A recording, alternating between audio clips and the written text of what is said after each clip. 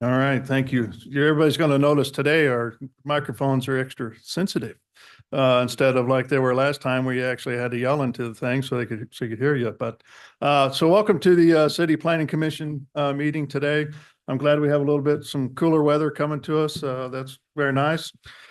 Our meeting will follow the advertised agenda. We begin with the consent agenda items, followed by the regular docketed items. Regular agenda items will be open in the order which they are presented on the agenda. So we'll go through the consent first, and then any cases we're going to delay to another meeting. We'll open those and have one motion for all of those to postpone them to another date. We look forward to hearing your case today, as we understand every project is important and unique. In addition, we want to make sure we address all of the docketed items individually with the attention they need to build consensus between the applicant, public, and the city staff. We also believe we can reach consensus by being brief yet heard. Because our meeting is hybrid and recorded, we have time limits for the cases we hear, which is 5 minutes for staff presentations, 20 minutes for the applicant, plus any questions by the commissioners. When we move to public comment, I will call on those that are joining us here in person, followed by those who are joining us virtually. We do expect a lot of testimony in a couple of cases today, so please be ready to go when called upon. We do have a timer to keep our meeting on track and expect public comments to be no longer than 2 minutes when speaking as an individual, or up to 5 minutes when representing a community or an association. So you get 5 minutes for that. In all instances, please be brief and limit repetitive comments. If you just kind of come up, you want to show support or not support, just please state, hey, the person that spoke before me, I agree with everything they say. I generally keep tally on some of the issues and where everybody's at when we go through public comment. If you are joining us virtually, please be ready to go with your camera on and your name correctly displayed so we know who you are for the record. So as we get started with our meeting, I ask staff to provide additional ground rules and instructions as we conduct this meeting to ensure we have minimal disruption and maximum clarity. So it's up to you, Sarah. Well, thank you. I'm going to describe the testimony procedure for our hybrid meeting for everyone online. Please know that there are 2 categories of people who participate in our meeting: attendees and panelists. Right now, the only panelists are commission members and city staff. If you are an applicant or a citizen who is interested in a case, please use the raise hand function when the chair calls the case to let staff know that we should promote you to a panelist position. When that promotion happens, you will need to accept the promotion. It may appear temporarily as if you have been disconnected, but don't panic because you will be reconnected shortly. If you are joining us via the app on your phone or on your computer, please change your screen name to reflect your legal name with the docket item you're associated with. If you're calling in on a phone, you can't adjust your screen name, but you will be able to use the raise hand function. If you're joining by telephone, you can raise your hand by pressing star followed by the number 9. People who are joining us virtually can share your screen to display any exhibits. At the time that you're promoted, the chair would like for you to turn on your camera and your microphone so that we can see and hear you when it's your time to talk. Your microphone should always be on mute unless you are giving testimony at the appropriate time. And as a reminder, the chat box on our Zoom call is only for questions about the agenda and not for discussing the merits of each case. Anyone who is in person, please approach the microphone when it's appropriate to give your testimony. You need to have your exhibits ready on a jump drive and email them to your planner. If you're in person, there's no need for you to be on the Zoom meeting as well. And joining the meeting in both ways causes a lot of unnecessary feedback and audio disruptions. And that is all. Okay, thank you. And by the way, welcome, Sarah, to the group here, and thank you, and helping guide us through these meetings. Certainly appreciate it. All right, with that, let's open it up for our consent agenda items, please. So the first item on the consent docket is case CD CPC 2024-92, a request to approve an MPD final plan, also serving as a preliminary plat for 80 residential units in District MPD on about 27 acres, generally located at 201 Northwest 95th Terrace. go ahead and open up the second one as well, if you don't The mind. second item is case CLD Final Plat 2023-19, a request to approve a final plat in District R6 on about 3 acres generally located at the northwest corner of Northeast Staley Road and North Olive Avenue, allowing for the creation of 8 residential lots and 1 tract. Okay. Any questions from the commissioners regarding docket items C1 or C2? About you, Ms. Beasley? Okay.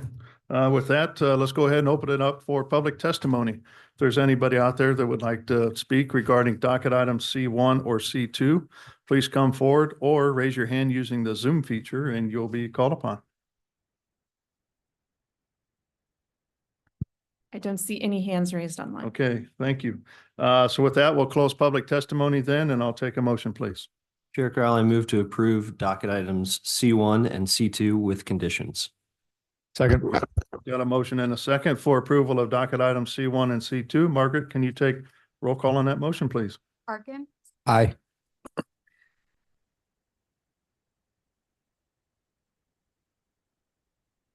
Can't hear you, Forstein. I didn't hear her call my name. Aye. Oh, okay. Frau, Aye. Enders. Aye. Pasek. Aye. Lynch, Aye. Pavia. Aye. Okay, it looks like that motion passes in 7-0. All right, with that, let's move on to our regular agenda items, beginning with those that are looking to be continued to a future date.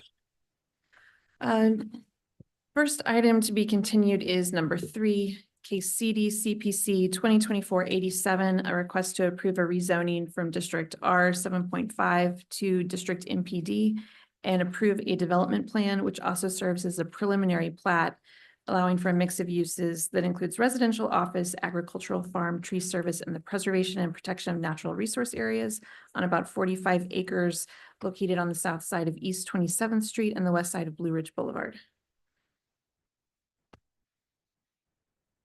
The next item to be continued is number 8, case CD CPC 2024-84, a request to approve a residential development plan in District B2-2 and R6 on about 13.5 acres, generally located at North Jefferson Street and Northwest Cookingham Drive. Then cases 12.1 and 2, CD CPC 2024-83, 48th Street Industrial, a request to approve an area plan amendment to the Briarcliff Wynwood area plan from mixed use neighborhood to light industrial on about 25 acres at I-435 and Northeast 48th Street, and CD CPC 2024-82, a request to approve a major amendment to a previously approved MPD. The same location. Number 13, CD SUP 2024-26, a request to approve a special use permit on it about 0.923 acres, generally located at 1203 Woods Weather Road. Case number 14, CD SUP 2024-27, a request to approve a special use permit in an R-2.5 zoning district on about 19.38 acres at 3530 Chelsea Avenue. Number 15, case number CD SUP 2024-28, a request for a special use permit in District R6 to allow the expansion of a religious assembly on about 1.25 acres at the northwest corner of Warnell Road and West 67th Street. Those are all our continuances. Okay, and I think all of them are as stated on the agenda except for number 8 to be continued to. They're all being continued to August 21st, except for the last one, number 15, which is being continued to September 4th. September 4th. Okay. Mr. Clark, you had something to add? I was just confirming that docket number 8 is continued without fee to August 21st. August 21st. Thank you. Okay. Any questions from the commissioners regarding continuance of docket items 3, 8, 12.1, 12.2, 13, 14, or 15? No, Chair Crowell, do you want to consider any dismissals at this time also? Let's take that one after this, Okay. if you don't mind. Okay, seeing no questions from the commission, let's open it up for public testimony then. If anybody would like to speak regarding continuance of docket items 3, 8, 12.1, 12.2, 13, 14, or 15, please come forward or raise your hand using the Zoom feature and you will be called upon.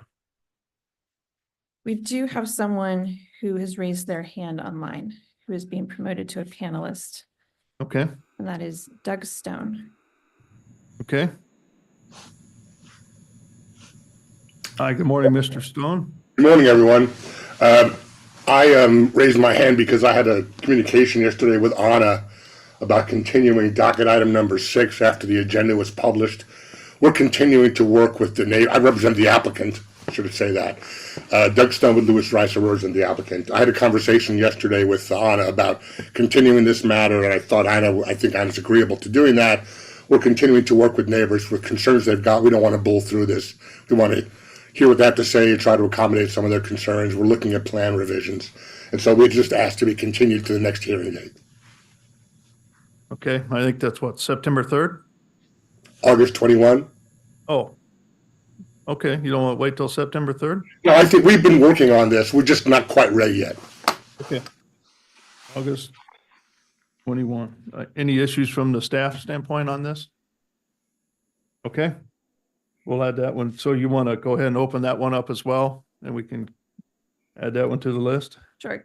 Case, and this is number 6 on the docket, case CD CPC 2024-95, a request to approve a rezoning from R 1.5 to R 0.75 on about 4 lots to construct a multi-unit apartment on about 0.387 acres, generally located at 4438 Washington Street. Okay, thank you. No questions from the commission on number 6. Okay, and then we're still open for public testimony. Anybody else out there want to speak regarding the continuances? Really seen anybody? Let's go ahead and close public testimony and I'll take a motion, please. Chair Crowell, I move to continue docket items 3, 12.1, 12.2, 13, and 14 as stated in the docket, and to continue docket item 6 and 8 to August 21st without fee, and docket item 15 to September 4th without fee. Second.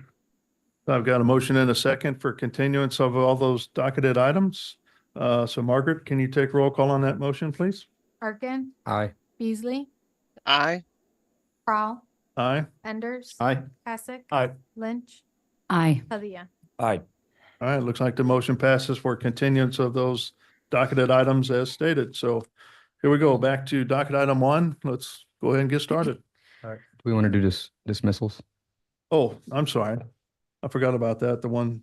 The 2 dismissals. Can we do those real quick? Sure.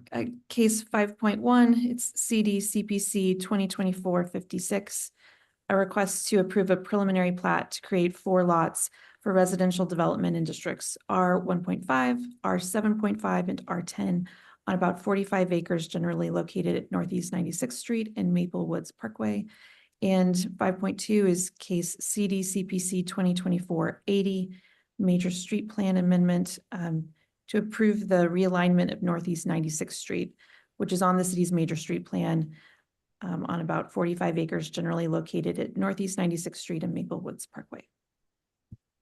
Okay, any questions about the dismissal from the commission for docket items 5.1 and 5.2? Okay. This time, I guess we'll open it up for public testimony. If anybody would like to speak regarding the dismissal of 5.1 or 5.2, please come forward or raise your hand using the Zoom feature. No one has raised their hand. Okay, so we'll close the public testimony and I'll take a motion, please. Chair Crowell, I move to dismiss docket items 5.1 and 5.2. Second. I got a motion and a second for dismissal of docket items 5.1 and 5.2. Margaret, can you take roll call on that motion, please? Arkin, Aye. Beasley, Aye. Frau, Aye. Enders. Aye. Pasek. Aye. Lynch, Aye. Padilla. Aye. Okay, looks like those two items have been dismissed, and now let's go back to docket item 1. Case number CD CPC 2024-85, a request to approve a rezoning from District R 2.5 to B1-1 on about 0.2 acres generally located at the southwest corner of West 47th Street and Holly Street.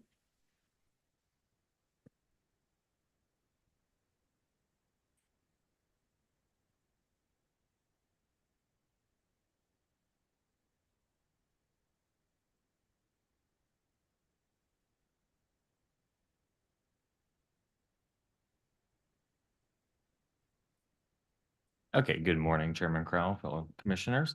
My name is Matthew Barnes, City Planning Development Management Division with docket item number 1, which is rezoning at 47th and Holly, case number CD CPC 2024-00085.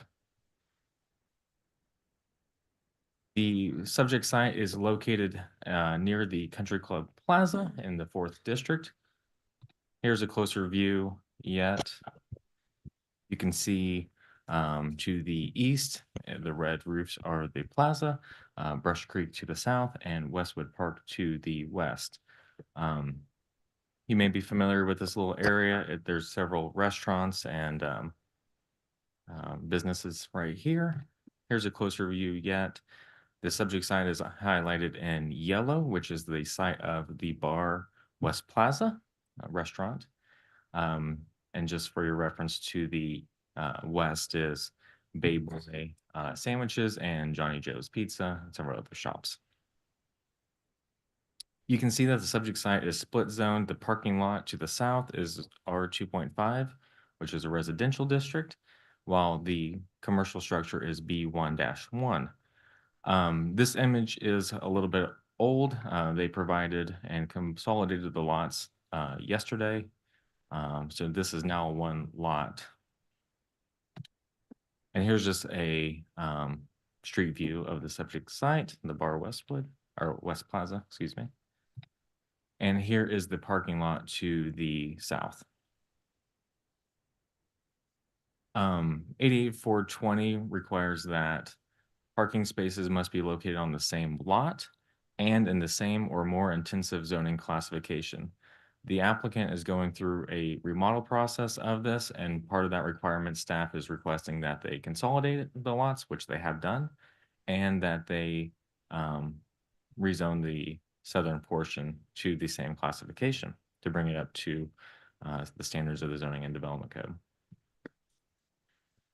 As stated, they're wanting to rezone to B1-1. This is consistent with the area plan and adjacent commercial structures. And this would allow it to be conform to the Zoning and Development Code. With that, staff is recommending approval of the 47th and Holly rezoning, and I can take any questions. Okay, thank you. Any questions from the commission to city staff? Commissioner Beasley, anything? No, I think I'm good. Thank you. Okay. All right, with that, let's welcome the applicant then. Good morning. Yes, hi, good morning. My name is Nick Ewing, Sullivan Palmer Architects. Okay, anything you'd like to add with the city staff? No, I think we've gotten a good feedback from the neighborhood association and their members, and I can answer any questions you guys have. Okay. Any questions for the applicant? Commissioner Beasley? No, I'm good this morning. Okay, I'm gonna wait, Okay. just in case. Okay, with that, let's open it up for any public testimony. If there's anybody out there that would like to speak regarding docket item number 1, please come forward or raise your hand using the Zoom feature and you will be called upon. We don't have anyone raising their hand. Okay. With that, we'll go ahead and close public testimony. Anything else at this point in time from you? Okay. So with that, we'll close. I do Go have a ahead. quick question. I knew He's it. he's closed for remodeling. When's he reopening? Well, no, they're open right now. Oh, We they're still have open to go now? through- Okay, Yeah, we still have to go through the permit process as well. So okay. They're open now. All right, so we might have to check them out. Thank you. go check them out. All right, thank you. So with that, we'll close testimony, and if there's nothing to discuss, I'll take a motion, please. Chair Crowell, I move to approve docket item number 1 without conditions. Second. I've got a motion and a second for approval of docket item number 1. Margaret, can you take roll call on that motion, please? Parkin, Aye. Beasley, Aye. Prowl, Aye. Enders. Aye. Kasich. Aye. Lynch, Aye. Hellyer. Aye. Okay, it looks like the motion passes 7-0. Thanks for coming in and good luck. I thank you. All right. Let's move on to docket item number 2, please. Case CD CPC 2023-159, a request to approve a development plan which also serves as a preliminary plat in District R5 to allow for 5 residential townhomes in 2 phases on 1 lot on about 0.73 acres generally located at the southeast corner of West 49th Street and Sunset Drive. Good morning. Good morning, Mr. Chairman. Our members of the Plan Commission, Olofo Agbaji, City Planning and Development Management Division. Thank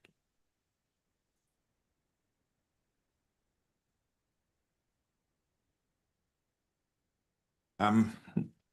Docket item number 2 is case number 2023-00159. As you can tell by that, it's been around for a while, and staff's been working with the developer for an extensive period of time, as you will hear in my presentation.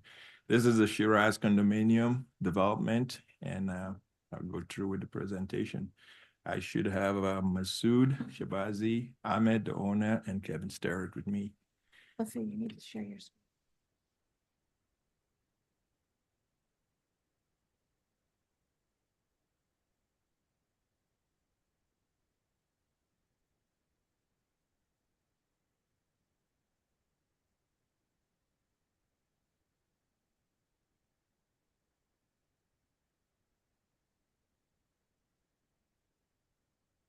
Thank you.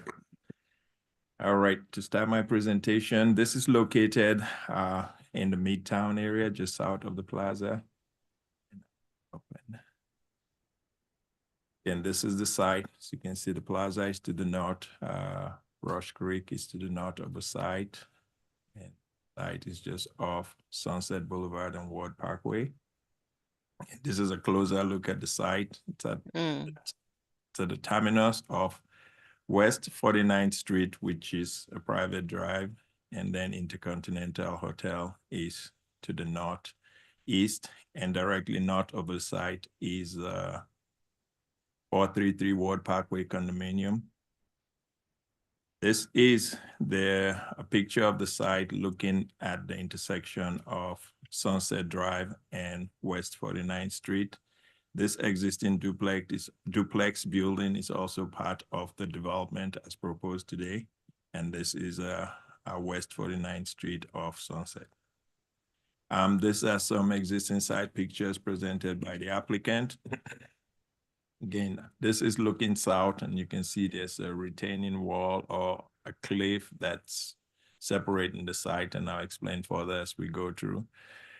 Since we've had contact with the applicant, they have stabilized the site by retaining wall and putting in vegetation over time, as you can see in the lower picture, and the retaining wall on the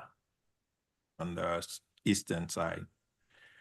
A brief summary of this development is about 0.73 acres, zone R5, and the request before you today is for approval of a development plan that also acts as a preliminary plat. And this is going to be, again, in 2 phases. It's going to be only 5 units, even though they can have more than 5. The site can only accommodate 5 units.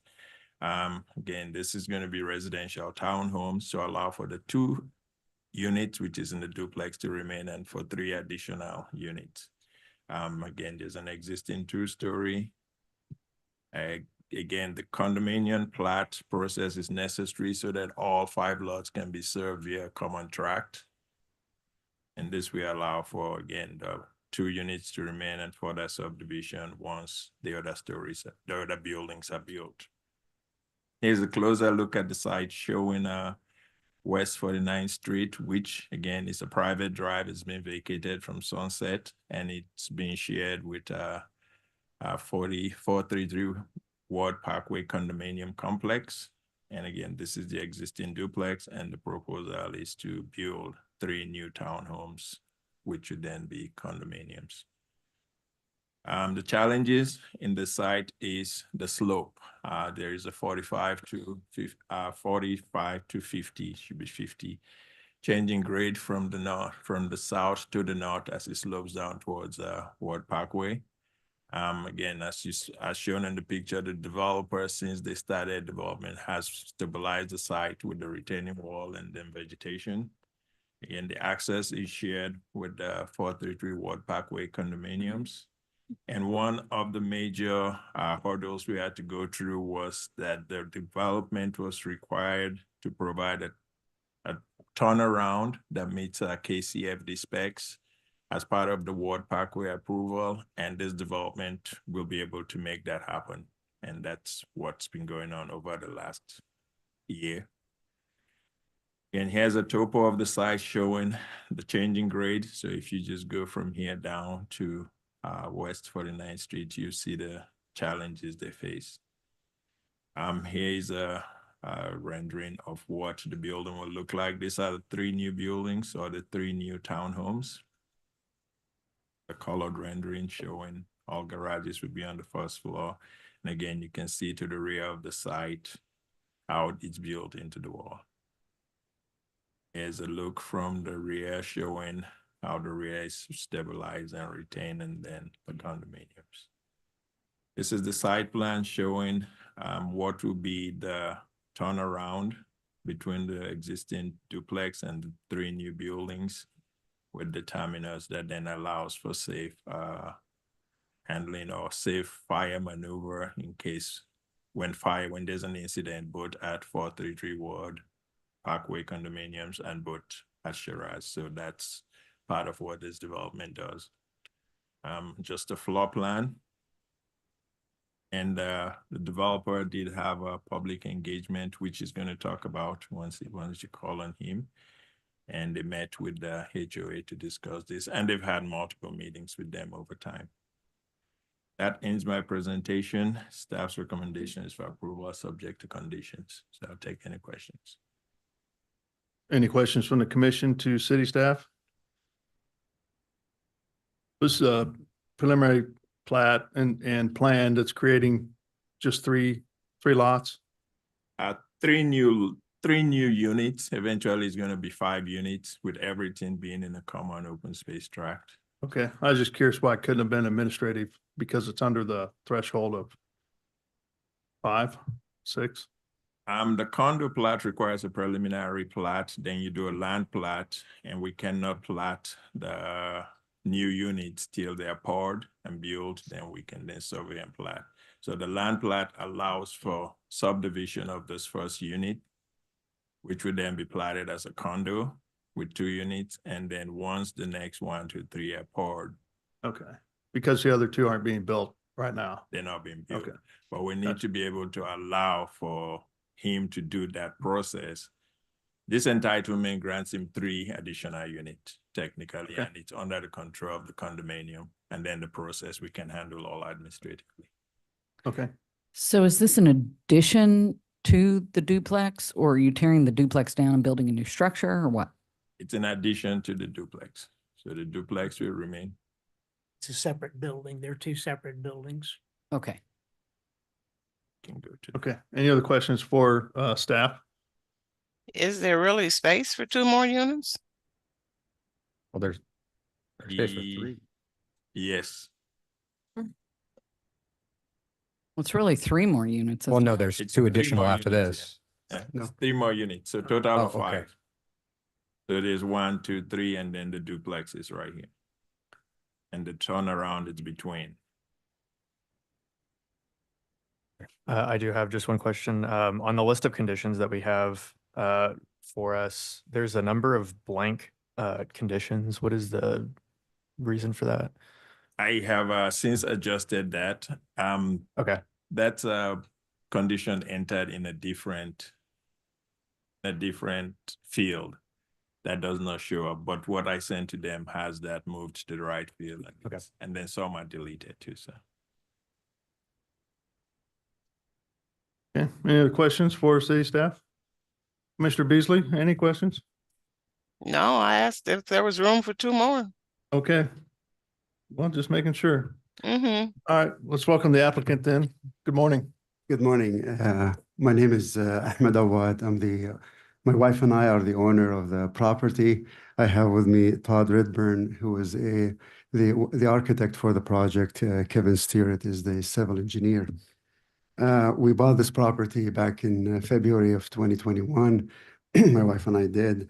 And the plan was to rehab the current duplex, and then build the 3 townhomes.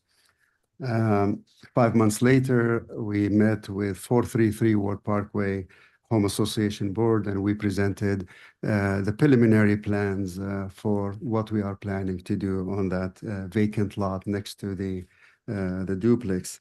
And recently, on June the 28th of 2024, my general contractor and I met with the Home Association Board members again and showed them our final plan of the property. And then on June the 29th, we did the neighborhood public meeting. Many of the neighbors came over, asked questions, and we answered all of their questions in that meeting, which was June 29th of 2024. One of the highlights of this project is that hammerhead, or the turnaround for the fire trucks, which seems to have missed previously on a vacated dead-end street. And we are building that for the public safety of the tenants on that street. Thank you. All right, thank you. Any questions for the applicant from the commission? So was the hotel included in the public engagement meeting?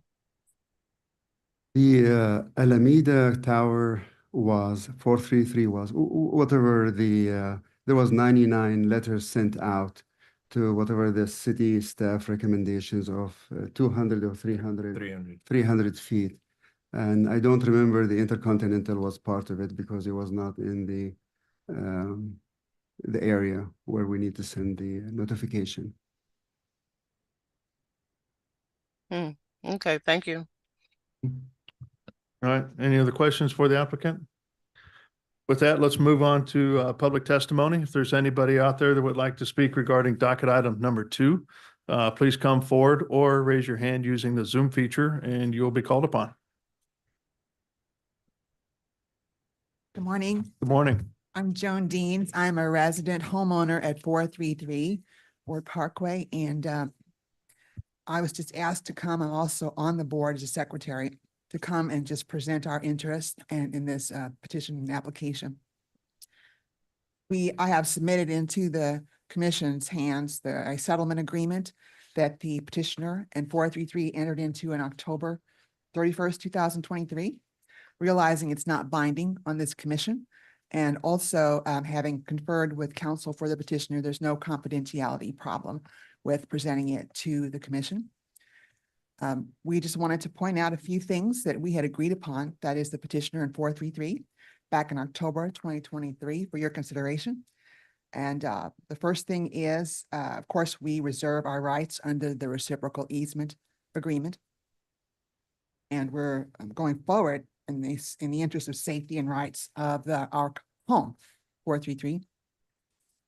Also, the original development plan was to have been submitted within a year of the settlement agreement, which would be October of this year. Of course, that's up to the commission.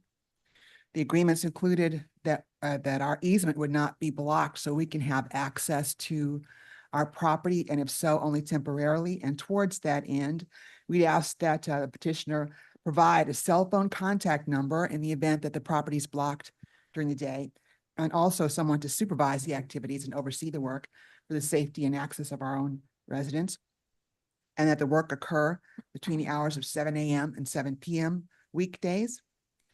We also asked that the asphalt be restored, or the pavement be restored to its condition before the work began. So we would need to see, and that is the condition it is right now. There's also very specific details on a wall that we share. For example, there's a brick wall that goes parallel across the petitioner's property. And then that wall turns 90 degrees and then joins onto our property. And so we ask, and we're willing to quit claim those portions of the property that the petitioner would require. However, we want to make sure the stability of the wall that we share is maintained because it stabilizes our pool and patio area. I think those are the main things that we wanted the commission to consider today. Thank you very much. Okay, so just so I heard that right, you got a shared wall, restoring the asphalt and contact information, Yes, as well as access easement yes, those are the primary And work hours, conditions. in the work hours, 7 to Work 7. hours. weekdays, yeah. Okay. And you live next to the duplex? She's in I the live building, across the easement and 433, the big building. just to the north. So we do share that 49th Street, and so we need to all be able to use it and have it maintained. And those are the things we're asking for Is there specifically. already an HOA on that, in that area, or what? How's all that roadway maintained and taken care of? We will comply, first of all, with all the requested petitioner. The street, the vacated street has been maintained by 433 based on a previous easement settlement. Right, we have been maintaining, and there's also conditions with regard to the wall that is closest to the petitioner's property. That wall that I said runs east-west, then turns 90 degrees and goes north-south towards 433. And we'll be willing, 433 had maintained all the foliage in the wall for years. And so we would be willing to, of course, to share that, and Dr. Awad can destroy that wall if he needs to, just maintain the wall stable enough for our uses and the stability of our own property. And also, you know, you've mentioned that the slope is a big issue, because we've already had drainage problems and water runoff problems. And so that is a big issue for us as well. Yeah, I guess again, I'm not understanding. There is an HOA for this whole little area, or is it just your building only? Just our building and the woman who lived there so many years, I think there was an agreement there Okay. about who would maintain what. I'm not sure if it was written. I'd have to get back to the board and tell you, but 433 had been maintaining the road and also the wall on Dr. Wad's property that runs parallel in front of his property, the brick wall with I think an wrought iron gate or wall above it. We had just been maintaining the foliage along there and taking care of it and watering it. So 433 maintains that now? Yes, we had been. I don't know what we're doing now since this project has come up, but in the past we had been maintaining the foliage and tending to that area. Yeah. All right, thank you. Thank you. Anybody else? Any other public testimony? No one has raised their hand online. Okay. So I'd like to close public testimony, but I might ask you to come back just to help understand, I guess. So I'm going to go back to the applicant. I mean, currently have an HOA for your building and then the maintenance of the road, wall and that kind of thing. Are you adding them in as part of your HOA? Is that, I don't understand, how to maintain. I think her petition is that as the commercial cars go through the private street, we will be responsible for fixing it or redoing it, or whatever it takes to bring it back to the way it was. Yeah, it's part of construction, but then ongoing maintenance, snow removal and that, I mean. That continues to be the same. I can get back to our board with that information Yeah, if you choose. Okay, I don't know if that's something that staff has to work through or not. I mean, from our standpoint. As part of his condominium development, he will have to submit condo bylaws and stuff to be reviewed, and we'll make sure those are covered. So if you can get with staff, we'll make sure those are contained, and all the agreement you enter to that bylaw now can then bind both associations, because this would be a condo association to then work out those maintenance agreements for long term going into the future. But then all the requirements that were just added would be in a separate proposal. A document Yep. that comes through as part of their, Agreement. Condominium, final condominium agreement. plat, so. as part of their condominium plat. Gotcha. Yeah. Okay. But I heard everything she said, and since they're in agreement, we'll make sure that law makes sure that all those are covered. And again, it's private, it's not city, but we will review it to make sure there's nothing. Does that make sense to you? I Yes, mean, you, we'll comply with it. okay. Okay. So hopefully over time here, the next few months, they'll be coordinating with you on your HOA agreement and what your HOA does and that, and then they would be kind of a partner, so to speak, for lack of better terms in that, so they would help provide that access as well as maintenance on the road or whatever. That's something to discuss as over time here. Does that make sense? Yes. Okay. All right, so with that, we've already closed public testimony. Anything else to add? I think, Thank you. yeah, we've addressed everything there. So, Olafu, is that written as one of the conditions to kind of talk through that HOA piece? It's just a standard condo final plat. When they apply for that. That's part of the application process itself? Okay, This process is the preliminary plat. The next one will be a final plat, which would be the land plat. Then after that, we'll do the condo plat. So when would we need to provide the bylaws if necessary? before he signs off on As this, part of the final condo plat. And, part of their final plat process. And that petition, that request hasn't been filed yet to actually do construction? Not even close. Yeah.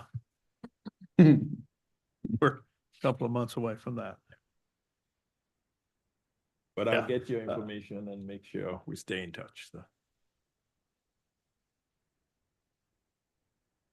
Chair Crowell, I have a question for staff following up on your original line of questioning. Go ahead.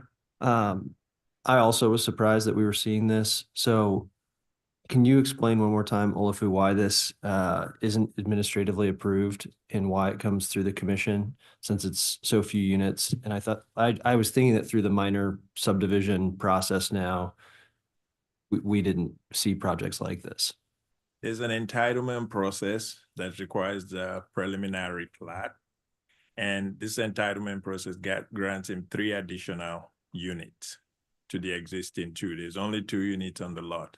The implication comes with the infrastructure, which is the turnaround that has to meet public standards, even though it's a private road. So that has to be reviewed to make sure fire can safely turn. So with this, it allows him, as part of phase 1, to go ahead and do the condo for the existing unit while getting entitlement for this to then allow for the 3 units as phase 2. Without doing that, staff cannot administratively approve that process of any public infrastructure improvement. We don't have that avenue to go apply for a PIR, public improvement review, unless you do a final plat. But you can't do a final plat without a preliminary plat, because he would have been splitting it into just 5 units, but the units are not 5 lots. The units are condo units that are going to be served by private sewer. I think I'm halfway understanding. Could you give an example if there was a new undeveloped parcel and someone was building a minor subdivision with 5 lots and there was still public access required?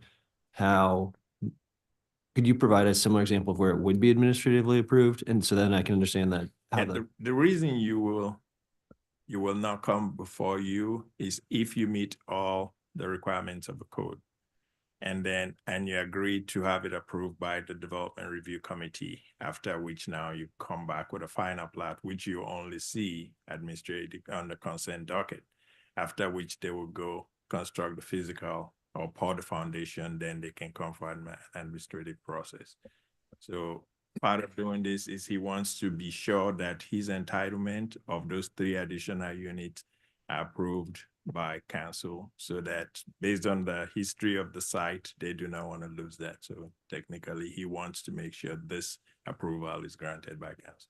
But the approval, if there was no need, if there was a cul-de-sac, let's say, that fire trucks could turn around. It That's would, why they were trying to So do that's it. something It's the other than fire- a cul-de-sac. So they could not do a cul-de-sac there. The cul-de-sac took out all 3 units. Gotcha.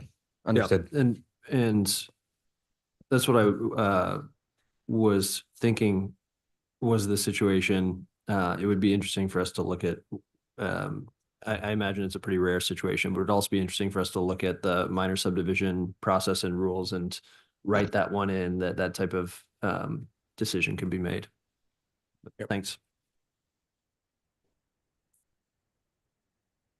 Okay, so I think we've heard testimony from everybody, and so we'll close testimony and discuss amongst the commissioners. If there's nothing to discuss, I'll take a motion, please. Chair Crowell, I move to approve docket item number 2 with conditions. Second. So I've got approval of docket item number 2 with conditions stated. Margaret, can you take roll call on that motion, please? Harkin, Aye. Beasley, Aye. Prowl, Aye. Enders. Aye. Hasek. Aye. Lynch, Aye. Palia. Aye. It looks like the motion passes 7-0. Thank you for coming in and good luck. Great. Thank you for your time. Yep. Thank Thank you. All right, let's move on then to docket item number 4. Docket item number 4 is case CPC 2024-90, a request to approve a rezoning from District B3-2 to District M1-5 on about 1 acre generally located at 7332 East US 40 Highway.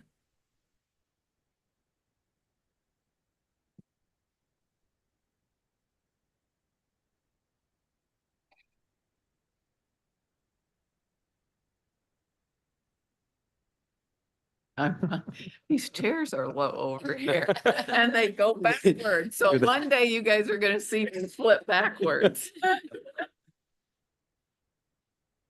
Good morning, Chairman and fellow commission members. Justin Smith, City Planning and Development Management. In front of you today is docket item number 4, CD CPC 2024-90. This is a request to rezone at 7332 East US 40 Highway.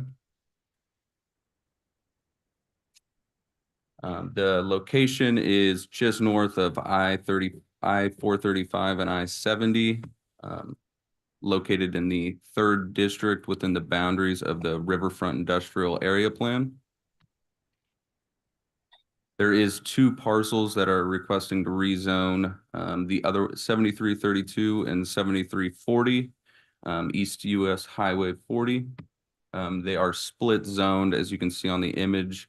B3-2 to the south and M1-5 to the north.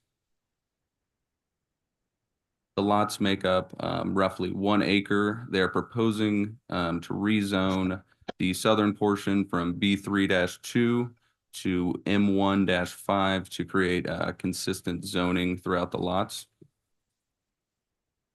The Riverfront Industrial Area Plan, future land use recommends light industrial, which does support M1 zoning districts and is intended for less intensive industrial uses. The view looking west on East US Highway 40.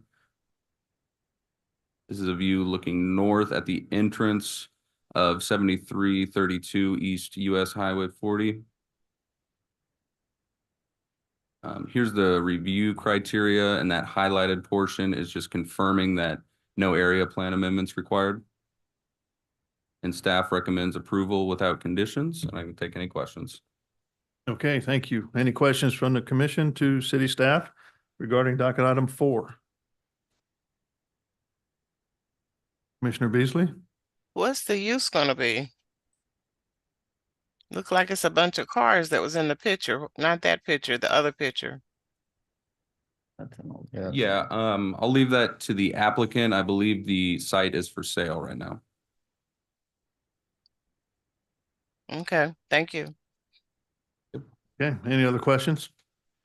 All right, well, let's welcome the applicant then. Good morning. Thank you, Chairman and Commission members. My name is Patricia Jensen, here today on behalf of ISF Holdings.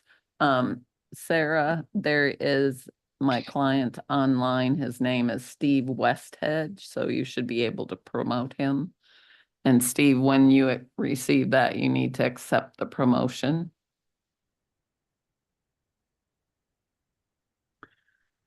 This is a fairly simple request. You can see Commissioner Beasley, the site has clearly been cleaned up from those cars that existed before. This request is very simple. It is really just to rezone consistent with the area plan and consistent with the zoning in the surrounding area. I will note, we did have a public engagement meeting as required by the city's ordinances. There were about, I'd say 15 property owners who were notified of that public engagement meeting and no one joined. So I think it's fairly understood that this area is a very industrial area. And then Commissioner Beasley, as we move forward with further development, there are certainly processes in the city codes that require further approvals. I do see a bus stop on that sign. Yeah, I mean, there's bus stops around that area. Mm-hmm. It's a bus stop on that pole right by the driveway. Right. Okay. So with that, we would request you recommend approval. All right, thank you. Any questions from the commission? Anything else, Commissioner Beasley? No, but I kind of brought that up because that's transportation for people to get to whatever the business might be. Yeah. Okay. With that, let's open it up for public testimony then. If there's anybody out there that would like to speak regarding docket item number 4, please come forward or raise your hand using the Zoom feature and you will be called upon. We don't have any raised hands. Okay. All right, thank you. So we'll close public testimony. I guess we didn't hear from the owner. Would he like to say anything or? I don't know unless you have questions. I don't think it's necessary. Okay, all right. With that, we'll close testimony then and I'll take a motion. Chair Crowell, I move to approve docket item number 4 without conditions. Second. I've got a motion and a second for approval of docket item number 4. Margaret, can you take roll call on that motion, please? Harkin, Aye. Beasley, Aye. Prowl, Aye. Enders. Aye. Passick. Aye. Lynch, Aye. Padilla. Aye. All right, looks like the motion passes 7-0 then. Thank you. Thank you very much. Yep. All right. So that pushes us right down to docket item 7.1 and 7.2. Case CD CPC 2024-73, a request to approve an amendment to the SWOPE area plan from residential medium high density to mixed use community on about 11.05 acres, generally located at 3427 East 59th Street. And case CD CPC 2024-72, a request to approve a rezoning from R 1.5 to MPD with associated development plan and preliminary plat for a health services campus on about 11.05 acres, generally located at 3427 East 59th Street. Good morning. Morning. Yeah, to the feedback. Is that a little bit better with every microphone? Okay, great. Uh-oh. Okay.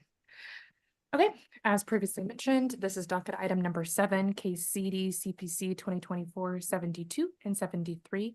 Property is roughly at 3427 East. Is this being shared my- across everybody? Just checking. My fault. Here we go. Thank you. My apologies.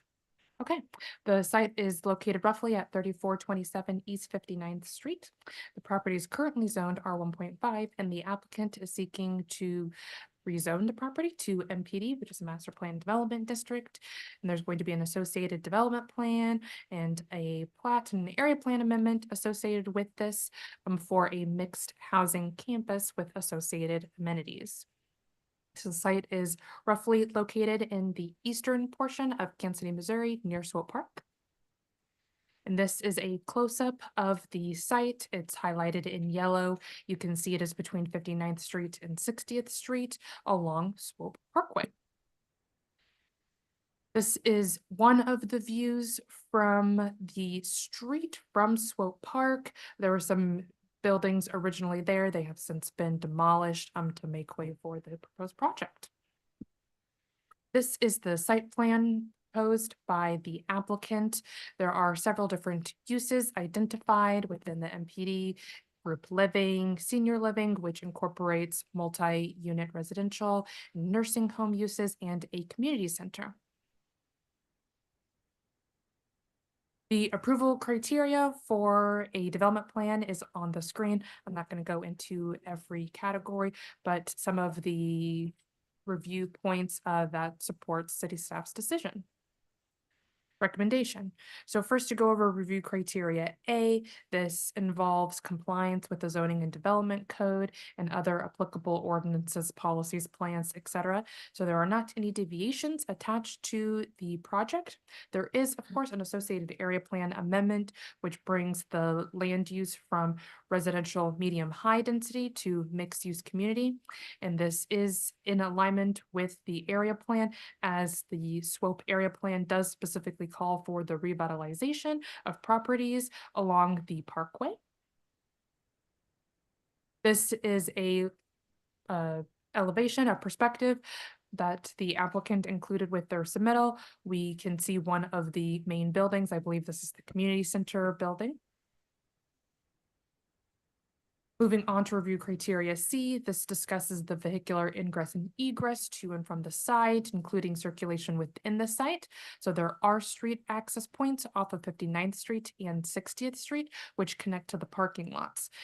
We do acknowledge that the parking lots are not connected within each other into the site, but there is a fairly developed pedestrian style campus network that is being proposed on the site, which is preferable to the parking lots physically being connected. So we support this layout.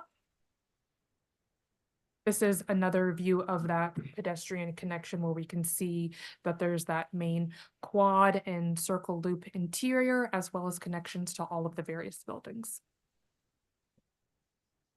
Review criteria F talks about the location, orientation, and architectural features of the buildings proposed on the site. And, of course, we do acknowledge that the modern design proposed does not match the surrounding area. There are not other existing modern architecture buildings around, but they're proposing a very high quality design, and this style is appropriate for this type of housing medical campus proposal. So we are in support of that. Here's another look of those elevations and the aesthetics of the project. We also have a review criteria specifically associated with the MPD cases. I'm going to go over the last point, which talks about the sufficiency and the terms and conditions of the projects to ensure that it is in the interest of the public and the surrounding residents for basically long-term benefit. And there is a phasing plan associated with this campus where we can see that it is appropriate for, as they are increasing the density for this site, there's all of the associated amenities. Thus, city staff, we recommend approval of the area plan and approval subject to conditions for the MPD rezoning development plan. There are a few corrections that need to be resolved prior to ordinance requests.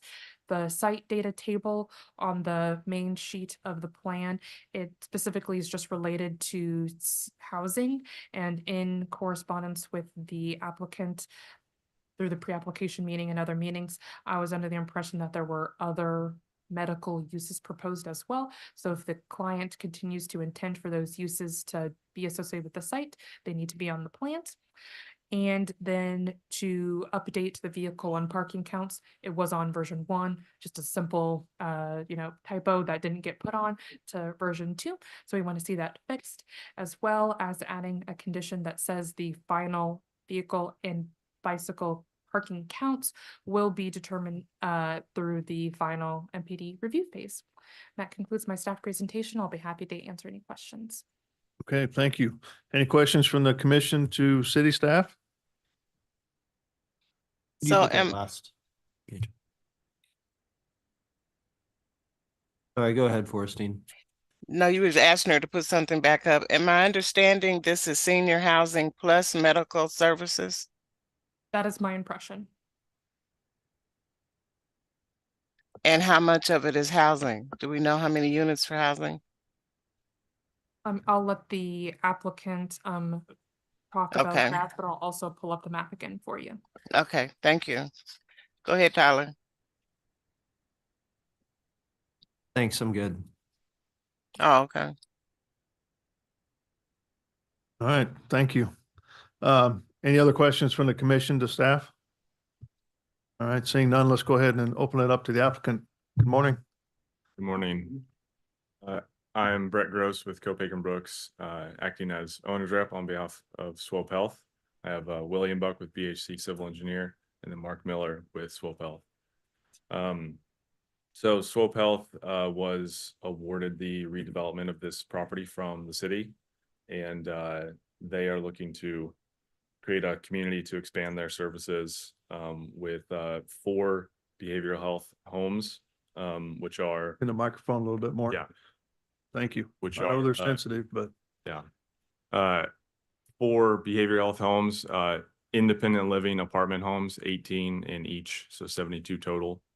And those are on the south side of the site, those 4 buildings, buildings A through D. And then on the north side of the site is senior living, approximately 175 units right now. And then a community center along Swope Parkway on the east side of the site, acting as the entrance to the site off Swope Parkway. In terms of timeline, we are phase 1 is buildings A and B, kind of south central of the site. The 2 behavioral health homes that we are going through design right now. okay. Anybody else? Morning. So how is that affecting the existing church building? The church is going to remain. It's going to be used by Swope Health for a unknown service at this time. You mentioned which buildings are gonna be phase 1. What will determine phase 2? Is there a intended timeline, or is it based upon occupancy or when something gets completed? It's most likely, well, the north half, the senior housing, is determined separately. Swope Health is working on funding for those properties and a partner there. For behavioral health, the 2 buildings on the southwest side, buildings C and D, those likely will come as soon as buildings A and B are complete. And the community center, we're not sure yet when that's gonna come. It'll come with either phase 2 or phase 3. Can you remind me again? So C and D, the use of those buildings. So those are the behavioral health apartment homes, independent living, along with A and B. And so relatively low parking ratio there, it looks like. Yeah, we're intending on, so we're building the parking lots in between those 4 homes on the south side with this first phase. And if it's required through the MPD process, we'll build the homes or the parking lot to the east of buildings A and B. If that parking is required with phase 1, I'm sure it'll be required with building C and D development, so we build it at that time.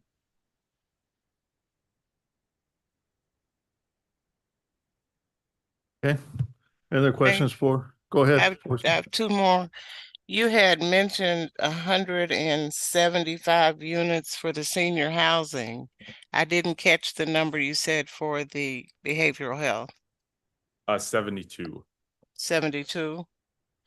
And I haven't heard anyone mention any type of landscaping or perimeter improvements. What's on the plan for that? So we have interior courtyards for the behavioral health homes where they'll be accessed by residents. And then there's a shared green space with the walking paths. You can see the curvy paths in the middle of the site that connect everything. And those are surrounded by landscaping. So you're not gonna have any type of border or perimeter type landscaping or fencing? Yes, we'll have landscaping and trees along the borders. Those are included in, yeah, there you go. Those are included in the MPD plans. And there, Commissioner Beasley, there is a page, it's titled L1. It's roughly the 7th plan sheet of the MPD that will describe the land. Sheet 16 in the staff report. Okay, thank you.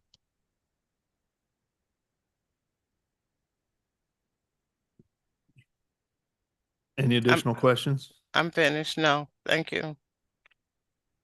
Okay. Anybody else here? Okay. All right, with that, let's open it up for public testimony then. If there's anybody out there that would like to speak regarding docket item, what we have 7.1 and 7.2. Please come forward or raise your hand using the Zoom feature and you will be called upon. No one has raised their hand online. Okay, so we'll close public testimony then. I'd kind of like to hear a little bit more about Swope Health, if you don't mind. Yeah, and thank you for the opportunity. Bet. And thank you for the partnership we've had with the city so far in working this out. We're hoping in the next 3 to 5 years, I think we bring the whole project together. In phase 1, which we're working on now, will be the behavioral health units. It'll be 32 of the behavioral health units. Well, 36. There'll be 2 18 units in phase 1. Phase 2, we're looking at then constructing the other units. I think the campus is really going to be something that, as you move from the north to the south to Swope Park, it's going to begin to bring the area back. I mean, that's one of our ideas as well. Not only do we provide some housing and some health care for seniors as well as the folks who will be residents there, but the corridor, we think, will become that catalyst to reinvigorate what's happening up and down Swope Parkway and going to the park. And so we're quite proud of the investment that we're putting in. And I think that the city will look 5 years from now and say, very worthwhile partnership. And that Swope is a good partner and believes in reinvesting in the community. Very good. Thank you. How many staff do you anticipate at this? So initially with the staff, with the residential facilities, we're probably looking at 3 at each home. Since there'll be individual apartment type units, it won't be the same intensity as we staff like a regular group home where we staff it 24/7. These will be staffed most of the day, but not 24/7, but we'll have availability if there's a crisis or something like that. We work with our crisis in-house as well as we have a partnership with University Health through 988 with immediate crisis response. So. Gotcha. Okay. Thank you. All right, I think we already closed testimony or public testimony. And if there's nothing else from the commission, I'll take a motion. Yeah, it looks like a great project. I appreciate the conceptual layout and the way that parking is oriented and that they don't connect. I think it's going to improve the feel of that site a lot. All right, Chair Crowell, I move to approve docket item 7.1 without conditions and 7.2 with conditions, adding the condition as mentioned by staff in the presentation regarding vehicle and bicycle counts. Second. Before we do that, that's more for correction though, isn't it? That's part of the staff report or not? Yeah, there are. That is already in the condition, right? It is. It's just corrections as part of the plans before they move to the next step. And then we are adding the vehicular. Okay. Oh. Very good. Thank you, Commissioner Enders. All right, with that, so we got a motion and a second for approval of docket items 7.1 and 7.2 and 7.2 with the addition of the one condition to 7.2.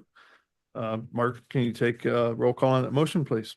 Arkin, Aye. Beasley, Aye. Prowl, Aye. Enders. Aye. Passick. Aye. Lynch, Aye. Padilla. Aye. Okay, it looks like the motion passes 7-0. Thank you.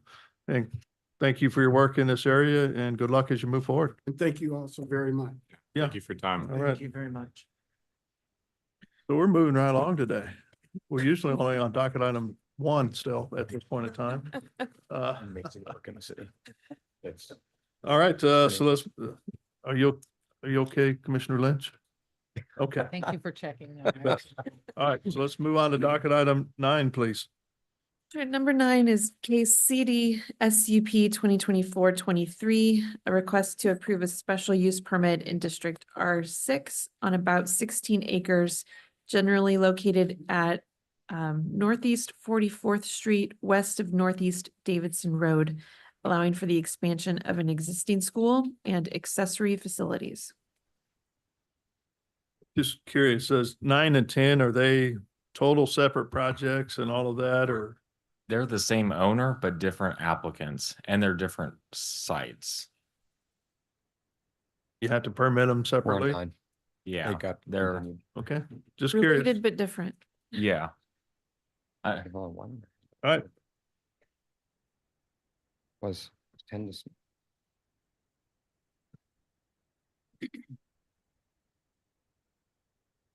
talk about the important one first, the Yeah. football facilities. Yeah, I was about to say. And the school.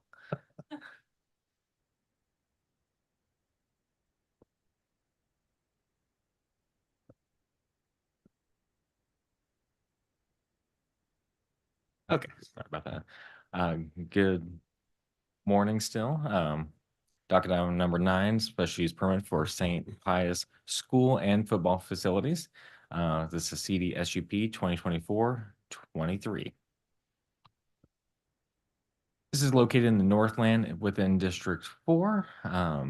Here's a closer view. You can see I-29 kind of splitting off there. The site is highlighted in yellow. Just for your reference, to the north is the Vivian and Oak retail area. Here's a closer view of the site still. You can see that it is on both sides of Northeast 44th Street. The school that is existing is to the south, and to the north is the football field that is existing. This is the school area that they're updating. They're proposing a new chapel, a new parking lot with some reconfigurations and pedestrian crossings across Northeast 44th, and a new drop-off area to the north there for the football facilities. And that's really what started this whole process, is they wanted to add that, and it's over 2,000 square feet, which is technically a major amendment to a special use permit. And so we kind of encouraged them to get all their plans entitled at one point instead of doing several SUPs along the way. And this is what they're updating with the football facility. They're proposing a new football training facility just to the north of their existing field. Here's some elevations of the chapel that they're proposing, which will be attached to the school. They're using a lot of masonry and glass materials, and as well as the new gymnasium and STEM classrooms. They're proposing a green roof as well, which is good to see. And just some elevations of the football training facility. It really is just the northern part. The southern part and the stands are existing, so they're just updating that and adding the and they can speak more on what's inside, but weight room and stuff like that. As stated, this is a major amendment to an existing special use permit, which is really just a new application for a special use permit. This entitles the future development on site. They do have kind of a rough timeline of construction, but they can speak more on that. Adds a chapel, classrooms, gymnasium, and football facility. They're providing landscaping in compliance with the zoning and development code. And one thing I forgot to mention is they are providing sidewalks on the north side of Northeast Davidson Road, but on the south side there is some really crazy topography there that would prohibit them to put it right adjacent to the road. you can see here that red line is where they're kind of proposing it further up on the hill to allow for internal and crossing around there. With that, staff is recommending approval with conditions for the St. Pius School and football facilities, and I can take any questions. Can you go back to that overall site? So they're doing work on both sides of 44th Street. And so this one is just the modification to the special use permit. Yeah, there's an existing special use permit, but this is basically a major amendment, which is just ran as a new special use permit. Okay. And so you have the project, the new gym and classrooms, but you also have up on the north side of the football that. Yes. So that with those two things, this is the, okay. Yeah. Number 9. Number 9. Okay. And that existing drive going west, what's that used for? Is it open to This public? Yeah. That I think it's just really a sidewalk coming to. I should have had an elevation of that. I apologize. That's their like entryway to the football. So when you're going to the game, you walk up that. It's don't believe it's for vehicular access. It's just for pedestrian. Okay, it was labeled as drive, which was why I wasn't sure, but and so then the drop off, which is 4,200 square feet, it's like a short term. You can come in, park your car for a short amount of time, hop out. Yeah, it's just a drop off area, and the applicant can speak more on what that is. They should be online, but it's really just for dropping off for the games. It's not a parking lot or anything. It's just cool. Thanks. And where's is there a current drop-off area or no? No, there is no current there. I think they're just using it. I think that's Virginia too. There that they're utilizing as kind of dropping off at, but Yeah, you go through the parking lot on the east side. And it's I'm just the way that it shows the drop-off area, and just never been to a game, but I don't know if it's gonna conflict with the current neighbors, if it gets too busy. Is that drop-off area a building or like a lot, or what is it? it's just a lot. And I'm not sure why their other renderings have it as a driveway off of 44th Street. So I'm not sure why this image, Yeah, I think it does connect to 44th as well. yeah, it's kind of this rendering that they provided is incorrect from what the other renderings show. Oh, the drop off. Oh, okay. The drop off area is that down one below. And it does have connection on both sides, at least it shows in the landscape plan. But there is houses across the street from it, right? Yeah, there is homes on the west side of Virginia Avenue there. Do they not want that sidewalk to extend to the drop-off area? There is some existing sidewalk, so that sidewalk they're adding right there to the and Just seems like an awkward drop-off and pedestrian walk path.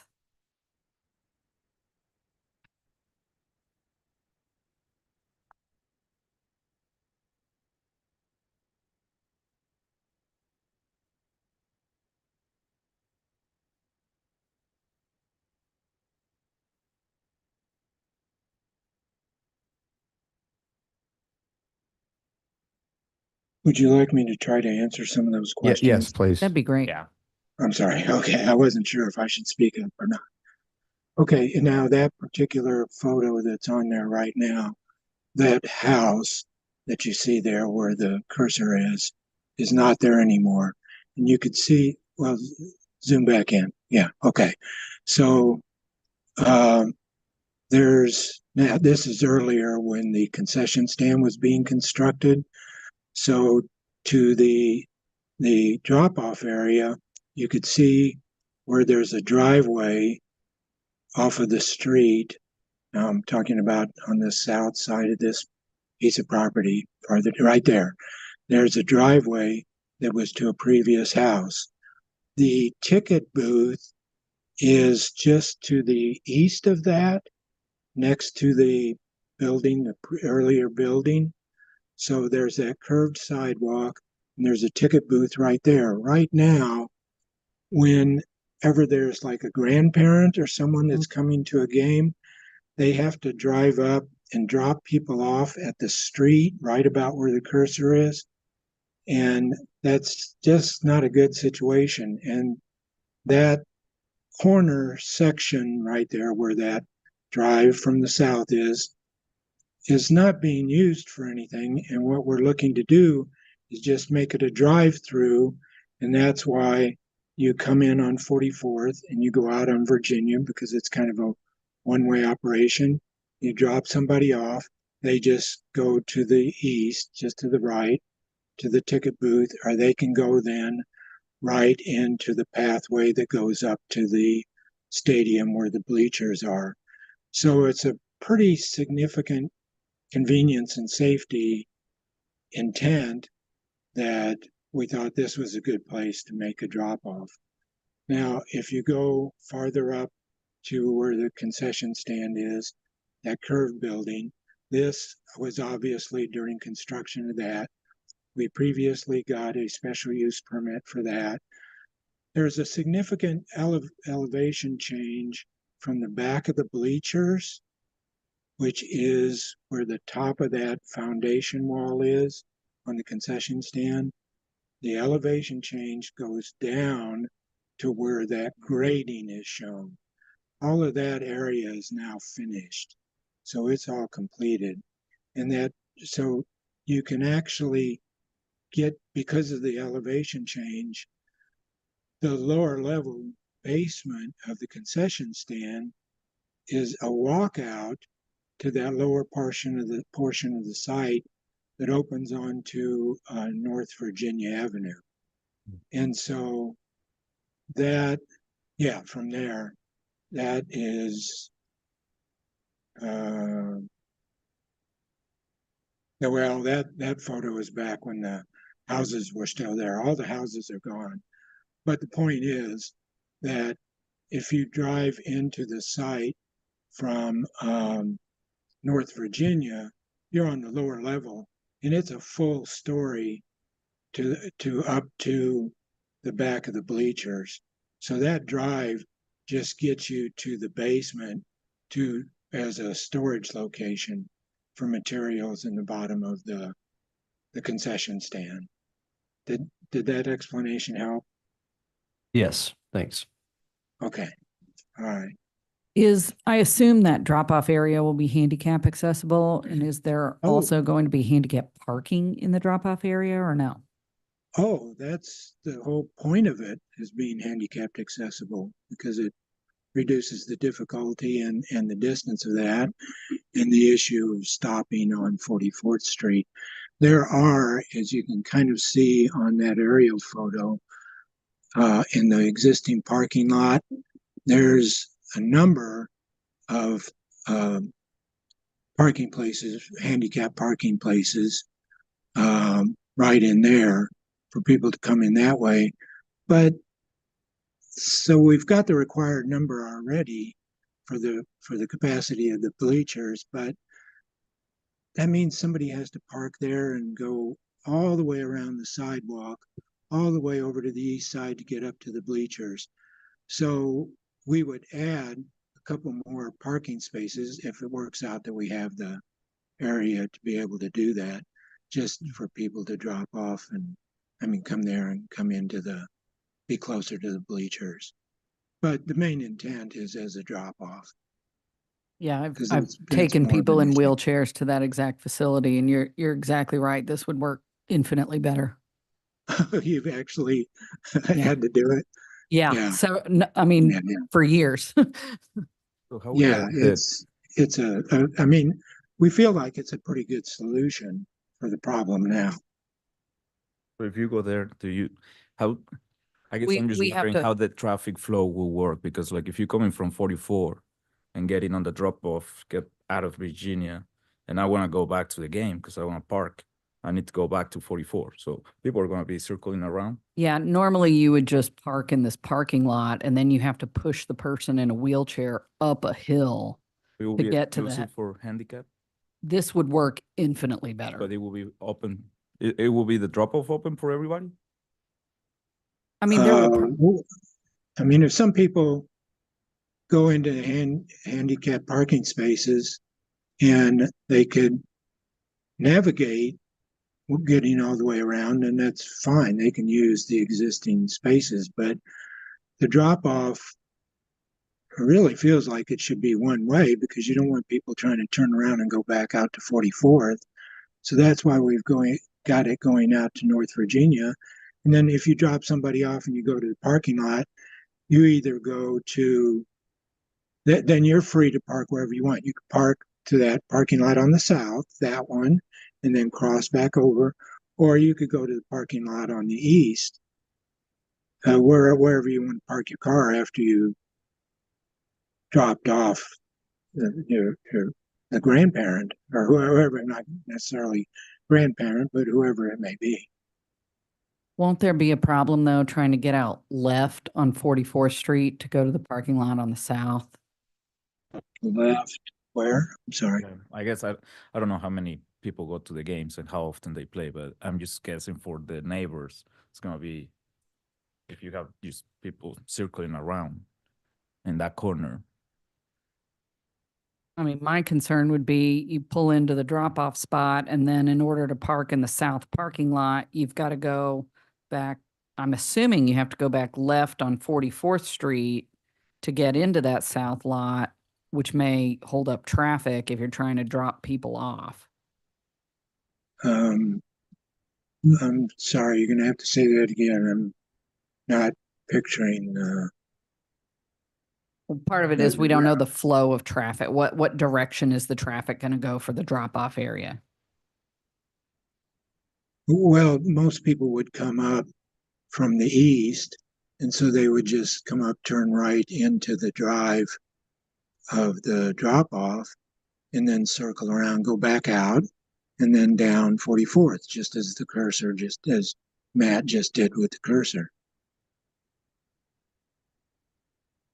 I didn't see what Matt did. Oh, kind of through here in the background. So How many Right. cars can be on the drop-off area at the same time?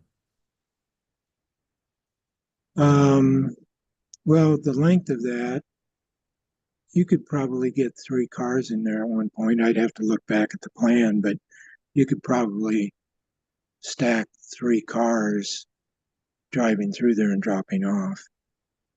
Oh, well, if your question suggests that people would be backed up onto 44th Street from turning into the driveway, I really don't think that would be an issue. I think there's enough distance there that you could stack several cars in there and then keep them moving after they drop off. Because, yeah, like So I I said, think, haven't been I to think a what I game. hear Matt saying though is if you're loading someone in, it's not just a drop off. Is there an area where you can pull over to load someone Oh, in yeah. or Oh, out? I'm sorry.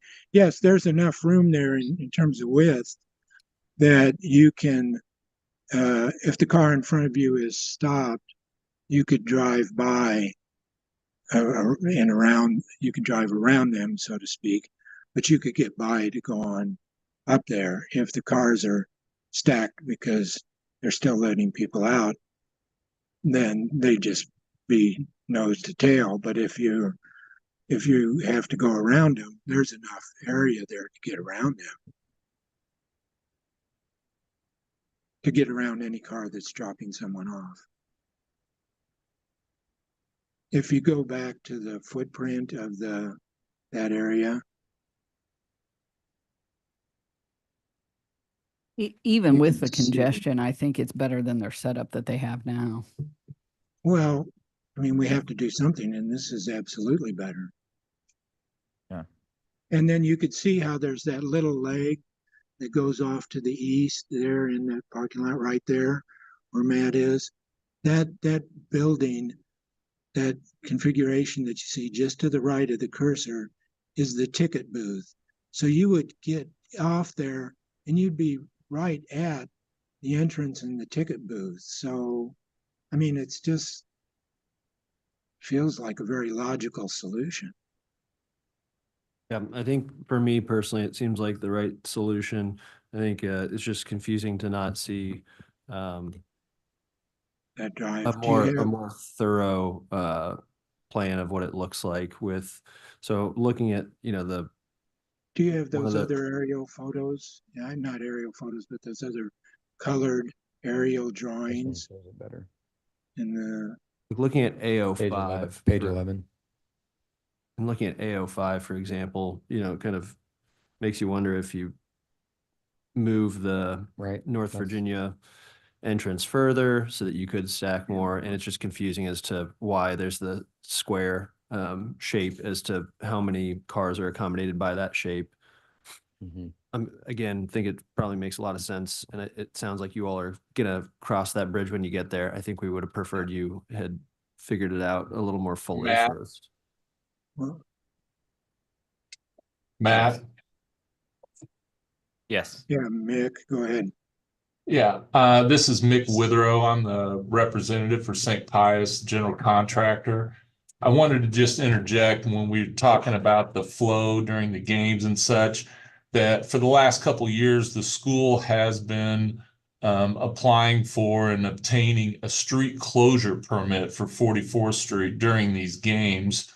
And so I think the idea with regard to the traffic flow, because there is such an elevation change from the east to the west, and with the redesign of the football amenities such that our participants, our spectators, our fans are actually now they view the game from the top of the bleachers. And so this drop-off area, as Vince has been discussing and mentioning, is simply just that idea for us to get some of our fans up the hill and just be able to drop them off such that you know, we're up at that elevation already and not have to worry about pushing it up there. Yep, conceptually, I think helps. conceptually everyone's on the same page. It's just about the execution. Well, I think we'd be happy to sit down with staff and go over that area before Sure. final middle of any drawings. I mean, we'd absolutely like your input in that. That's no problem at all. And Yeah. this is Luis, and I was asking the questions before Matt. But so for me, yes, it makes sense for your project. I'm just concerned about the traffic flow with for the neighbors. So to me, it's like they're gonna be dropping off people and circling back to the parking lot.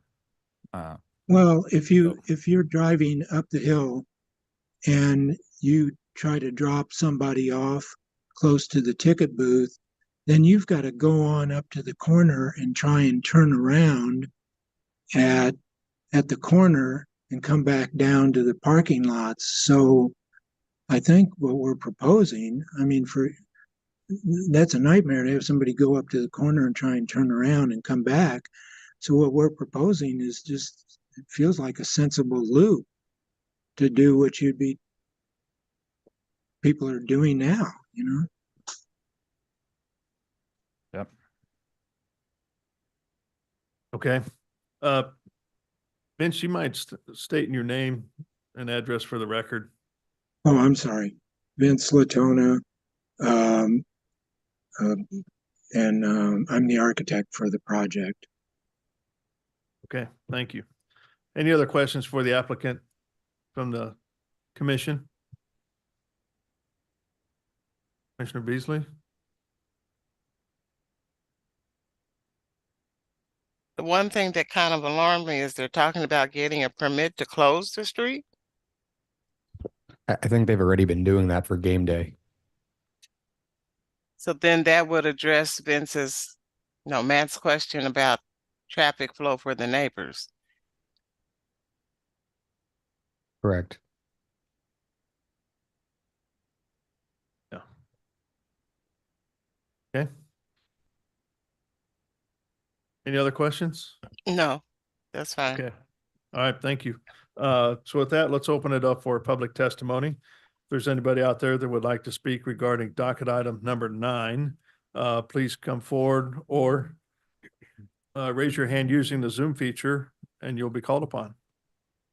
We have one person online who's raised their hand but declined the promotion in order to speak.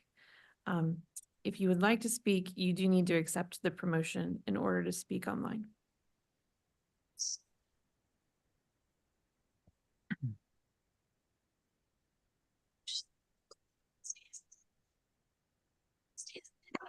But otherwise, we don't have any. Still haven't accepted? Okay. All right, with that, we'll close public testimony then. Anything else to add from the applicant standpoint? No, thank you very much. Okay. With that, we'll close testimony and speak amongst the commission. If there's nothing to discuss, I'll take a motion.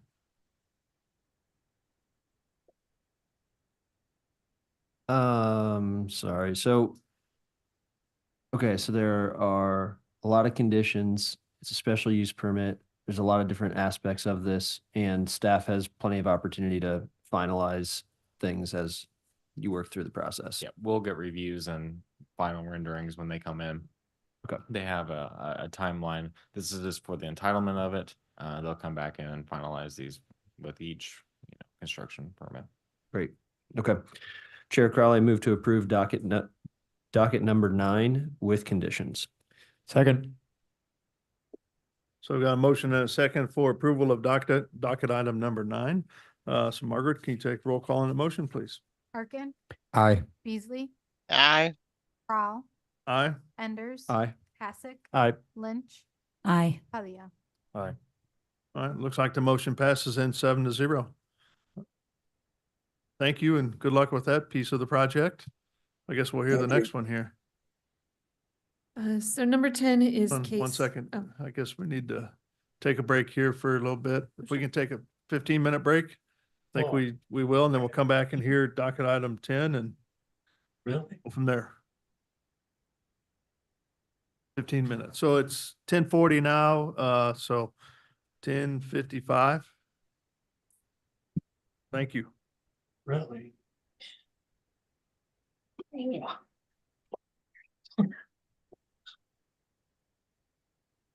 Oh, the minutia of traffic engineering. It's a bottom line. Jake Hodson with Olson in North Kansas City. Yeah. Yeah, so just, welcome you. I think so. Expect.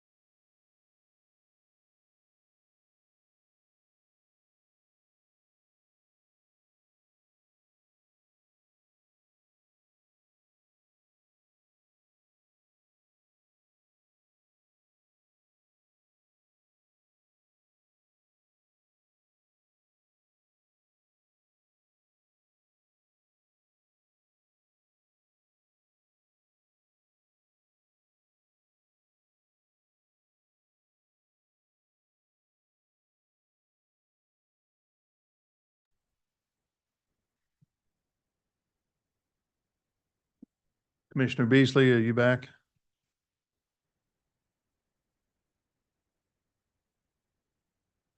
We still have a quorum, so we can go ahead and get started. Do we? Go ahead with, yeah, go ahead. Hi. Okay, so welcome back to the City Planning Commission meeting. We're going to reconvene, and just a note here. So we've got docket item 10 that we're going to hear now. And because we published our agenda with a time for docket item number 11, so we're not going to hear that until Noon. 12, so noon. So just letting everybody know that after docket item 10, we're done with that. We will recess then until after lunch, which hopefully will be right around 12 when we can start up. So give everybody a 5 or 10 minute warning before we come back, just so everybody knows. All right. With that, let's move on to docket item number 10, please. This is case CD SUP 2024-24, a request to approve a special use permit in District R 2.5 on about 45 acres generally located at the southeast corner of Northeast 39th Terrace and North Holmes Street, allowing for the expansion of an existing athletic complex.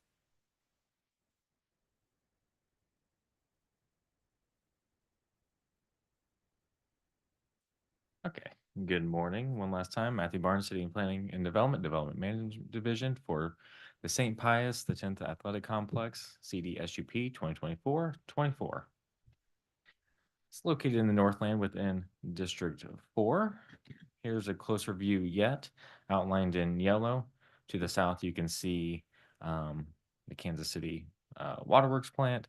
To the north was the site we discussed in number 9, the St. Pius X school and athletic football field. And to the east is I-29 and 35. Here's a closer view of the subject site as it sits today. You can see that they have existing tennis courts, baseball, softball fields, and a football practice facility, as well as existing parking lots and other structures on site. The applicant is proposing a few new things.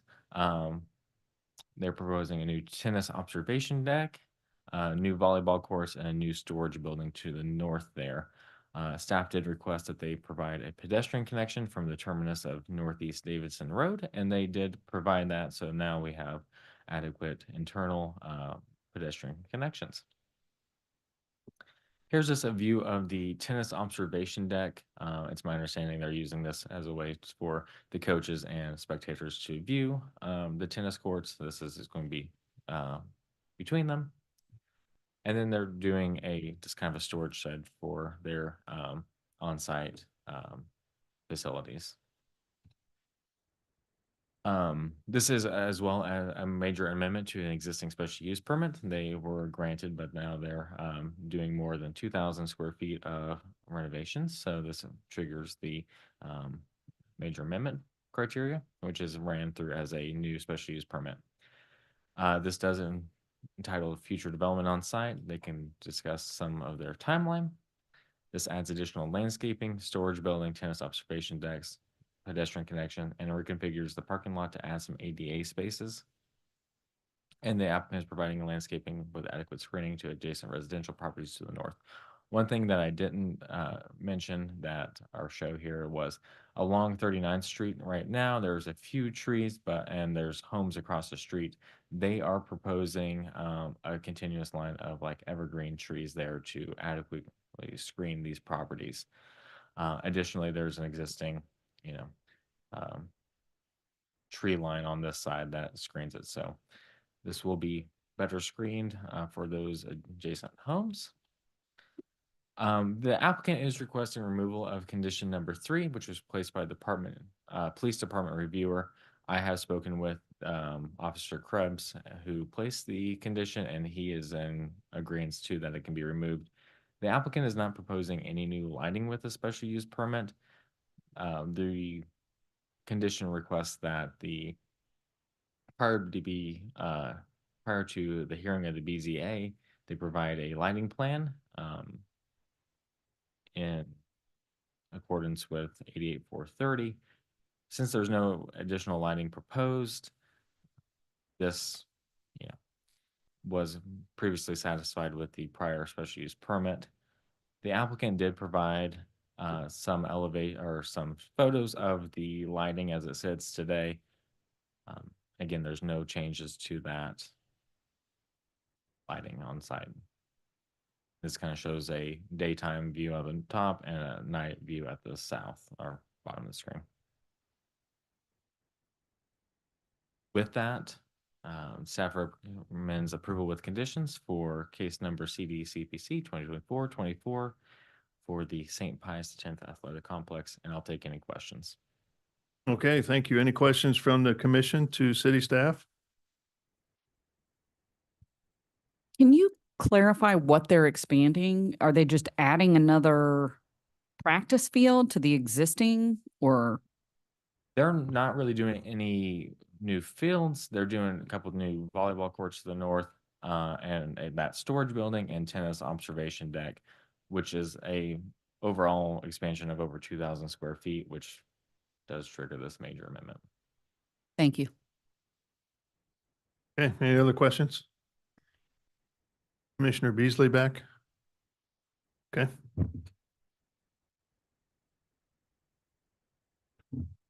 All right, let's go ahead and welcome the applicant then. Good morning. Thank you, Chairman Crowell and members of the commission. My name is Jake Hodson. I am with Olson, and I'm representing the developer and owner of the school. As Matthew said, we've been working together for quite some time to get this figured out. We have brought the landscaping up to current code. We have also brought the pedestrian connection up to current code via this plan. And we do ask that you remove condition number 3, as we are not proposing any additional lighting. With this plan with this special use permit, the intent is to build that storage shed first, hopefully by this fall for their winter equipment. And then after that, it will be phased out over the next couple of years. So I have nothing more to add, but I do ask that you approve this SUP, and thank you for your time. Will the volleyball courts be outdoor or Yes, indoor? They're Okay. outdoor. Okay. All right, any questions from the commission to the applicant? Commissioner Beasley? You're on mute there. I don't have any, thank you. Okay. With that, let's open it up for public testimony. If there's anybody out there that would like to speak regarding docket item number 10, please come forward or raise your hand using the Zoom feature and you will be called upon. We do have someone online who's raised their hand but has not accepted the promotion to speak. Okay. I don't believe we have anyone to speak to this item. Okay, so we'll go ahead and close public testimony then.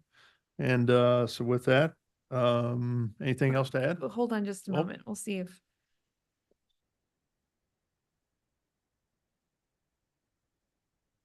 So Karen B had raised their hand to speak on this item and is now a panelist, so can unmute. All right, so we'll keep public testimony open then. And Karen, if you could state your name and address for the record, that would be great. Yes, my name is Karen Brantner. I live at 1248 Northeast 43rd Terrace. It's a corner of Virginia and 43rd Terrace. And I want to beg the panelists apologies. I was unable to raise my hand on the last docket. May I speak to that? I'm sorry, we've already moved on from that one. Okay, then things to speak on this docket. He mentioned that they have met the landscape is current up to code. I had the opportunity to drive onto that sporting complex, and to the south side, there is a live stream that their landscape bets up to. When I drove up there, they had mowed down the sign that said live stream encroachment with a Kansas City code number on it. I just want to make sure that they are considering that as they're moving forward. Me as a resident here, with St. Pius, I do agree with most of what they're doing, but I just wanted to bring that up and make sure that Mr. Hobson's is aware of that and takes it into consideration also, although it is not in this construction site. It is part of that complex. Okay. That's it. I'm All good. right. Thank you. All right, thank you. Anybody else? No one else has raised their hand. Okay, so we'll go ahead and close public testimony then. So there's a comment about the sign that was run over as part of mowing. Can that be put back up? Yeah, there is a stream buffer, with that was done with the previous SUP.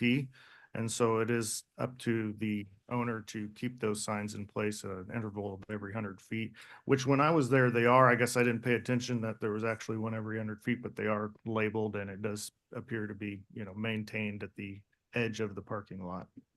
Okay. All right, anything else to add regarding the project?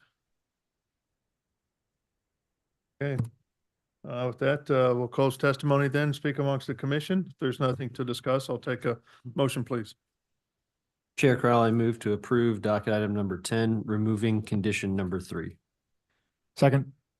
I've got a motion and a second for approval of docket item number 10 with removal of condition 3. Margaret, can you take roll call on the motion, please? Arkin, Aye. Beasley, Aye. Crowell, Aye. Enders, Aye. Kesick, Aye. Lynch, Aye. Alia. Aye. All right, looks like the motion passes then 7-0. Thank you for bringing it in and good luck. Thank you very much. All right, put the sign back up. I'll let Nick know. All right, so at this time, it's 10 minutes till 11. We will take break, I guess, for the next hour and 10 minutes till noon. And when noon, what's that? 50 minutes.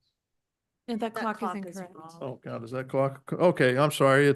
I'm looking at the clock on the wall that's 20 minutes off. So it's 11:10 more or less. So we're going to take a break for the next 50 minutes and be back at noon so we can hear docket item number 11. All right, thank you.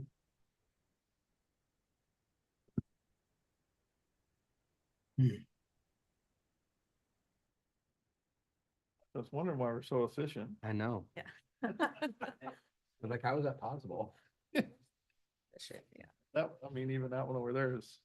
Yeah, that's off the other direction. Oh, that's off by hours.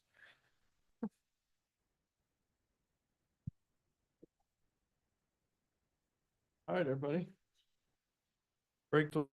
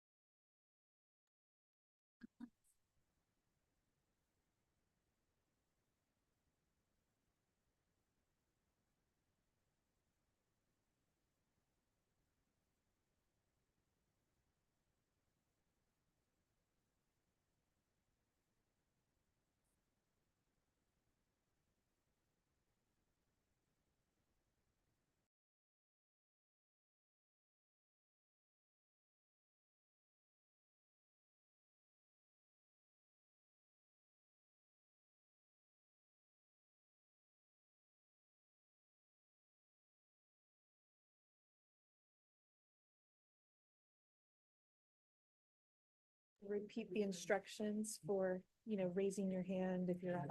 We might do that before we take.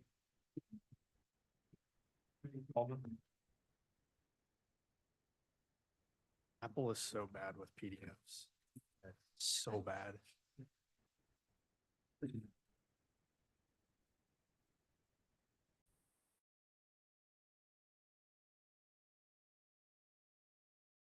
Let's go ahead and reconvene our meeting. Okay, we're going to reconvene our meeting here.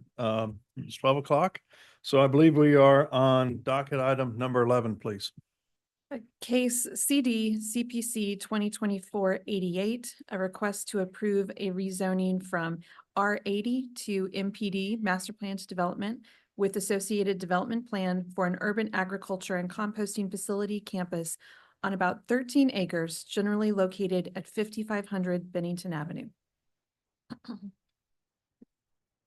Want me to repeat our instructions for the? I think once we go to public involvement, let's do it then. So let's go ahead and hear staff presentation as well as the applicant. On Ananiski Development Management Division, as mentioned, this is docket item number 11, case CD CPC 2024-88. The site in question is 5500 Bennington Avenue, and the site is currently zoned R80. The applicants are seeking to rezone the project, and there's an associated development plan to abate zoning violations and plan for future business growth related to urban agriculture. The site is located in the eastern portion of Kansas City, Missouri, also near Swope Park. This is a close-up of the subject site. It is highlighted in yellow. You can see it fronting Bennington Avenue within an established neighborhood. This is a look of the site from Bennington. And I want to clarify something real quick before I get into the meat of the presentation. So the site is currently zoned R80, and that includes lots of different uses. There's the residential use, which is the detached dwelling unit, the agricultural uses, for example, the crop and the animal and the CSA, and a composting facility, which is an industrial use. And because these items are permitted in the R zoning district or through an SUP, does not put it all under the umbrella of it being residential, but these different use groups can be permitted within that zoning district. So some use and site history. The Bad Seed Farm was established around 2007. And then in Bennington Avenue, 5500 Bennington Avenue was rezoned from R1A to RA in 2010. RA was renamed to R80 in 2011. The Bad Seed Farm moved from a site in South Kansas City and was rebranded to Herbivore and moved to 5500 Bennington around 2012. Zoning violations related to urban agriculture did occur at the previous site. In May of 2023, zoning violations were issued for 5500 Bennington.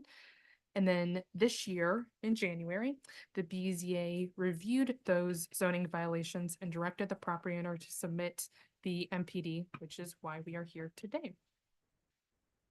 So this is a brief overview of the zoning violations. It's related to the composting facility, gravel, the shipping containers on site, and retail sales. If you want me to go over the details of those zoning violations, I can, but I'm just going to focus on the MPD at this moment. And what's the commission like? Would they like to hear more on the violations or not? I think a very brief explanation of each would be helpful. Okay, yeah. So the four zoning violations attached to the site are the shipping containers. They are not an approved accessory structure for the R zoning district. We also have retail sales.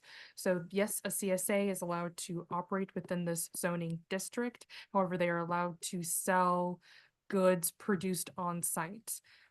Selling goods that are created elsewhere is considered retail sales, not a permitted use of the R80 zoning district.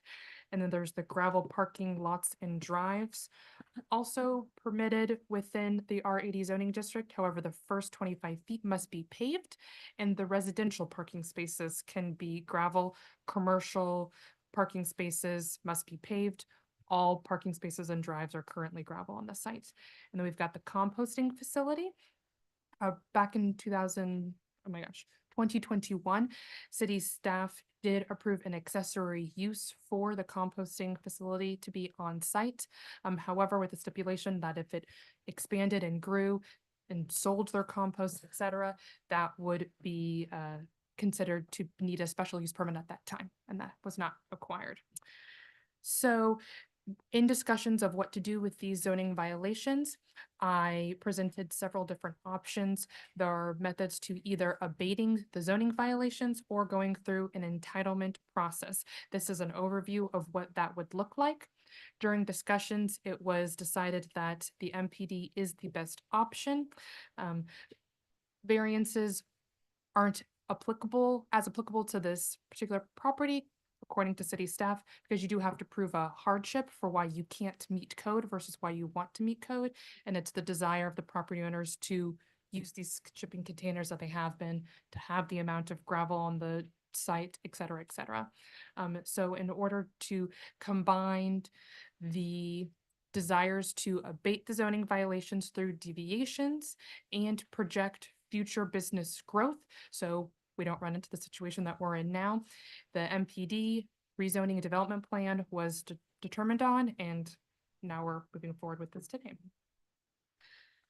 So more details about the MPD. Why is the MPD the correct choice? We've got the specific objectives associated with MPDs on the screen, and I've highlighted two of them that are applicable to this project. We're considering the flexibility and creativity in responding to changing social, economic, and market conditions that can benefit the public, as well as sustainable long-term communities to provide economic opportunity and environmental and social equity for residents. So city staff, we acknowledge that urban farming and gardening is popular. It promotes environmental sustainability, and it can have a positive social and economic impact on cities, thus saying this project qualifies for an MP. This is the MPD in question. It's a site plan taken from the project.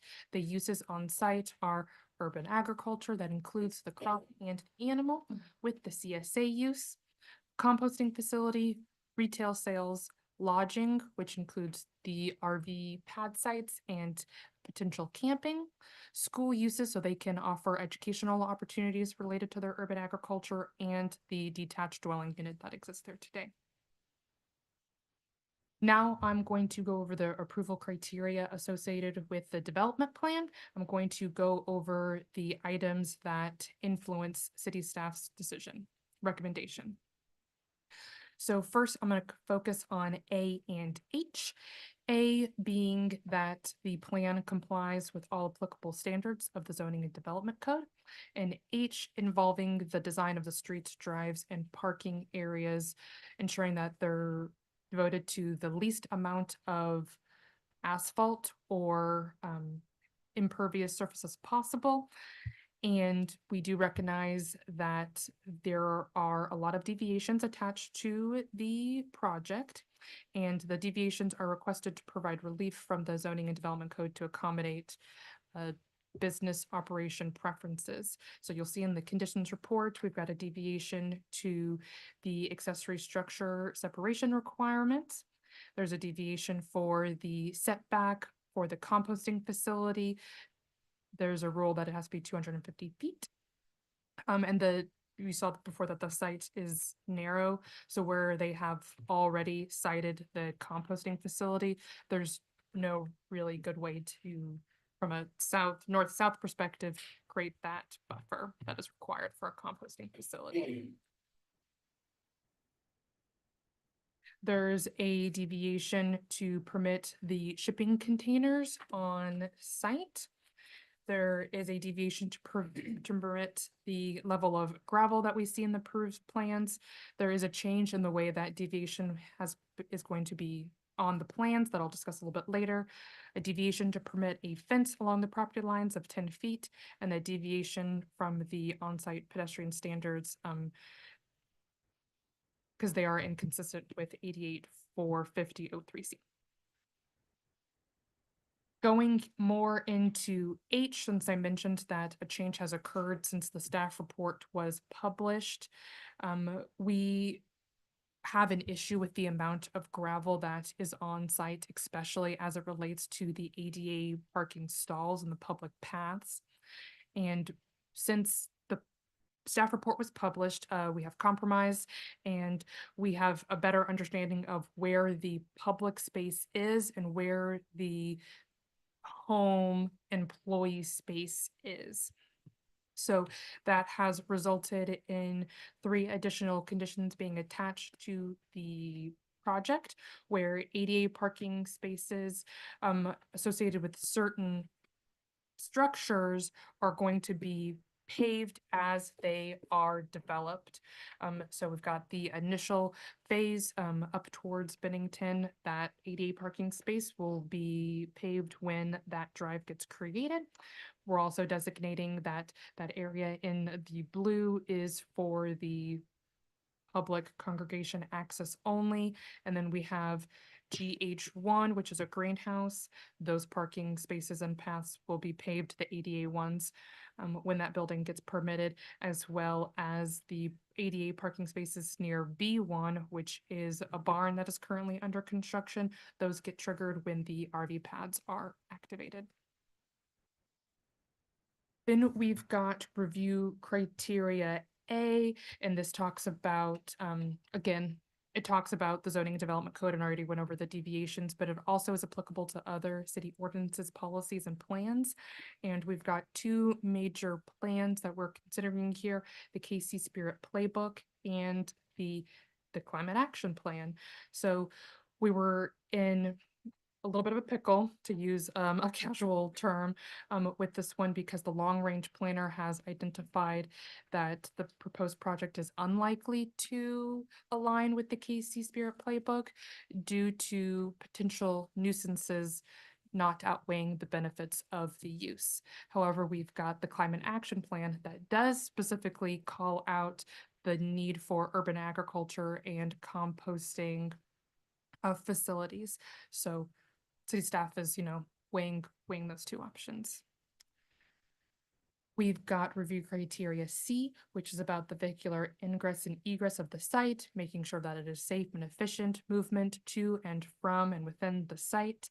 And there is going to be a new drive fully paved from Bennington into the heart of into the center of the site. This is required to be completed within a year of the MPD's adoption. And this is to relieve a lot of the concerns from the surrounding neighbors, where there's a lot of discussion about the level of commercial traffic that is currently occurring adjacent to the site. And this would move all traffic off of Bennington, to within the site. We have review criteria G, which talks about the landscaping and the fences and the walls, ensuring that undesirable uses or views are buffered appropriately.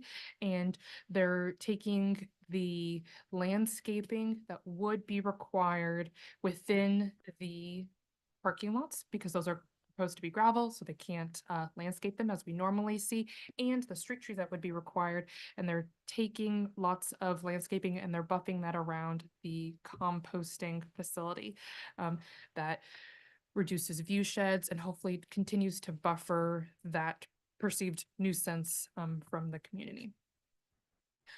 We also have review criteria associated with the MPD plan, and I want to touch base on item 3, which is the sufficiency and the terms and the conditions of the proposed project as it relates to the public, the residents, long-term sustainability of the physical plan. And this is another situation where city staff is weighing a use that is not clearly defined or detailed in the zoning and development code, and how do we make sure it is good long-term. So I took this quote from the American Planning Association, and it talks about how flexible farming practices are good, that there is a need for that hybrid urban agriculture operations, but higher intensity agricultural activities such as large scale plants or animal production, composting, food preparation and processing, animal slaughtering, etc., may be better suited for commercial or former industrial areas on the urban periphery. So the MPD allows for that flexibility that the current property owner is looking for. And we do understand that urban agriculture is in the best interest, but how do we get to that place? How do we ensure that long-term it is good for all parties involved?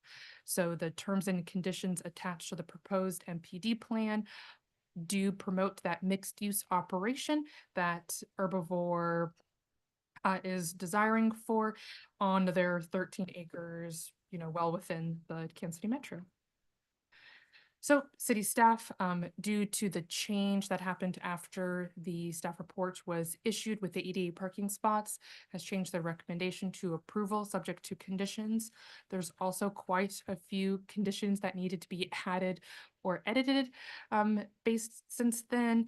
That talks about number 5, that the deviation for the gravel as described on the approved site plan is just for the vehicular and loading uses. I believe what's in the staff report talks about the ADA spots, adding all of the conditions that I went through regarding that issue. Public Works has added a condition to install a sidewalk along Bennington. This will only occur when that building, UAC 1, that mixed-use building towards the front of the site, is constructed, as well as understanding that condition 12, the number of mobile livestock pens, that is going to change and is currently in discussion between city staff and the applicant. That concludes my presentation. I'll be happy to answer any questions. Okay, thank you. Do you have a copy of all the deviations that Yes. are listed? Yes, they by chance? are in the conditions report. It's number 2, 3, 4, 5, 6, and 16. Okay. I don't know why they're separated, and the report ran that way. You just mentioned. 5 and 16. 2 through 6. Oh, 2 and through 16. 6. Okay. Anna, can you repeat the last line or can you explain that again? Edit number 12, Yeah, number. so then condition number 12 is right now it talks about 4 mobile livestock pens are permitted on the subject site. That number, they want more than 4. So it's in discussion for what that number should be. That's going to occur between city staff and the applicant. That wasn't brought up as one of the current issues. Is there currently livestock on site? There is currently livestock on site. Can you clarify for me where the living quarters are? Where I thought they were living was it looks like it's a barn. It is, this is just a good close-up. Can you see my cursor? Mm-hmm. So it's right here. HH1. Correct. It sits under grade, since underground, sort of. Oh. What is that CP1 beside it to the left? The gray building. 1 second.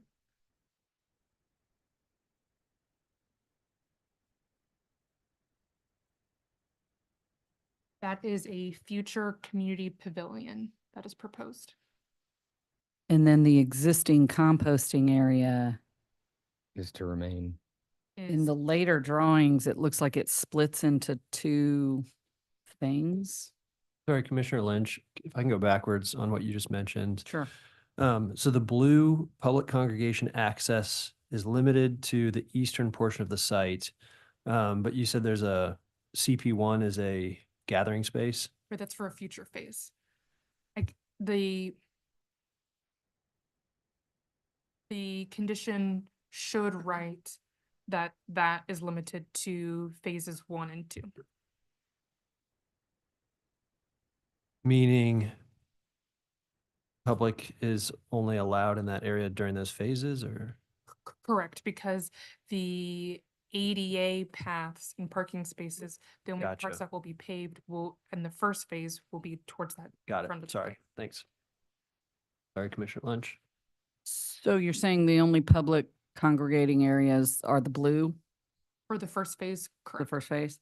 And then, I mean, I'm looking at slide 22 of your staff report where it looks like this compost area,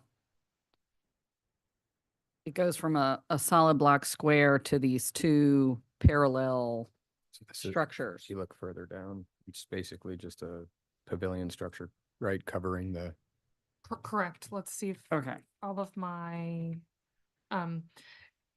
this is a slight better representation. So this is when they build the roof structures on top of the composting facility. At this time, they're open bays. As you see on this aerial, the aerials from 2002, now there are 2 sets of bays. 2 bays total. So does it currently look like that picture you just showed us? No, it currently looks Oh. like this map with an additional bay. Mirroring. So basically, it looks like this without the pavilion on top of it. These are open, but it has bays back to back. Okay. Yep. You mentioned that there is a 250-foot required setback for composting. What is the current buffer, or what will it be, since there would be a deviation needed? Clearly off of Bennington, there's plenty of space, but it's just off of the 2 north-south property lines.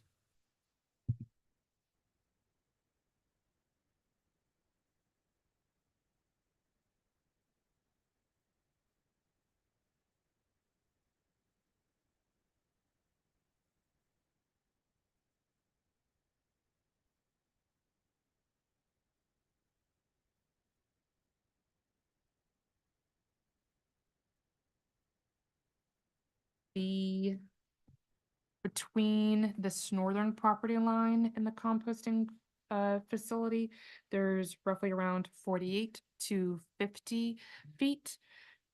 And I measured this very quickly, not accurately with my finger versus my mouse. But then between the northern property line to the bottom of the composting facility, there's around 223 feet. Okay. And then also noted when going through deviations and reported issues, there was a threshold of 1,500 cubic yards where under that amount it would be an accessory use. What's the current output? Do you happen to know? Or is that a question for the applicant? Yeah, so that 1,500 number was a goal that was expressed to city staff back in 2021 of how much the site can hold. And at the time when we approved the accessory composting facility, city staff was under the impression that the compost was really going to be generated on site and used on site, and that they would hold that amount. Anything about residents bringing composting, them selling the compost, or them making more than that 1,500 amount would be an expansion. And according to our numbers, the site can hold that amount now. Okay. So it does a lot more. And then the internal drive, what's the buffer between the properties to the south and the new proposed paved drive? The paved drive is right up against the southern property line. Is that common? Yeah, a driveway is permitted to have, it's like a half of a foot buffer. Regardless of whether it's of the type of use? Correct. Okay, thanks.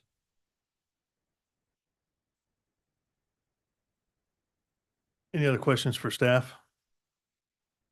Yeah, I had one quick question. You had mentioned that this drive is the primary and only drive for the property, right? This proposed?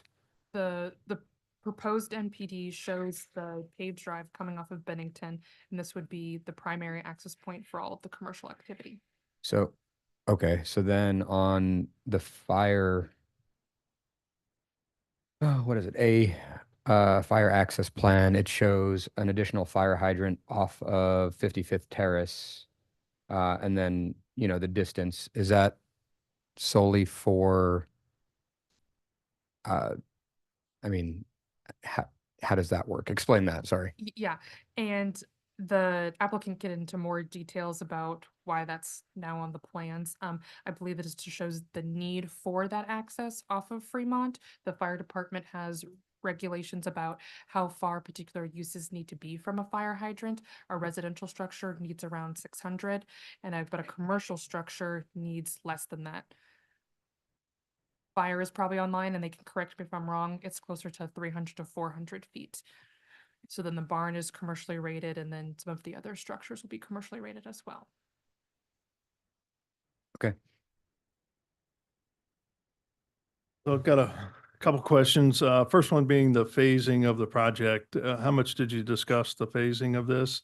And is this like a compromise, or is this just what's presented? Because I'm looking at the access road that's being in phase 2 in lieu of phase 1. That's a language decision made by the applicant that phase 1 is codifying what's currently existing on the property, and then phase 2, which would happen within a year between when the MPD is adopted, to construct that drive. So is there anything, so they start working on the site and we're just not ready to go to phase 2 and probably don't want to. I'm just curious, is there anything to have the road built, unless, other than moving it up into phase 1? Not complying with conditions of the plan would be subject to zoning violations. Which would in turn do what? Then they would either pursue an appeal, or they would have to rectify the zoning violations, or they could be taken to court. Okay, I know this is its own case, but obviously a month or so ago, we heard a case about abandoning a piece of road that would be access to the site. I'm assuming they're expecting this to be their main access point until this road is built. I'll let the applicant answer that question. And so I understand that case was approved through this body as well. It's been approved through council. They're just waiting for final council approval on that. Can you kind of talk about the status of that, where that's at? The full city council held the decision for the vacation, which is the portion of Fremont adjacent to East 55th Terrace. So they can hear both the MPD and the vacation at the same time. Consider them side by side. And so they're kind of waiting through this process and then go through the council back to the neighborhood group and then back to full council where they'll hear both? Is that kind of the way it's That's going? my interpretation of. At this point, they've held the vacation ordinance at full council, but they are waiting for this application to catch up with So I it. assume they can spit it back to the committee, right? Or no? They could, they don't have to, but they could, yep. Okay. So I guess we'll ask the applicant, assuming that does go through, then what access do we have on the site? That would, to me, mean you need to move up that access up to phase 1. Do you want me to answer that question? I'm happy to talk Not- about it. Not yet. Okay. I just want to make sure we don't have any more questions for staff. 2 more, right now. Mobile trailer coop setback. Mhm. What's that? According to chapter 14, there are certain types of animal pens or coops or structures that have to be separated from residential structures and the property line. Okay, so that's just showing where, okay. And then can you briefly go over the photometric analysis of the site, since that's something that in a residential setting where I'm less familiar with? Yeah, the attached photometric plan does not provide the details spatially that city staff would need to make a determination if there's any spillover light. If there's any installed associated with the buildings that are going to be constructed, those details will be provided at that time. So right now, we're assuming it meets code. If it doesn't meet code, it should get caught during the building permit phases where they have to comply with city code. Okay. And the driveway will have to go through that process then? Depending on the type of driveway, yeah. Okay. So the city, if this is approved, if a driveway is paved and lighting goes up associated with that drive, the city would make sure that it's appropriate for the setting. Correct. Okay, thanks. Okay, any other questions from the commission?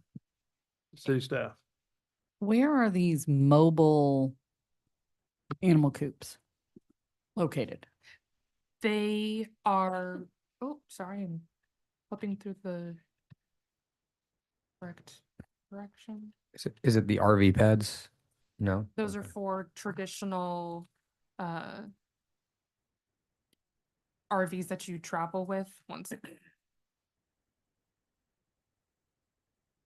They are mobile, so there's not a exact location for all of them, but they are graphically represented. Okay, you guys saw me open, there we go. Where my cursor is. You're not sharing your screen. Here, pull up that. Here, I'll pull it up. Me and technology. Sorry, I'm also old and blind. Okay, since they are mobile, they are intended to rotate around the site. They are graphically, so there's not an exact location for them, but they are graphically represented in these little structures over here. All right, while we're there, can you go over all the number sevens? Yes, so there are also yurts proposed for the site. So there's going to be constructed decks on the site with then tents, yurt style tent very built familiar, on top yeah. of it that are going to be used for general congregating, employees to take breaks in, maybe a class or two will occur in them. The applicant can talk more about those details. I think this is super cool. I can't imagine a yurt showing up in my neighborhood.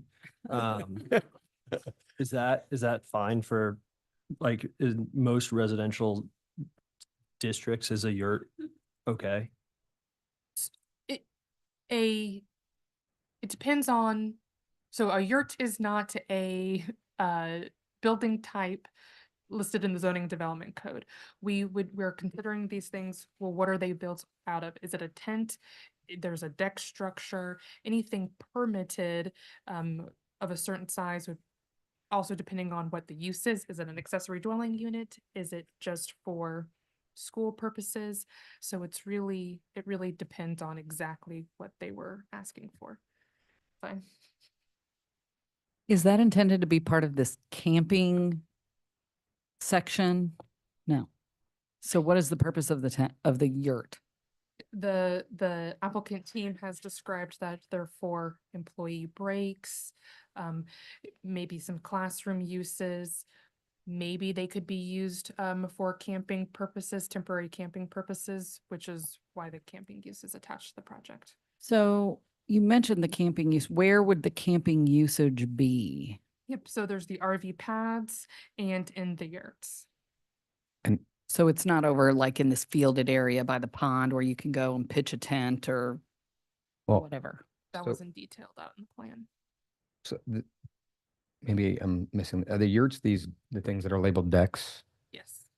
So if that's accessible to public, it's not meeting the standards for ADA accessibility? Correct. Okay. But those yurts are only in phase 3. And so again, we have the issue of building the things as they are built. That's not from the beginning. Those would not be present. Understood. And I'm happy to answer questions. We will. Yeah, I just want to make sure we get all questions to the And city then, first. when I think about, like capacity allowances, standards, whether it's people in a room or in a space or a building, et cetera, how should we be thinking about and reviewing, or contemplating like how many people would be in this space, since it is such a dynamic space that has, I imagine at times it could be very few people in the space. How should we be thinking about what's appropriate, or what the code is allowing per number of yurt, per number of RV space, per number of camping site, per number of stall? Is there a way that we should be thinking about that? Yeah, I'm going to use an example of a different use to kind of get to my point. So when we're considering an entertainment venue, we think about the max capacity for what that entertainment venue can hold. Every concert's not going to bring 500 people, but can the room physically hold 500 people for one event? And then that's what we review for the zoning code and the building code on that capacity of 500 people.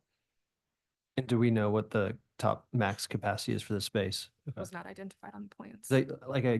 I know that a lot of the times we're interested for safety reasons, and in that instance, it's outdoor space for the most part. That's not the primary concern for me, but it does feel as though on a really dynamic day, perhaps there are hundreds of people, and if it's my backyard, that might feel really uncomfortable, even if it's permitted. And so that's why I'm trying to figure out how many people could potentially be allowed in this space on a regular basis. Do the community buildings have their own sanitation? And, if these yurts are going to be on these spaces where the decks are, do they also have sanitation? Do they have to walk to the community building for that? What? And the required sanitation would be reviewed during the building permit phase.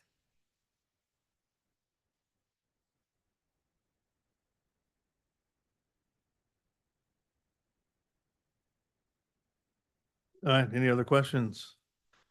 Let's welcome the applicant finally here. Maybe they can help. Yeah, and we've got a Questions team too. of people who are going to join me up here. On a, yeah, I give that to you. And it's called 8724 CPC something presentation. Okay. Hi, I'm Kristen Ellis Johnson. I'm the attorney for the owners of 5500 Bennington. Dan, do you want to join us up here? Or Brooke, both of you?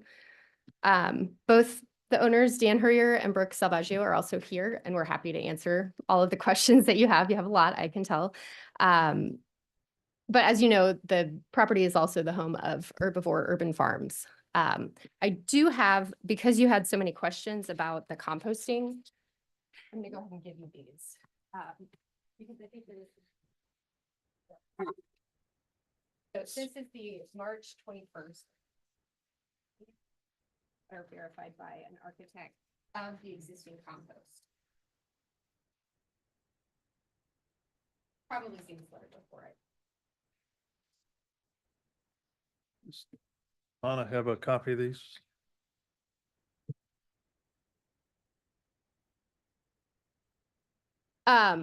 So just kind of generally, I want to talk about what Herbivore Farms is and has been at the site. It's a sustainable, beyond organic, diversified urban farm. It replenishes the soil. They've spent 14 years rebuilding a healthy ecosystem on this formerly vacant property that was scraped of its topsoil for public schools. If you can go to the next slide, please. Oh, great. Let's see how. Scrolling, that'll work. The focus at Herbivore is farm to table and table to farm. They are operating with climate resilience in mind at the forefront of their operations. They participate and are leaders ahead of their time in the holistic cycle of food growth, consumption, and food waste recycling. And it's something that the city's climate action plan values.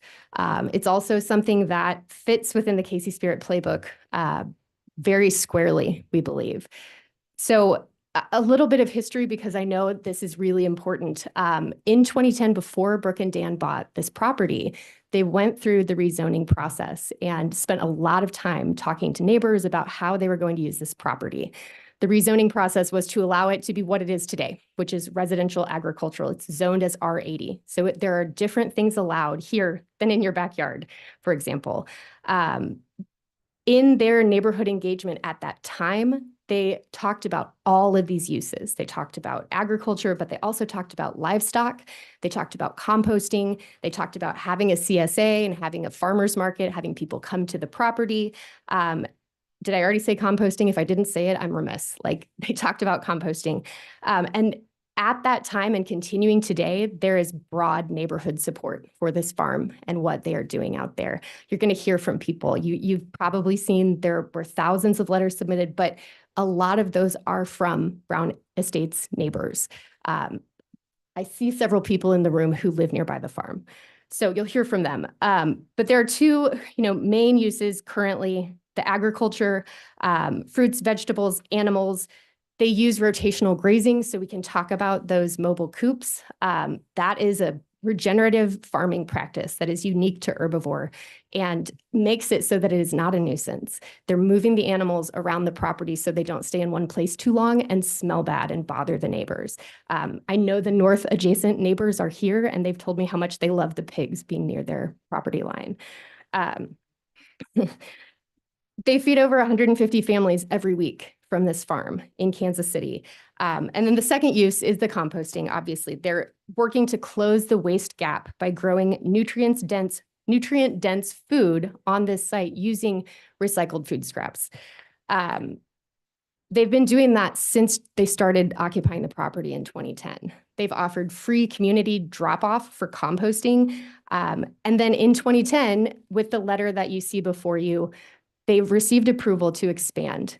And in reliance on that approval, they built the facility as it exists today, which is the second thing that I showed you. It is within that 1,500 cubic yards. It is well under 1,500 cubic yards as it exists today. And this MPD does not propose to expand it. We can't move the thing that we've built, but we are going to make it better through the MPD process. Composting is widely recognized as providing environmental and climate benefits, so fits squarely, again, within the climate resilience goals of the Casey Spirit Playbook. Carbon sequestration, stormwater absorption, we could go on all day talking about these things. That's what composting does. And on this very site, they have rebuilt the soil in such a way that it absorbs up to 100,000 gallons of stormwater. We had a recent inspection with the Missouri Department of Natural Resources talking about how they are exempt because their operation is so small and it has no discharge off of the site of stormwater. That's a benefit of composting. They also employ about 20 people. So there's lots of benefits to the farm as it exists today. And again, happy to answer questions. If you can go to the next slide, please, that'd be great. So, sorry. I have Because you kind of invited it, can I ask a clarification question now? Of course. Yep. So what I thought I heard from Anna's staff report was that the 1,500 cubic yards per year was like the amount that could be moved in a year as opposed to what could be kept at a given time.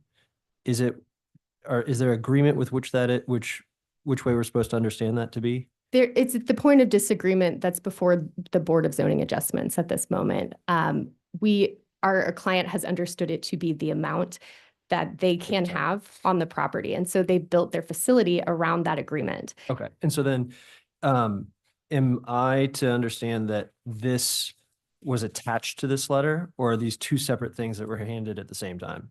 Dan, correct me if I'm wrong, but I believe that at the time of the conversations with Jared Clements, there was a hand-drawn idea of what it would look like, and that there is other correspondence showing the 1,500 cubic yards as the amount. So that was not. So that would then let us know if it's like, yep, 1,500 at any given time, there was a drawing, this is what it says. But just because this doesn't reference an illustration, I feel like I still can't make that determination as to these two go together. Also, I believe you mentioned that that letter came in 2010.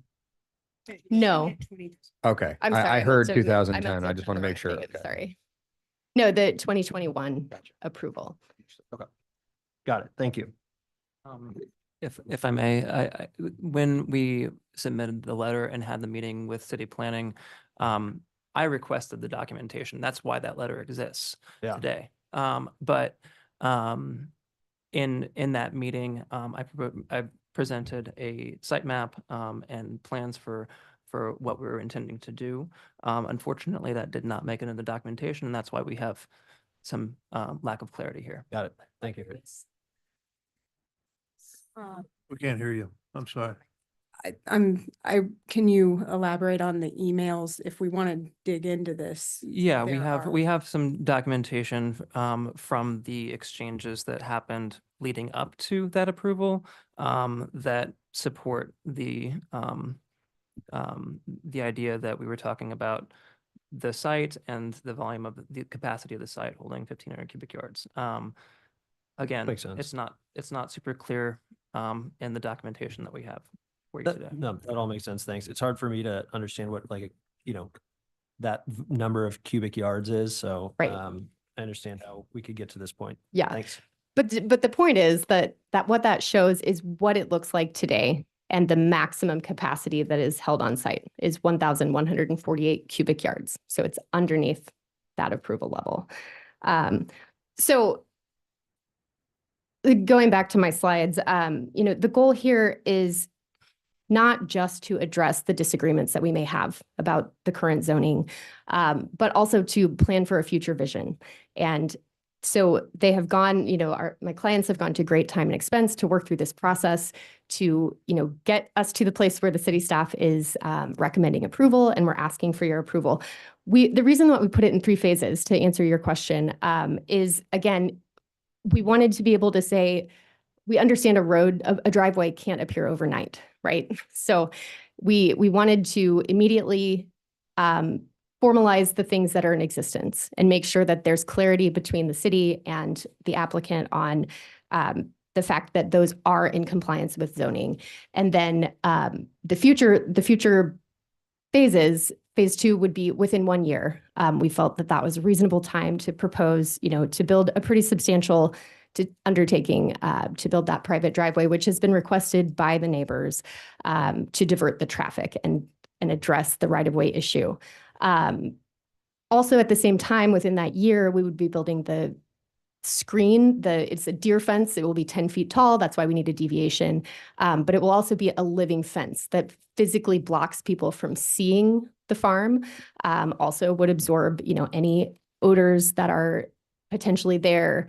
And just, we feel like that those are the most important things that the neighbors are asking for. And then phase 3 is more the long-term vision. It would add an additional, cover for the composting area. It would add the commercial use building. And at that point would be when the ADA compliant parking things would happen and spread further. And then community pavilion, commercial greenhouse, and this farm school that we were proposing in the yurts would be in phase 3. So this is a future vision. All of those things would be permitted individually as they are built. So this really document that we're asking you to approve is visionary. It's, allowing us to continue operating as we are at the moment and then build for the future. I just also want to say, Herbivore has recognized and has shown up at a lot of hearings in this past month. They've recognized that there are concerns about the growth of their operations. And we are here today with the solution where everyone can get something that they want out of this process. The growth of the farm during the pandemic, some of the adaptations that they made because of the pandemic caused more traffic to come to the farm for CSA pickup. And it's important to recognize that other businesses have been allowed to do those things, right? For example, restaurants started putting tables out on sidewalks in a way that they didn't before the pandemic. This was a way that they were able to adapt and survive the pandemic. And they are voluntarily being good stewards and good neighbors by responding to neighbors' concerns and the traffic through this process, but also voluntarily they've reduced traffic by having people carpool or creating an offsite pickup location for their CSA. So again, these are all things that they are currently allowed to do under their current zoning.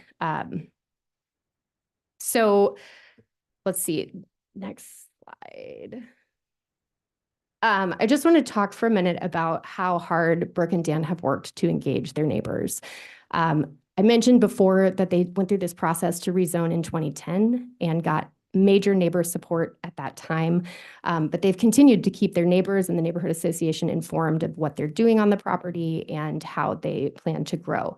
Before we submitted the MPD application, we held 5 different neighbor engagement sessions, and they met individually with people asking, hey, what do you think about this driveway? Is this going to bother you if it's in your backyard? Shannon Moore, who lives on that corner, is supportive of it. She's not bothered by the commercial building or the driveway. We have lots of letters that have been submitted to the city showing that the neighbors have been engaged, they understand what's happening, and they are supportive of what's going on. As you know, there are a few neighbors who will oppose this, and we will hear from them, I'm sure. But in the community engagement process, we heard really broad community support again for what we've presented. We view this MPD as the process of, it's a middle ground. It's a place where everyone can win.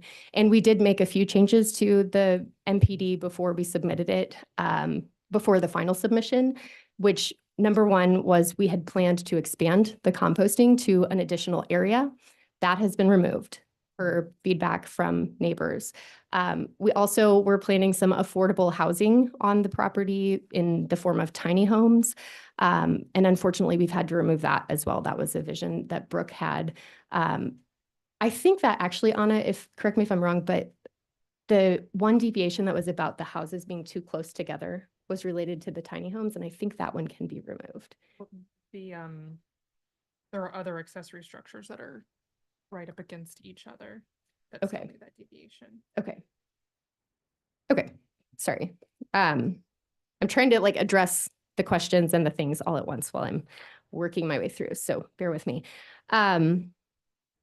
On the next slide. So I've handed you this map before in a different context, but I want you to see it again. The properties that are shown in green are neighbors who have written testimony or provided public testimony or have stated that they support the farm and they support the uses proposed in the master plan development. And as you can see, it is the majority of the adjacent neighbors who support this. I have a stack of them that I printed out. These are actual Brown Estates neighbors only, but there are also thousands of people in Kansas City and around the country and even globally who care about this issue. So wanted to point that out because I know there is some question about whether the neighbors support the plan. Some do, and there are a few who don't. Most do. We believe that the MPD addresses the neighbors' concerns. We have heard, we have listened. This slide shows how there's 3 major concerns that we've identified: the traffic on the residential street, the composting, and livestock, which I want to note the livestock is allowed under R80 and is not a subject of the BZA violations at all. But again, the traffic is addressed by the new driveway, shifting from use of 55th Terrace and already existing active efforts to reduce the traffic. The composting, I want to make this point very clear. I'm an environmental attorney. That's what I do every day. And when Brooke and Dan got this approval from the city, they also went to the Missouri Department of Natural Resources and they talked about what they were going to do.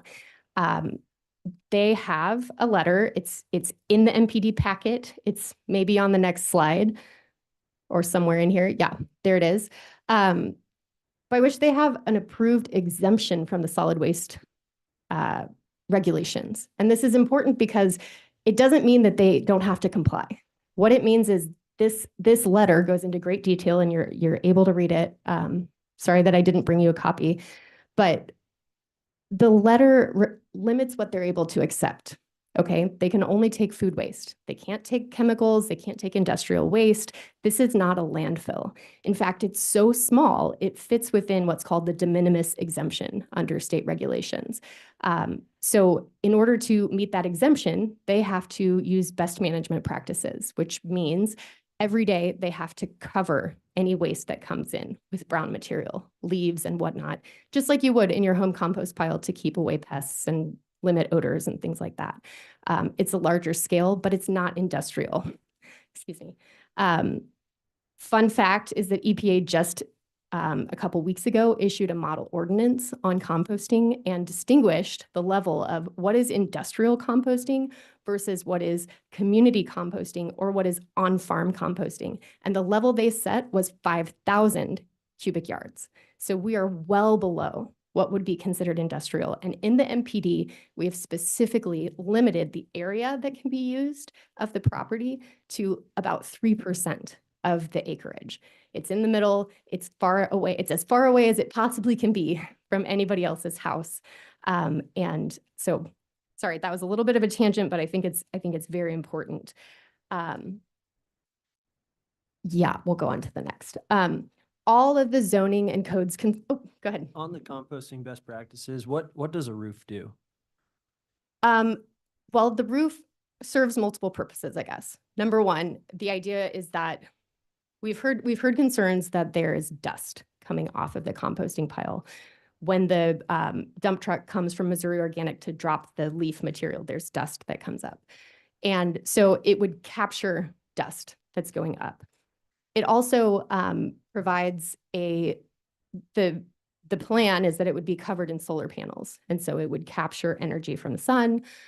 It also keeps any water, like rainwater, from getting on the compost pile so it can actually turn faster and generate heat, which would then be used for the greenhouse, to heat the greenhouse eventually. Yeah, I've been thinking that you want the sun to reduce smell and to increase heat, but then so it's additive for dust, of course, but then it's additive because water slows down the process.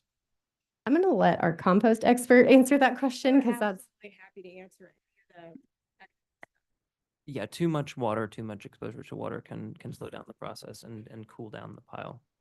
So I mean, you can imagine that something that's soggy is going to be hard to increase. Water is harder to increase the temperature than, and so yeah, it definitely slows down the process. And if there had been, if this was in a vacuum, some other place, you had no neighbors, would you put a roof on? I'd love to answer that question. So honestly, having a solar roof is super cool. The idea of powering a neighborhood is amazing, so it's green points really. But honestly, the roof was entered into the plan because the few complaining neighbors wanted the piles covered in some way. So that was our way of addressing that. But no, I mean, the compost as it is without a roof structure functions incredibly well, and there's no reason to cover them.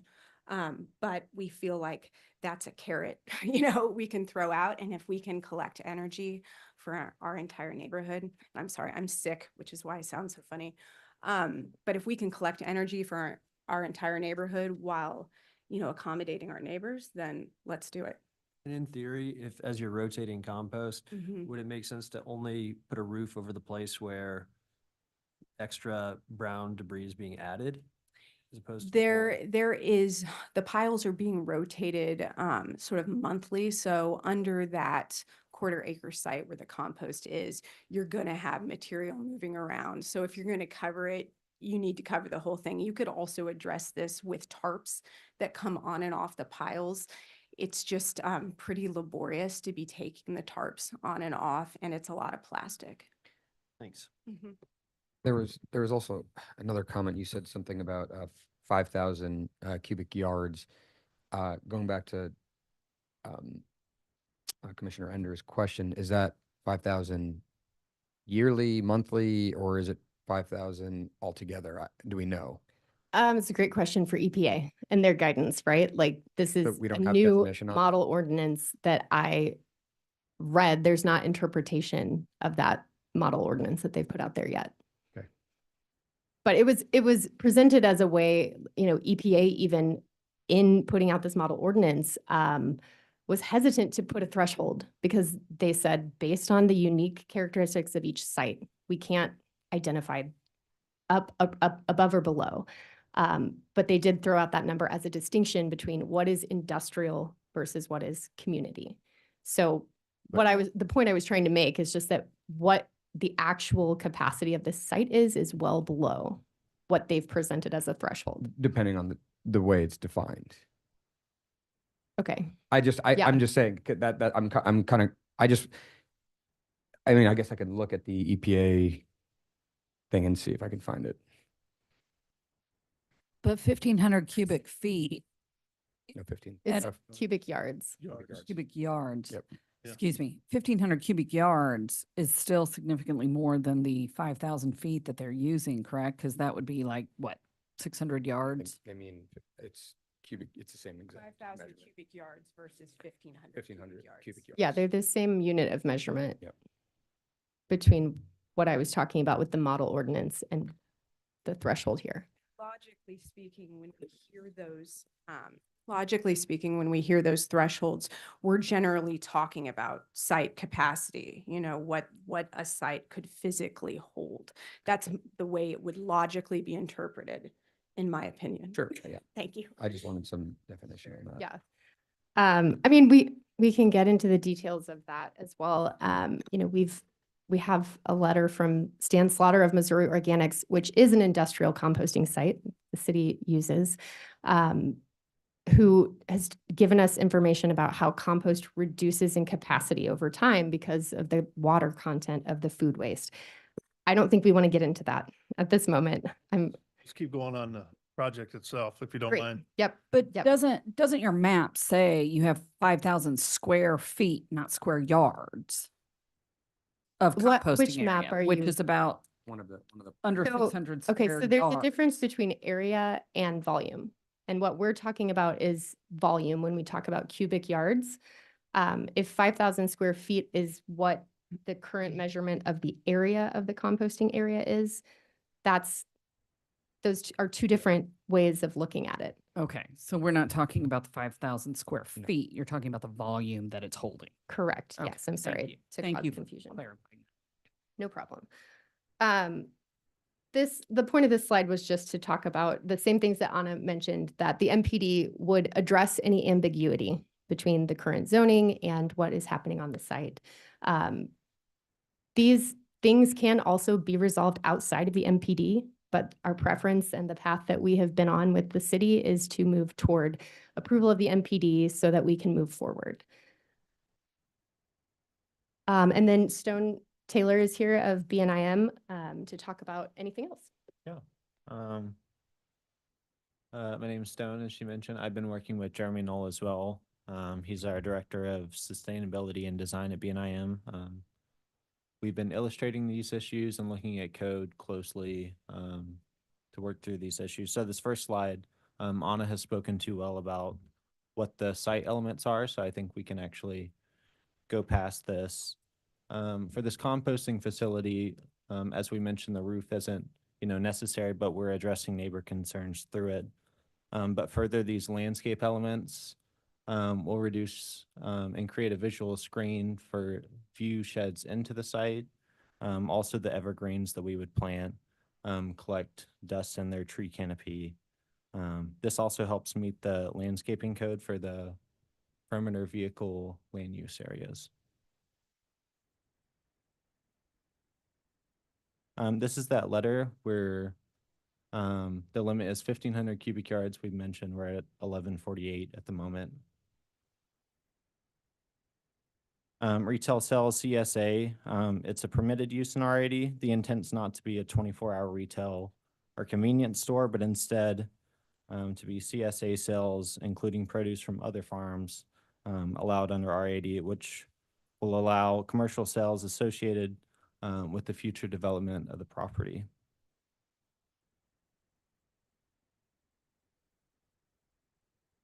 We've mentioned the vehicle use areas and how there's a phased driveway approach.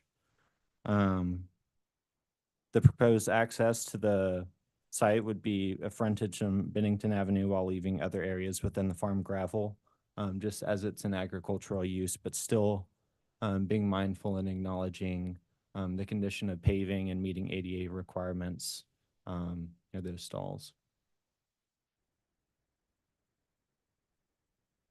This is a zoomed in view of the phase 2 of the driveway. So on Friday, we updated this and went back and forth with on it. This was the approved illustration of ADA parking and paving next to it. This is ADA accommodated as one of their employees would come to the ADA stall and pick up the bucket of compost and bring it back. Yeah, and so as I understand it, because I hadn't seen that map with the blue area on it before, this is a solution to, it's a farm that doesn't fit into the box, right? Why should a farm that exists have to suddenly pave between all of its buildings, right? It's residential home, it's barn, it's things that it's using only for farm purposes. And this was a compromise, as I understand it, I was not part of that conversation, that instead of needing an ADA parking space further back into the site, that CSA members or the public could access this parking spot and that someone could bring the things to them that they need to access, if that makes sense. And if I'm mischaracterizing, please let me know. And if there are any questions about that, we're happy to talk about it. The shipping containers, they're allowed under R80, and we're gonna try and make the important distinction that it's not a shipping container, it's more so a shipping container for storage. So it's not like a distribution yard where they have a overhead crane, but instead for using it as a storage shed or mobile trailer. Yeah, I'd like to speak to this is one of the violations, right? And the violation was that they're using the property to store shipping containers, which is only allowed in a manufacturing zone. That's not what they're doing here. This is a shed that they use to store their equipment, just like you would go to Home Depot and buy, a ready-made shed and put it on your land. They've decided to recycle shipping containers, which is a very common practice throughout the city. Barquet and other places that you may have employed these types. There are also buildings on the property where shipping containers are approved as materials to be used. So this one to us, is really just formalizing that these are accessory buildings. How many shipping containers does R80 allow?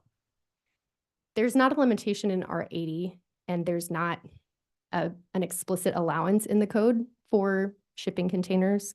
So this is a point where we're clarifying the ambiguity, if that makes sense. And since we're discussing it, I think this is a good opportunity to, if you guys want me to go over more of the zoning violations in detail, I can, because there's information here that is in conflict with how we interpret the code. I think at the end, that'd be helpful if that's okay. Yeah. Okay. At the end. Yeah, let's continue here. We should be wrapping up the presentation from the Yes. applicant here soon. Yes, we are yeah. close to the end. Yep, we've discussed the phasing. Phase 1 is codifying the existing, and phase 2 is a short-term 1-year plan, and this just includes gates, paving, secure storage, shipping containers. This is that access drive. There's 2 phases to it. Second phase is within a year, the third within the 10 to 20-year vision.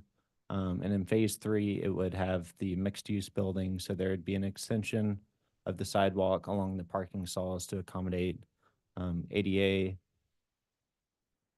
And in phase 3, we have the other buildings that Anna has gone through, which include the community pavilion, greenhouse, storage, yurts, and other things that would be submitted on a building by building basis with permits for each of those and ADA considerations for each. And then we just had some visionary stuff at the end. We figured we might run out of time. But just to give you a visual of what it might look like, this would be the new road. This is a rendering hand-drawn by Jeremy Knoll of BNIM about what the commercial building might look like. And the idea would be to make it residential in appearance. right? So that it's not suddenly a big tall building in the middle of a neighborhood. We're really going for R80 plus with this rezoning and wanting to have more opportunity to expand into educational space, community space, build a commercial greenhouse that would be used for sale of plants and other products. The farm school is a vision. It's not something that, if you guys hate the farm school, if everybody hates the farm school, we can talk about that. But, and then the idea that Brooke talked about, the community solar as part of the roof over the composting bays. This is just a larger representation of what that would look like. This was an idea for a solar pavilion for public use near the home in the central portion of the property. It could be used for neighbors or the public to access. We really appreciate your time. I know this is a complicated one, and we appreciate your thoughtfulness in considering all of the details. Happy to answer any questions, but we hope that you will follow staff's recommendation to approve, and we can all move forward. Thanks so much. Okay, thank you. I've got a clarification question. Maybe this is the phasing thing is throwing me off a little bit. So once this main road is going in, does the access going onto Fremont, is that disappear? It doesn't disappear. So there's a condition that would limit the use. I think it's number 25. The idea would be once the Bennington Avenue access is built, that the limitation would be emergency and personal use only. In our discussions, we talked about how they should still be able to access their home through the residential street and, have guests come to their house, but the commercial traffic would all be rerouted through the Bennington Avenue entrance.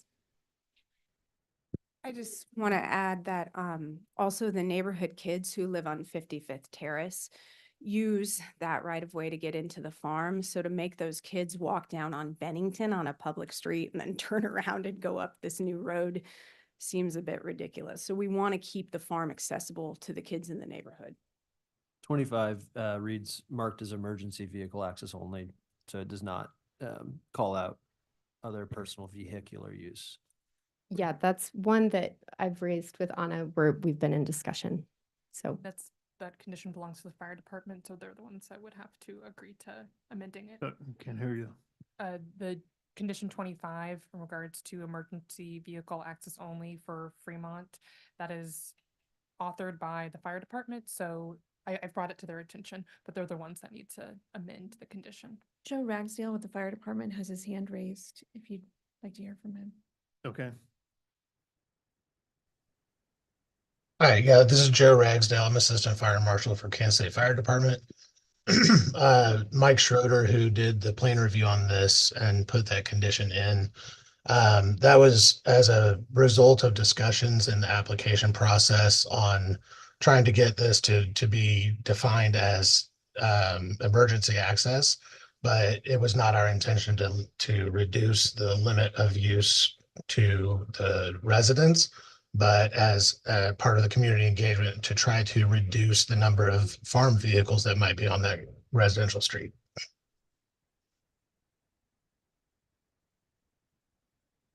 Okay. And I heard this question earlier, so I'm going to go ahead and just build on that. It is the only access. And I believe that Mr. Ragsdale and Mr. Schrader confirmed that last week by visiting the site. So it would continue to be the only access until the new road is built. And I do want to express a sense of urgency. We want to get this road built as soon as possible. So that's why we've put in the 1-year time limitation to hold us to that. So the 1 year phase one will be completed in 1 year is what you're guessing. Yes, that is the plan. And then you immediately move in. Oh, I'm sorry. Phase 1 is existing. Phase 2 is the 1 year. Okay. And that's your expected timeline is what you're saying. Yes. Was there ever consideration of putting the main drive off of Bennington more central in the property or on the other side? Yeah, that's a really good question. So in exploring the topography of the site, and we don't have a map up, but there is an existing stormwater retention pond at that end of the property. So this is really the only physically feasible location to build the driveway. And was there consideration of even creating a 20 or 30-foot buffer between the property line and, still avoiding that stormwater detention? Well, so the property is developed with orchards and fields, right? It's a farm. So in order to move it from the property line, you would have to destroy a portion of that. So this is a solution that allows to go around the existing development of the farm. And I would add that we, even with the development of, and the current siting of it, we have to destroy perennial crops like asparagus and things like that, just to get that in. So we are trying to be accommodating. Yeah, I mean, we'll be taking out 10-year-old apple trees, 12-year-old trees that we planted when I was pregnant with my first child. So we're making some accommodations.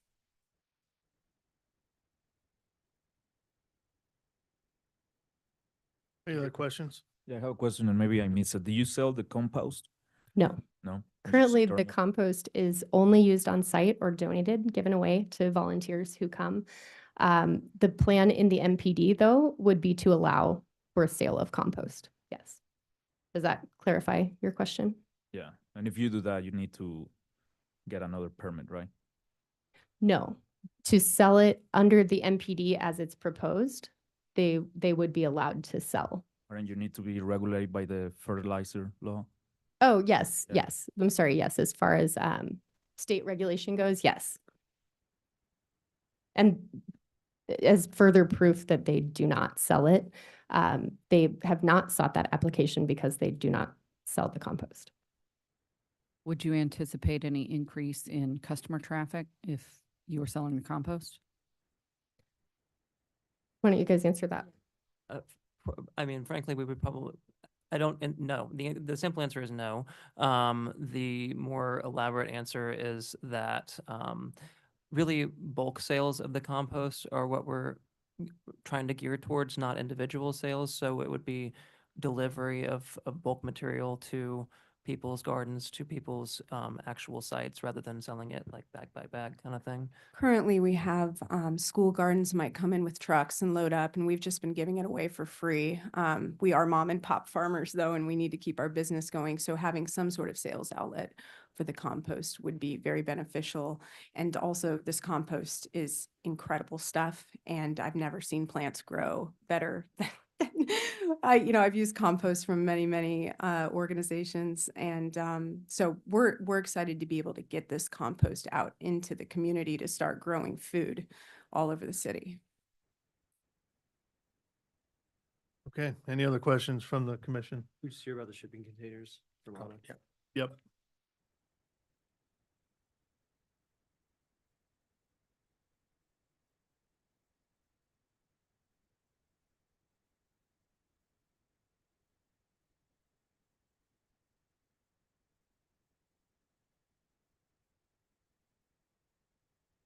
Let me move to that slide of the presentation. Patience on your keyboard there.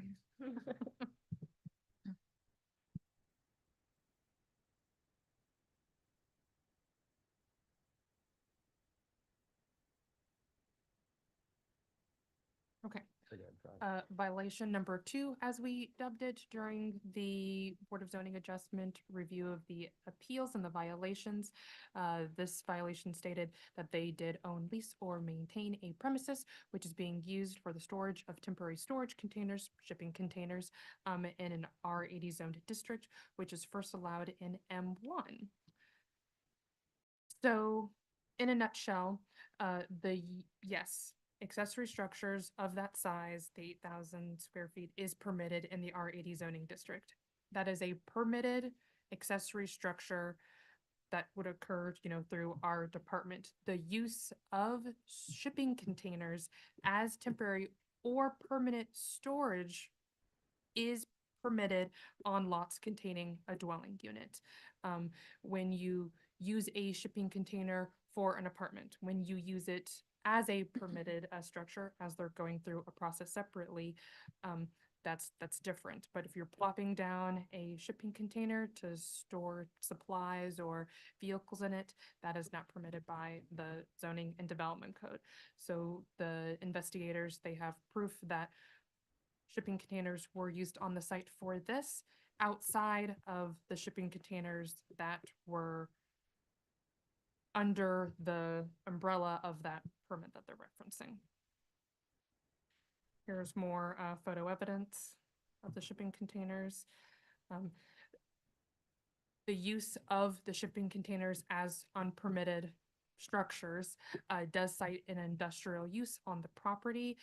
We categorize this as the warehousing, wholesale storage, and freightment use group, where it talks about the storage of multiple shipping containers for storage uses.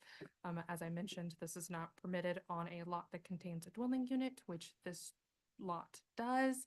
And of course, permitted accessory structures using that as a material can happen if properly permitted. So in the proposed MPD, the city would be going over, they would be permitting these as accessory facilities, and so they would be put in a way that the city feels works. The deviation, if approved by city council, would allow for them to use shipping containers as storage. Would the location need to be approved, or could they just bring in a new shipping container and put it down wherever? Correct. Yeah. We have on the map designated the locations of where they will be, and also in the MPD limited the number to under 10. So, that's also open for discussion. That was what we thought was a reasonable, to show the locations of where they will be and limit the number so that it's clear the intent is not for this to be an industrial storage of shipping containers. You may have addressed this about an hour ago, but just to clarify, these zoning violations are all resolved and approved basically by this MPD, correct? The MPD would resolve the zoning violations. Okay, thank you. I think it's just worth noting that for me, there's a big difference between a shipping container that's turned into a coffee kiosk or a bar K, or ones that are put down, and as sometimes people do, they just kind of drop them different places wherever it was convenient to unload it and you use it as storage. And so I would prefer if the MPD could hold accountable, the owner to where they are. Mm-hmm. Yeah, that is the intent. And I think it does at this point. That's exactly Mhm. what it does. Okay. Seeing no more questions from the commission to the applicant, we're going to move into the public testimony piece. And I'd like Sarah to revisit the rules that we have for the public testimony so that we can just be aware of those. Sure. Our testimony procedures, starting with people who are online. If you've joined us online, there are two categories of people who are participating in the meeting: attendees and panelists. Right now, our only panelists are the commission members and city staff. If you are interested in speaking on this case, you can use the raise hand function to let us know that you would like to be promoted to a panelist position in order to speak. When that happens, you will need to accept the promotion. It will appear temporarily as if you've been disconnected from the Zoom, but you will be reconnected shortly. I think everyone is joining us online, but if we have anyone on the phone, you won't be able to change your screen name. We do ask that you change your name to reflect your full legal name. If you are calling in online, you can raise your hand by pressing star followed by the number 9. At the time of the promotion, you can turn on your camera and your microphone so that you can speak to the commission. Please keep your microphone on mute unless you're giving testimony. And the chat box is only used for questions about the agenda, so please do not discuss the case in the chat box. For everyone who's in person, you do not need to also join online. You can approach the microphone to give your testimony, and those are all of our procedures.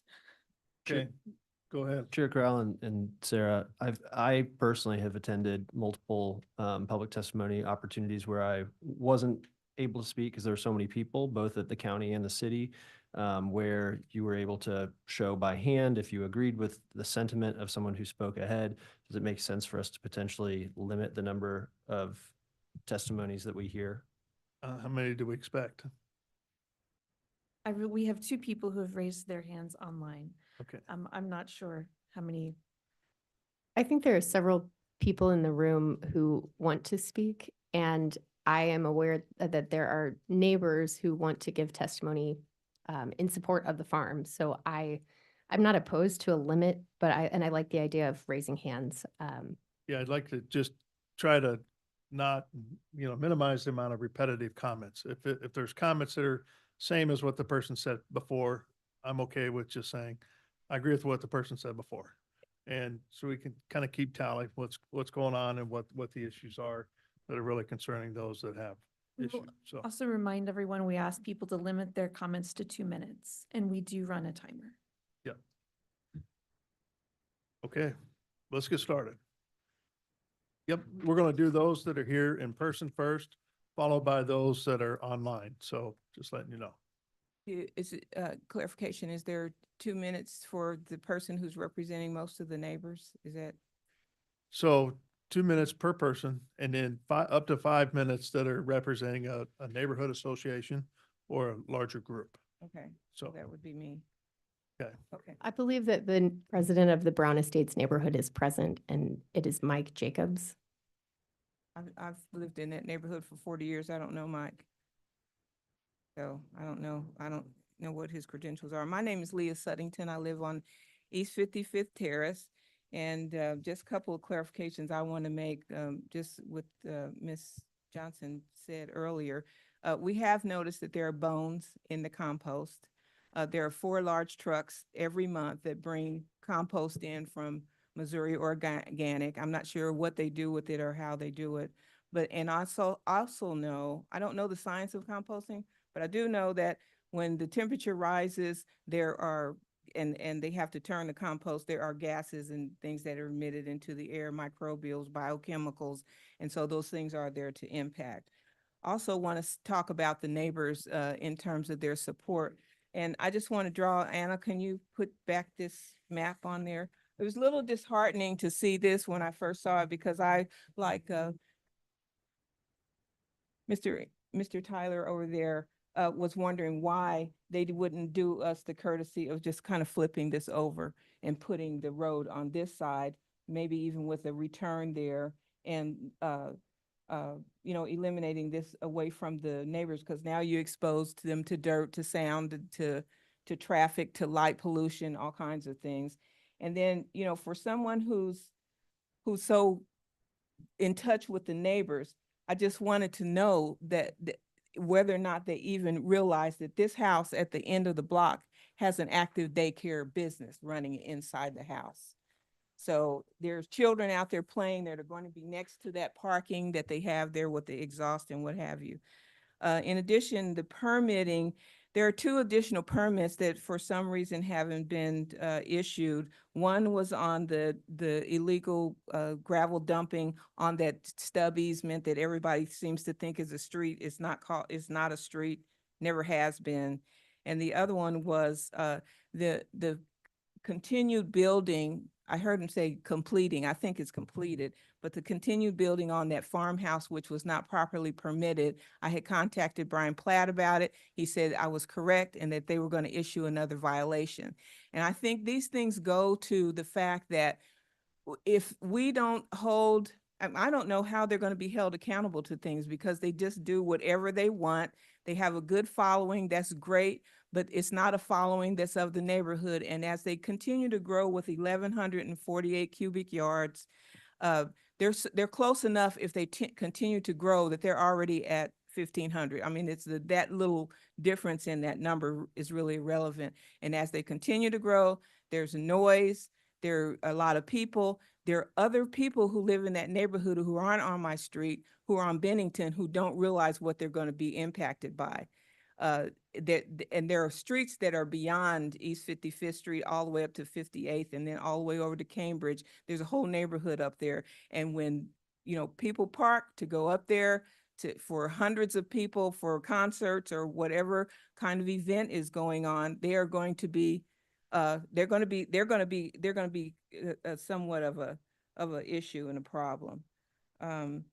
I did want to address the letter from the Missouri Department of Natural Resources that they get. It was for a conditional approval, given there were no certain things going on, including nuisances. And I'm not sure that I realized that before, because we probably could have done some nuisance. So it would be nice. We don't want the traffic. We don't want any traffic on East 55th Street. So it would be nice to acknowledge that now. But we just hope that the commission would side with us to have them do some of the things that we're requesting before they get rezoned, because they're not going to do anything. I mean, they're not going to do the things that they promised to do. I think they've given evidence of that. There's an additional building, Anna, if I'm correct, that's going to be added on to the south side of the barn. And that's a protrusion that puts that barn even closer to the fence line, and it's already very close. It's totally blocking the view there. And that was one of the, I don't know that the property's even been surveyed. I think I'm gonna close my comments there, because it's, I mean, I just don't even know what to say, what to do. It's a neighborhood, there are people there. Oh, I wanted to address the people that are in support. Two of the houses that were on Green, both of those houses have been empty for about 5 years. So, I mean, I ended right on time with that. That's fine. Thank you.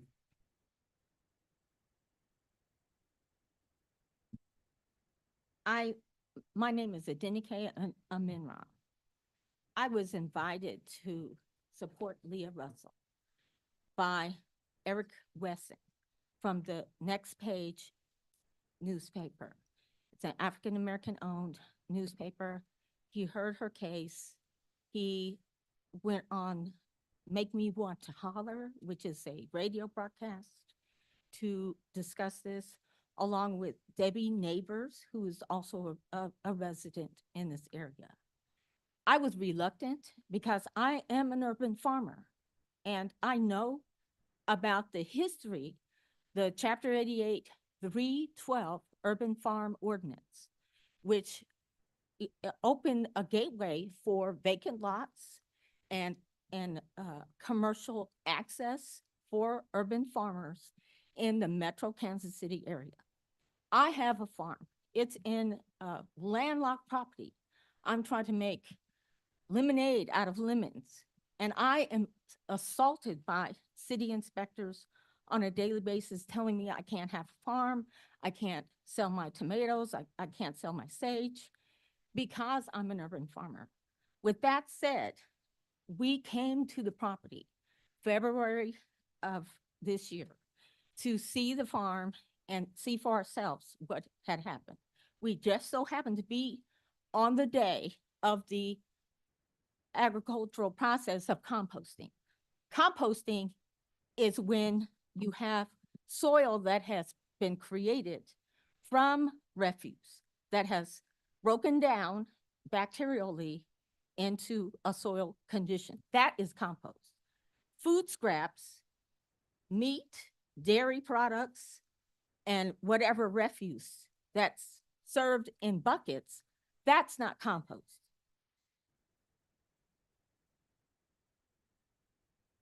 Thank you.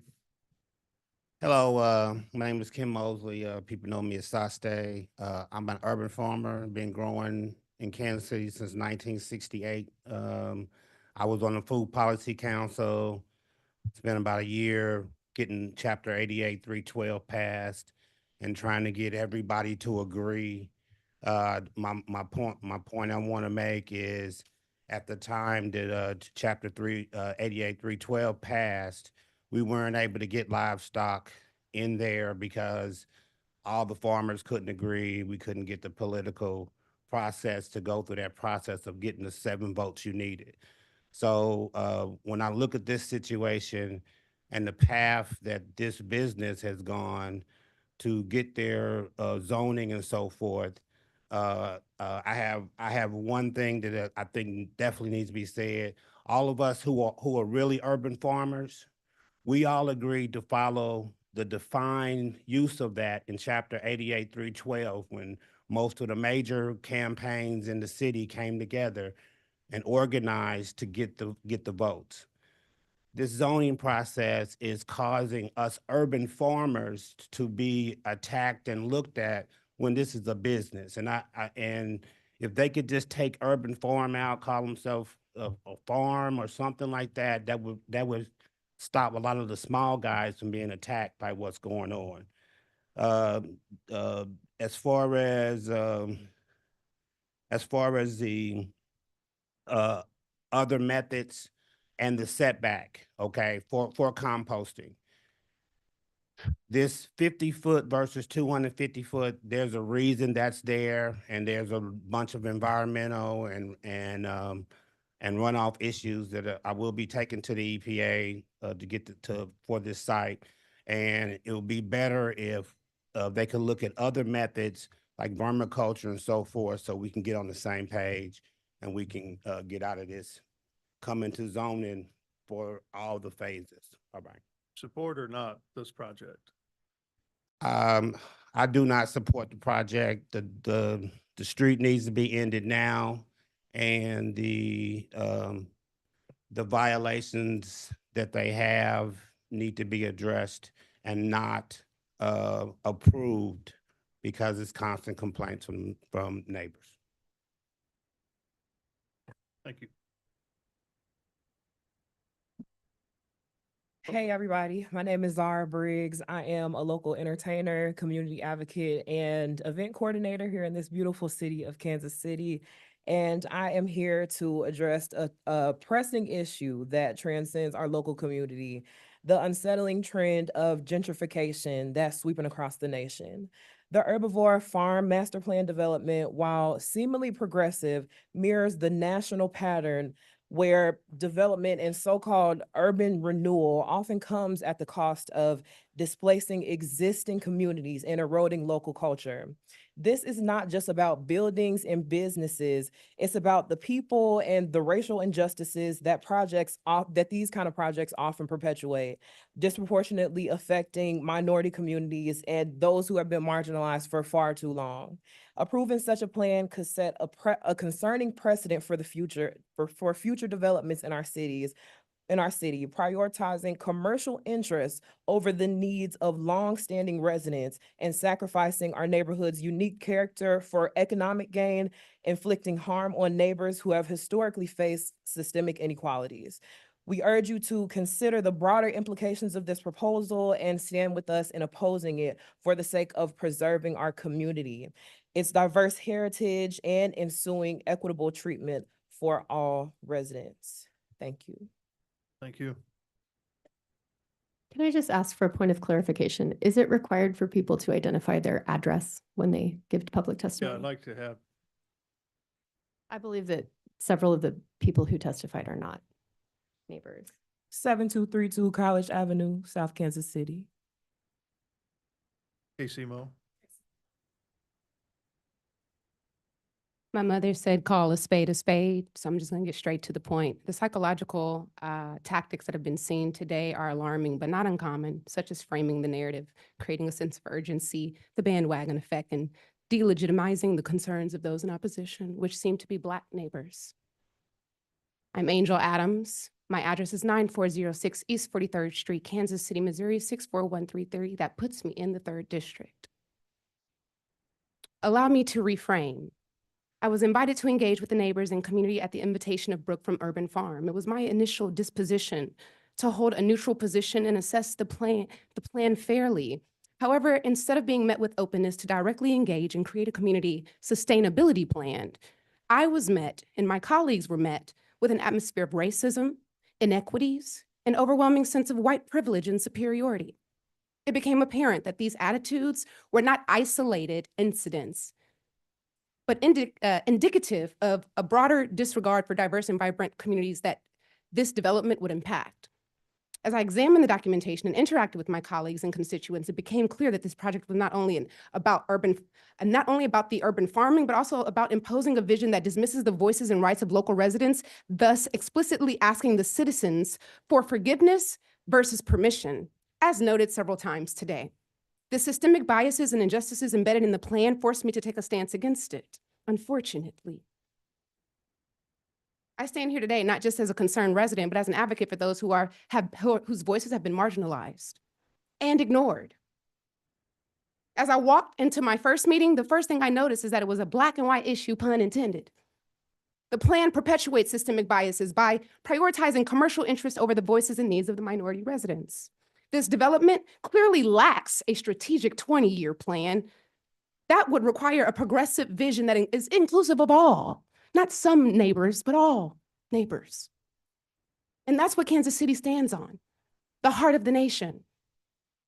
If we're gonna do right by this, it better look like something that anybody in any city, in any neighborhood can implement. Thank you. Good afternoon, honorable members of the Plan Commission. My name is Michael Jacobs. I live at 5800 Crystal Avenue in Brown Estates. I'm president of the Brown Estates Neighborhood Association. I've been a resident of Brown Estates for about 35 years. Along with many others from our neighborhood, I came here to City Hall nearly 15 years ago to advocate for the farm to come into our area because we felt that it would be a beneficial thing. And throughout these years, subsequently, I believe that the farm has been beneficial to our neighborhood and to Kansas City and to planet Earth.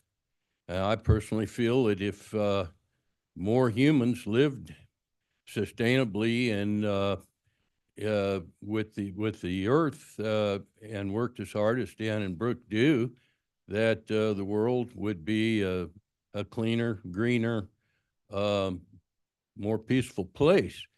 And I understand there have been some complaints, but you know, most all of us attended the meeting last month, the neighborhood meeting at the local church on 55th Street. And the farm's architect, Mr. Knoll, showed us the slide presentation and described in detail the plans, the master plan to develop the access road to Bennington and to put up the privacy fence and to, you know, do the tree planting and all of these things. And it seemed like a logical, workable plan that would alleviate the traffic on Thursdays on 55th Terrace when the customers come to pick up their produce. And we just think that I think by and large, most folks in the neighborhood, everybody that I've talked to thinks that the plan is workable and that the farm should be allowed some time to put this plan into effect and solve the problem. Thank you. That Yeah, we're gonna have exists. to move on We to the want next. everybody to get along. We want peace in the neighborhood for everybody. Okay, thank you. Next. My name is Natalia Lowther. I'm speaking as an expert from another community. 1480 North 1700 Road is my address, Lawrence, Kansas. I have been doing a small farm there for 30 years. And for 28 of those years, I've been involved with all different kinds of land use issues in my community. And one thing that has helped to kind of broaden the perspective on plans like this is to realize that if this farm if this plan is denied, if this farm cannot continue to thrive in this location, if they decide to move to another location, then what's going to take its place? 13 acres divided by 4, that's 50 quarter-acre residential lots if it's rezoned. So picture 50 conventional homes, maybe 4-bedroom. So maybe 100 adults plus their relatives, especially multi-generation is becoming very common as housing pressure grows, plus a lot of children. We're talking a minimum of 100 cars resident on those 13 acres, plus any children that live at home and the multiple generations. We're talking at least 200 round trips per day, 50 parties per year, 25 home deliveries per day, 25 lawnmowers per week. We're talking a lot more impact on these neighbors than what we have and what Brooke and Dan are proposing. Thank you. Hi. My name is Leona Starkey. My husband's name is John. And we live at 5400 Bennington Avenue, which lies adjacent to the herbivore farm on the north. And we share 635 feet of fence line with this farm. We wholeheartedly support the farmers in this operation and maintenance of the farm and related activities to their property. We have always had a congenial relationship with the herbivore farm owners, Dan and Brooke, ever since they moved into the Bennington neighborhood in 2010. In the 14 years since they've been our neighbors, we have always been able to talk with Dan and Brooke and work out peacefully any issues we had with their farming activities. And any odors from the composted soils on the farm is extremely minimal for a day or two after turnover of the compost, and it doesn't impact our lives in any way. And I hope I speak along with the majority of the neighbors in our neighborhood that we speak up in defense of Dan and Brooke, the owners of the herbivore farm. And please don't take away the farmers' right to life, liberty, and the pursuit of happiness in their farming endeavors to the urban farm. Thank you for your time and listening to me today. Thank you.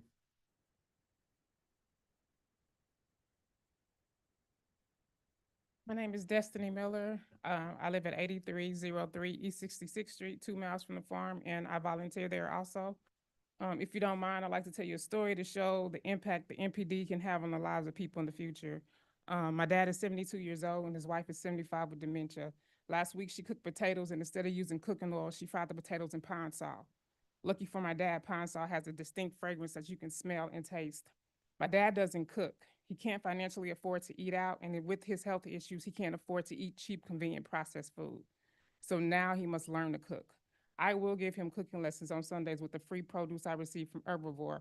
I'll show him how to turn random fruits and vegetables into a simple meal that doesn't take much time, effort, or cleanup. Before I show my dad how to make a meal, the chef at Thamels Kitchen is going to show me how to make a meal when I deliver the free produce to Thamels Kitchen from Herbivore. There is a need to provide free, healthy food to people. There is a need to show people simple ways to cook that free, healthy food. My goal is to grow food, give it away free on a weekly basis, and have cooking classes weekly, allowing the people to make a meal with the free produce they receive that week. To grow the food, I need land. To give the food away, I need a distribution system and a place that can sustain the traffic. To have cooking classes, I need a certified kitchen. To make the process convenient for people, everything needs to be in one location. Dan and Brooke are going to let me grow food on their land. That will be free for people. The MPD creates a road to the farm, which makes excessive traffic sustainable for food pickup. The MPD includes a certified kitchen, a good place to have a cooking class. The MPD brings everything together in one location. If allowing people access to healthy food, healthy meals, and the convenience to make living a healthy lifestyle attainable is important to you, then supporting the MPD should also be important to you. help us so we can help others. Thank you.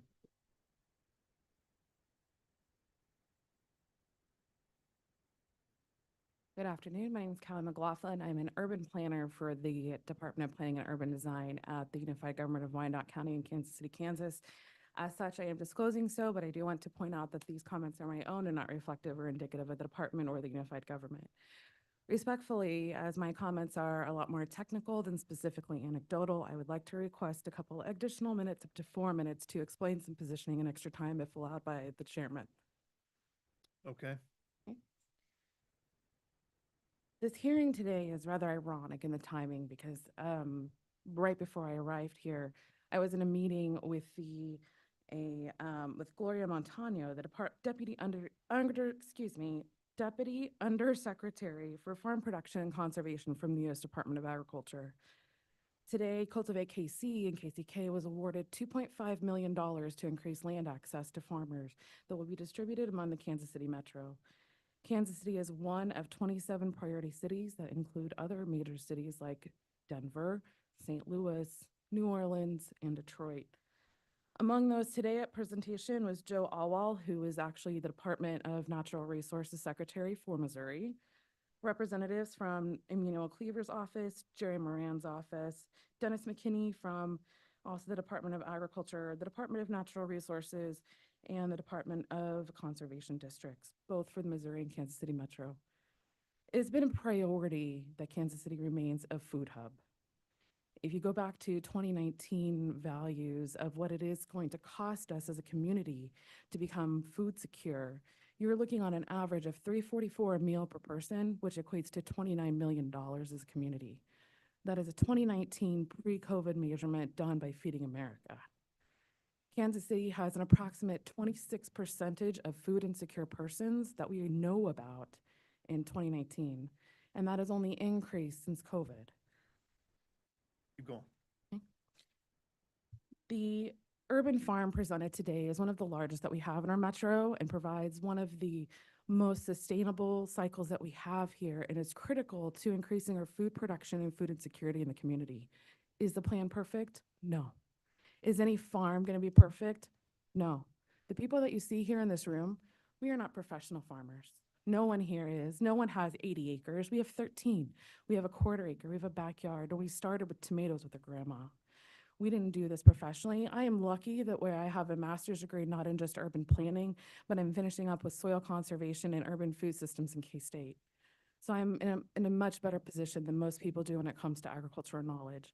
Effectively, it is very abnormal to be represented by an attorney or development or architecture team for an urban farm. That is very abnormal. I work with about 150 urban farmers annually, and I process about 25 cases or so before zoning inspection, code enforcement, and general planning cases through my work for the UG, and I hear a lot through other farmers' concerns on both sides of the metro.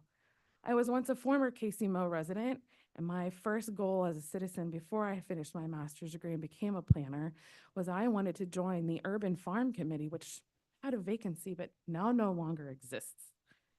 It is also not lost to me today that at this meeting with the Undersecretary, Andy Savastino, the Chief Climate Sustainability Officer, announced a position that he has an opening for and jokingly requested people meet with him about the vacancy.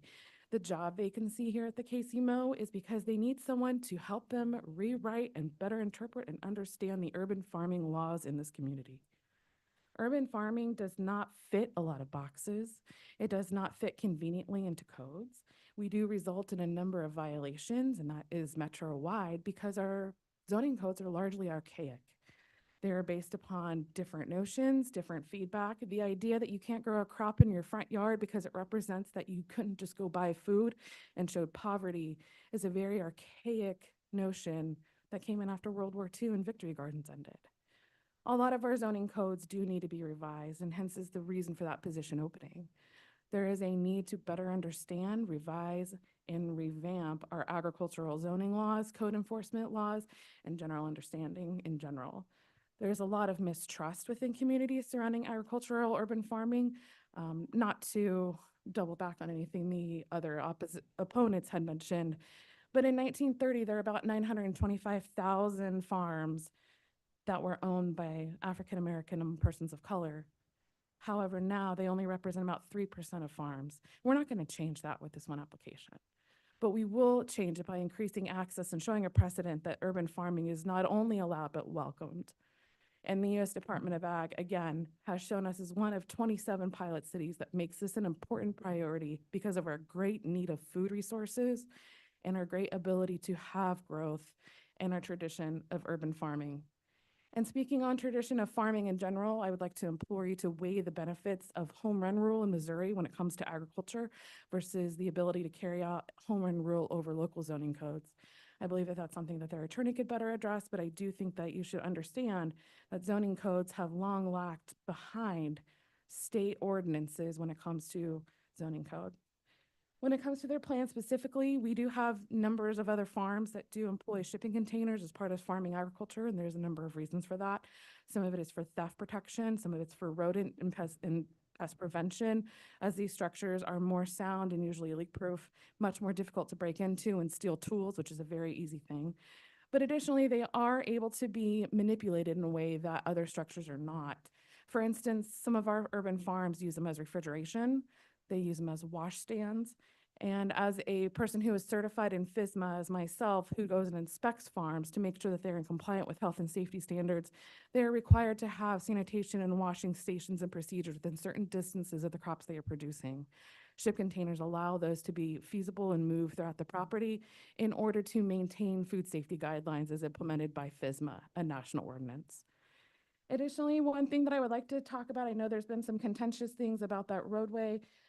Looking at the cost of that roadway itself, that amount of impervious surface and that stretch of asphalt is likely to be close to $100,000 in improvements. Now, currently, the way agricultural or farming subsidies are structured is that you're only able to get financing for farm improvement structures based upon what you have currently in equity. But it isn't going to be until September 25 where the rules modified to allow you to obtain farm loans to build equity.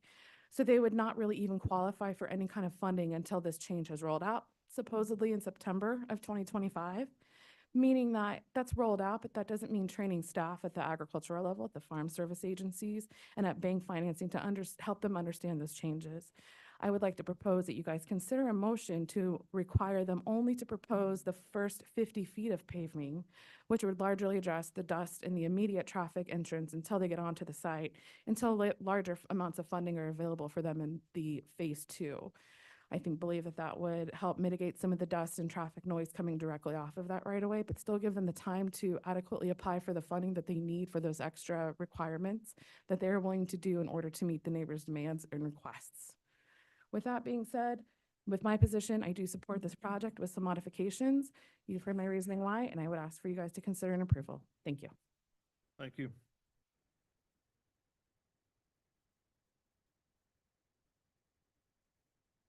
Hello, I'm Onita Templeton. I'm at 807 East 110th Place out on the south side of Kansas City. And I appreciate all that information that you just shared, and I have learned a whole lot in this process. My only connection here is that I am a customer of the composting program, and it's incredibly valuable to me and to my neighbors. And so I've been observing this process just over this long period of time to see kind of how things work. And the thing that I would say to you is that I believe that there are a number of neighbors who don't like that they live in a neighborhood that has an agricultural zoning, but it does. It has an agricultural zoning, and this business has been built on that zoning, and it needs to be respected in that regard. And all the contributions that they have made both to the community and to the property need to be regarded. So do the neighbors' concerns. And so it appears to me that this plan addresses those concerns to the extent that is possible and feasible, and yet allows this entrepreneurial effort to continue to provide the immense services that it provides to the community. So I would ask you to approve this plan, to recognize that, as our previous speaker said, nothing is going to be perfect and no one is ever going to be happy with all that happens, but that this appears to me to be a good compromise. And as a citizen of Kansas City, I would like you all to be part of the solution. And I think that approving this plan would be that. Thank you. Thank you. I have a quick request before I start. Can we put Cultivate KC's website on this at all? Who has control of this? Am I able to? Yeah. Okay, well, I would encourage you guys to, my name's Elizabeth Reynolds. I live over at 1808 South Home, that's in Independence. I am looking to buy a farm or buy a land to turn into an urban farm because if you look at Cultivate KC's website and you look at local foods, you'll see that KC is actually a lot of people call it a food desert. It's a food apartheid, and that is when local food, fresh food isn't available, but there are plenty of fast food locations. And this generally happens in areas of lower income. The way I'm related to this farm is they are teaching me how to farm. I want to farm because I can't get my culture's food here. Commercial farming has reduced the biodiversity of our food to the point where the pepper that is used in the majority of my Peruvian dishes is not sold in this area. If I want access to it, I have to grow it myself. I don't know how to grow because I was told to go to college and get a corporate job. And unfortunately, the people that do know how to grow was my grandpa. He was a farmer in Hannibal, Missouri, and is no longer with me. My other grandpa was also in Peru. He's also no longer with me. So there's no place for me to get this education. And the reason why I would like for us to look at that website, if that was possible, is to see where this education can be obtained, that people aren't paying for it, because that is the stop point for us to like expand our knowledge on this. Is it's so hard to gain more information on it. So I'd implore you to look at that, but I'd also want us to look at other areas where problems have arisen because they haven't addressed this. So if you look at feedfirstiowa.org, you'll see that 90% of Iowa's food is shipped to them. So if I wanted fresh salad, that's being shipped from 15,000 miles away sometimes. And then the other thing that I think you should probably Google is the prison labor that's assisting our commercial farms. We need to address our usage of commercial farms and our reliance of it. Thank you. Thank you. Anybody else here? Okay. So now we're going to start with those that are joining us online. Yes, and I would remind our online testimony, you have to accept the promotion to a panelist in order to speak. I'm going to take people in the order that they raise their hand, and first is Deborah Neighbors. Okay. Deborah, you can unmute to speak on this case. Hello, can you hear me? Yes. Yes. Good afternoon, city staff and respected City Planning Council members. I thank you so much for taking time to hear our very serious concern. Now, I would like to ask, I am a neighbor that boundaries the farm's property line, and I'm not sure who the other individuals were that took 5 minutes. I know they're not there in an official capacity of any organization. And so that I ask that you would just give me a couple of extra minutes as I am a neighbor who is severely affected by all of this. And if I don't have your permission, I will try to stay within 2 minutes. So can you tell me, Chairman, if I have that leeway? Yeah, I'd like you to say it as quick as you can in the 2 minutes. Yes, sir. And if you go over a little bit, that's fine. Thank you so Give us your much. address for the record too? Yes, 6420 East 55th Terrace. Okay, thank you. My property backs right up to the farm. So the main points that I want to cover today is one, the BZA failed to act on the 4 violations, which the main 2 that concerned me were the illegal composting. That size, that scale of composting is first allowed by a special use permit. If you all check the records on the violations, that's that BZA K0049, you will see that there has never been a special use permit given or requested by the farm for that type of operations. What Jared Clements approved was the dumpster that has always been at the front of the farm. He knew nothing about a 9-bay site that they had constructed. So the BZA would not rule on that. And somehow we've skipped over their ruling into allowing the farm's illegal operation to continue and everything behind us expand through an MPD. Our due process for the original complaints, our hands have been tied, and it is unfortunate and unfair that we would not be able to have the right to further our legal options because the BZA did not act. So let's talk about the money, because I hear everybody saying, oh, we got to wait a year on this or a year on that. Their expansion of their business without the proper infrastructure should not be the burden of the surrounding neighbors. They have a subscription service of 3,000 residential, and I'm only talking residential right now. They have $20 and $30 subscriptions. So at minimum, there is a $60,000 to $90,000 per month income that they have, and that is just on residential. They paid off a $500,000 loan in 3 years without any bank assistance. So they do have financial capabilities. I would ask that you all pay close attention to everything they're trying to do back there. They are not good stewards over what they have already. And if you guys give them just free reign and rule with their pie in the sky plan that they aren't even sure how they're going to do it, they're just saying, we want to do it, let us do it, and we don't know how to do it, but just give us permission so when we get ready, we can. That leads to a future of uncertainty for us. And my last point that I would like to make, there is no way possible for them to run the road that is required from Bennington right up behind our property line. The boundaries are not there for any of the operations that they are trying to install, which is why there are so many deviations in the MPD.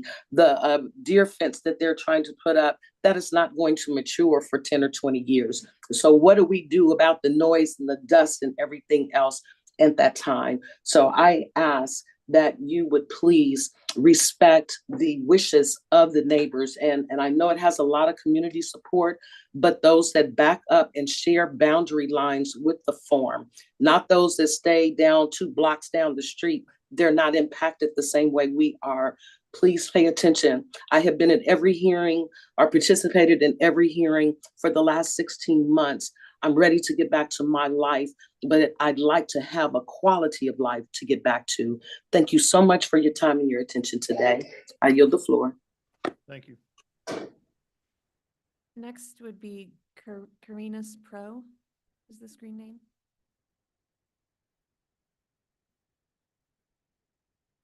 Okay. Hello. Hello.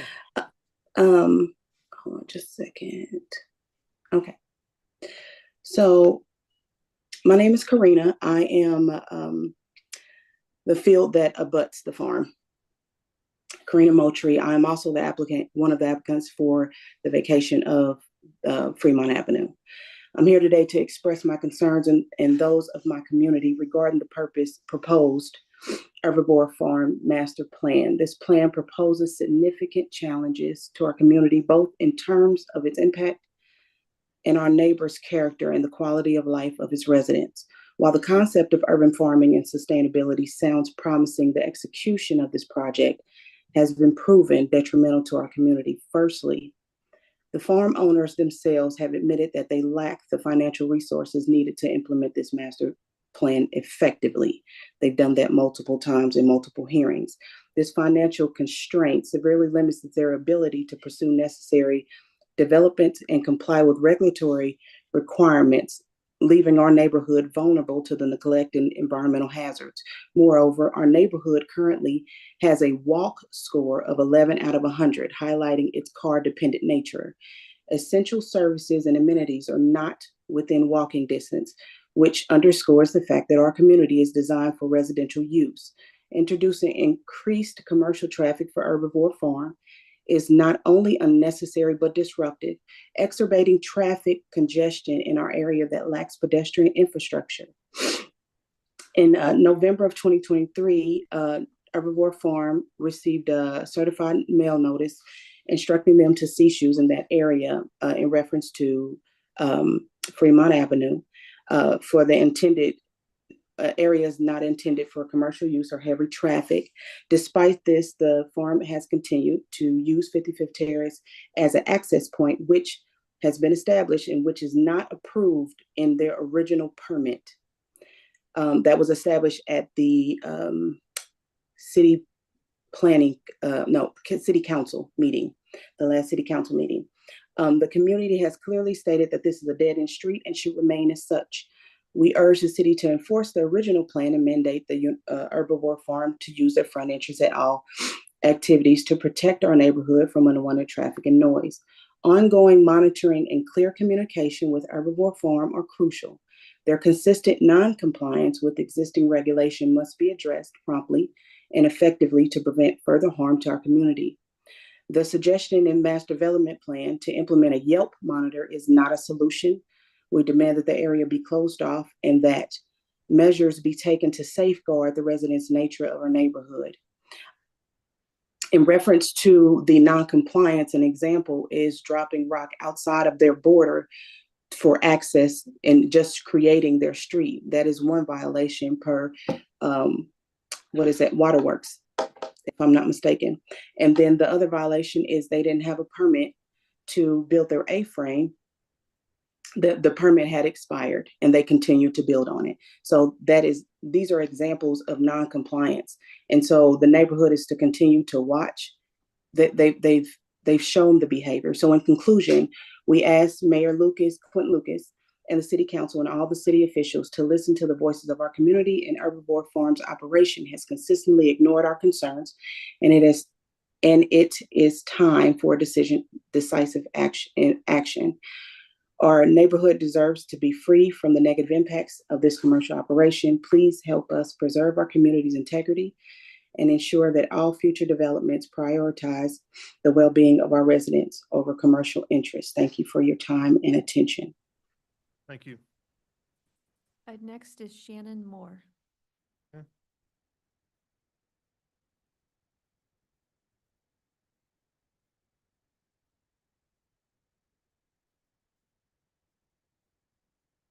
Hi, Shannon. Can you state your name and address for the record, please?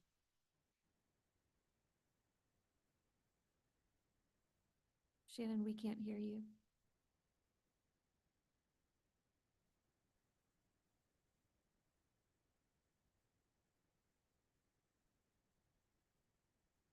We come back to her after, Sure. hopefully she can work on her audio and then. Yeah, Shannon, we'll come back to you and we'll go now to Dan Morales. Good morning. Good morning. Afternoon. Afternoon, I'm sorry. The only position I would like to take is those that have spoken as representing our community do not represent me. I fully support the farm. We lived here for 48 years this month and lived directly across the street at 5415 Bennington. So that's all I've got to say. Okay, thank you. We'll go back to Shannon if your audio is working.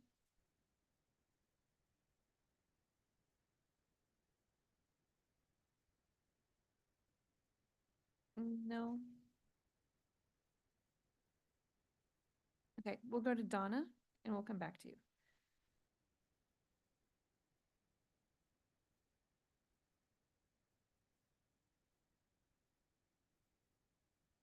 Donna, you can unmute and speak on this case.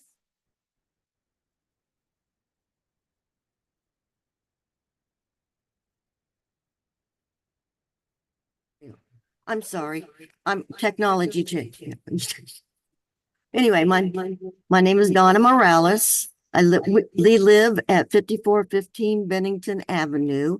Again, we have lived here for 48 years, and we are in full support of Herbivore Farms and the efforts that Brooke and Dan are doing. When we moved here in 1976, that land was going to be part of a college, junior college, and then later was bought by the Raytown School District. And then before Brooke and Dan bought it, it was going to be low income housing. So as far as we're concerned, what they're doing is far better than any of the other possibilities and options that were slated to be there. But anyway, I'm asking you to support their efforts, and don't, let them continue protect their home and continue their business.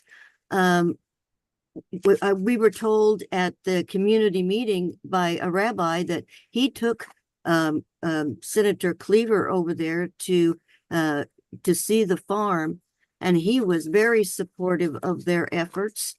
And again, we are too, and would like to see that you all, make a good decision and save their family and their business and the efforts they have.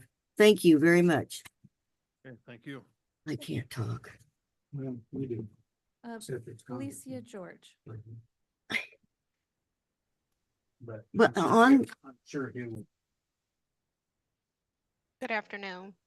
My name is Felicia George. I am a resident on 55th Terrace, 6426.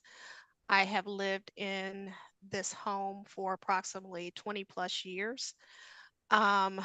My biggest concern is that the farm has this support, overwhelming support of what they are doing. But I'm asking you guys to look at what is directly impacting our neighborhood. You can say that you buy the produce, you're supportive of it, but you don't live over here. You don't have the flux of traffic that is coming through in and out each day on a dead end street. We do not want this here. We did not buy property over here to have the flux of traffic, all the inconsistencies of what they say they're going to do versus what they are doing. I ask you guys, take a minute of your time and you come over and look at what we have to look at in our backyards versus what they are portraying online. They want this magnificent plan, but in the meantime, this plan that they're supposedly have created, we have to endure for 20, 30 years before they can get financing for it. It's not fair to us. That's not fair to those that have worked hard to buy homes, to keep their property up, to have a respectful neighborhood. Dan and Brooke moved over here. They went around the neighborhood when they wanted to buy the farm or the land. After they got this land, they stopped considering the neighbors. When they wanted to do something, they just started doing it. Instead of asking what we thought, it was about them. And that's not fair to us. This road that they're asking for, I'm asking for it not to be in fruition. Thank you. Thank you. And Shannon Moore.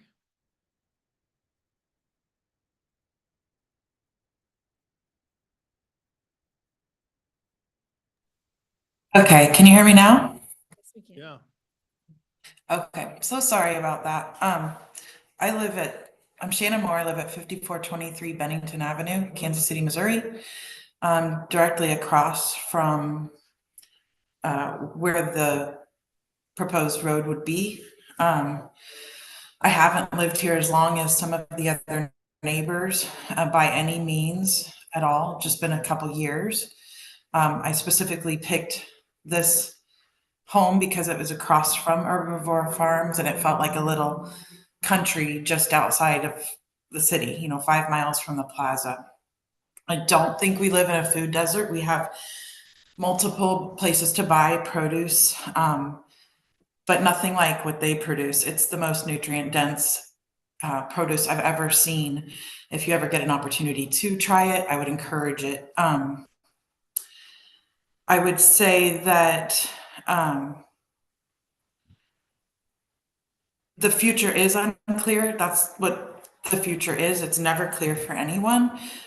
But if you're going to live somewhere for 40 years, you will absolutely see change, and it's inevitable. I lived in Belton 40 years ago. If I go there now, it's nothing like it was when I lived there.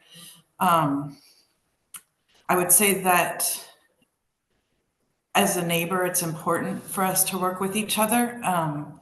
I've never had any problems with the compost. I can walk right across the street and put compost in the trailer. I love that they rotate the chickens around, and occasionally I get to see and hear them right near my home. I absolutely love that, and I appreciate that I've never had a bad smell, even in 100 degrees of summer. It does appear that they empty it regularly. I think that they've done a wonderful job of utilizing the land in a green effort and producing this nutrient-dense produce with the waste of our scraps. And I'm trying to make sure I cover everything here. One day a week, there is traffic that comes through on Thursdays. It's usually in the afternoon, and there are more cars. I've never had a problem with the traffic. It's usually electric cars, Priuses, things of that nature. They're not loud. It's not dangerous at all. They're respectful, and I don't see that they're causing any safety issues. It's a major difference in comparison to every Sunday night. We have this thing called sideshow cars that spin around with their tires, and it's on the corner of well, those cars come down Bennington, about 50 cars at a time, just to get away from the cops, and nobody's doing anything about that. Anyway, I do think they're a great neighbor. They've helped me out with produce. I've helped them out with things, and it's a good effort. So I don't have any complaints about what they're doing. I think they're a great neighbor, and I'm in full support of what they want to do. Okay. And in retrospect, when the lady explained what it could be, 50 homes or more, I thought that was really helpful to think about it in perspective. Good. Thank you. Thank you. Okay, anybody else? That's everyone who's raised their hand. Great. All right, so with that, we're going to close public testimony then. There's a lot there. A lot of items that were brought up during the testimony. This is obviously an opportunity for the applicant then to address some of those issues. I think some have been addressed obviously through the presentation and the original discussion. So I'll let you take it from here with your response. Yeah, I mean, again, we view this as a solution where the neighbors' concerns are addressed. We view it as a win for everyone. The existing uses of the property are allowed under the R80 zoning, and if this did fail, we would go through the BZA process and bring it to finality.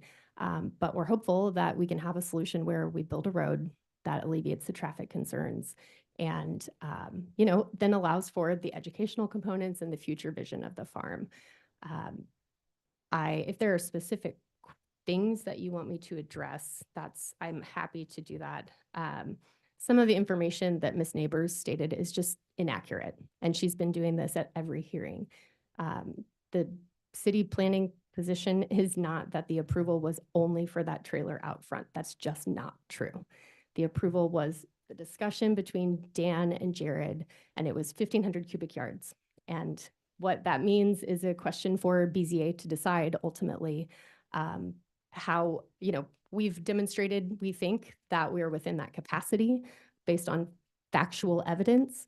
And that is still an open question for them to consider if this doesn't, go through as we hope and as the city planning department has recommended.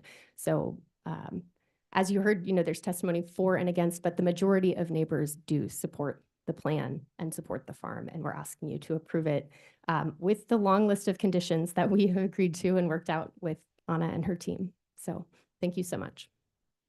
Could I just please add that, we do have 70 letters of support from our neighbors in that immediate neighborhood, both on 55th Terrace and the larger neighborhood. These are people of, diverse backgrounds,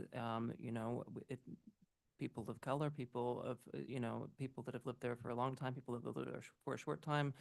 It's a diverse crowd of supporters. So the narratives that you heard aren't necessarily true. And I appreciate you considering that. Okay, thank you. Also ask that you maintain it. Yeah, ma'am, please. Okay. Okay, thank you. And I'd just like to add that the right-of-way, Fremont Avenue, there's some confusion from our neighbors about whether that's a legal access point. It's a paper street, as you guys know. I just wanted to clarify that. Yes, and we've been using, we received 2 building permits based on that right-of-way as our access. So the city was well aware that we were using it. We weren't doing anything illegal then. We're not doing anything illegal now. And I don't know why that confusion remains amongst a small group of neighbors. So at this time, we're going to close testimony, speak amongst the commission. I have a few questions that I was hoping I could get clarified. Is that okay? That's fine. Chairman, Yes. we did have, had you already closed testimony? We did have 2 more people raise their hands. I thought we did. Okay.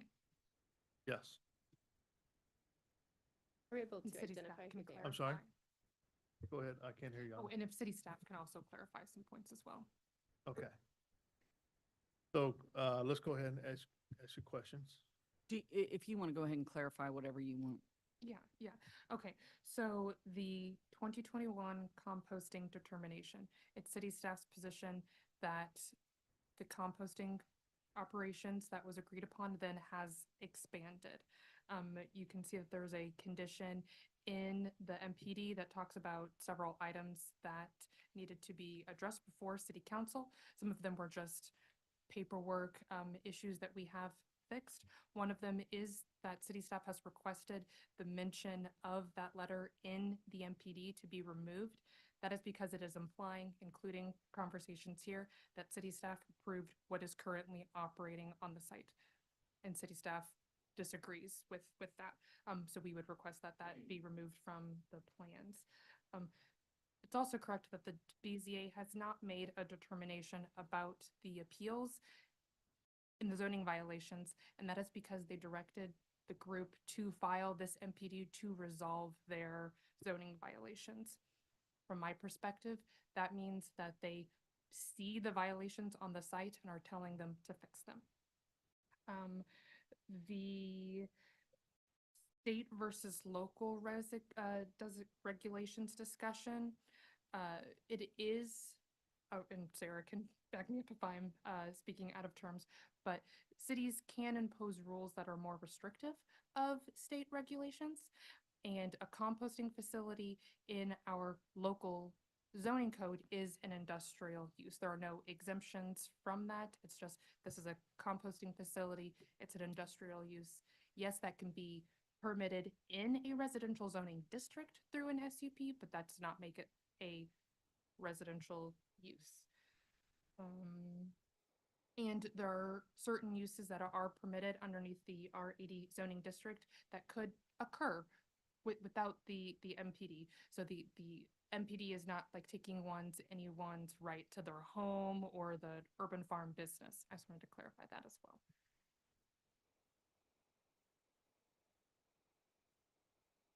Okay. I just have 3 things that I kind of need some clarification on. You know, if we, and this may be a question for staff. So if we were to deny the MPD and the compost is in violation of the code, then do they have to remove it?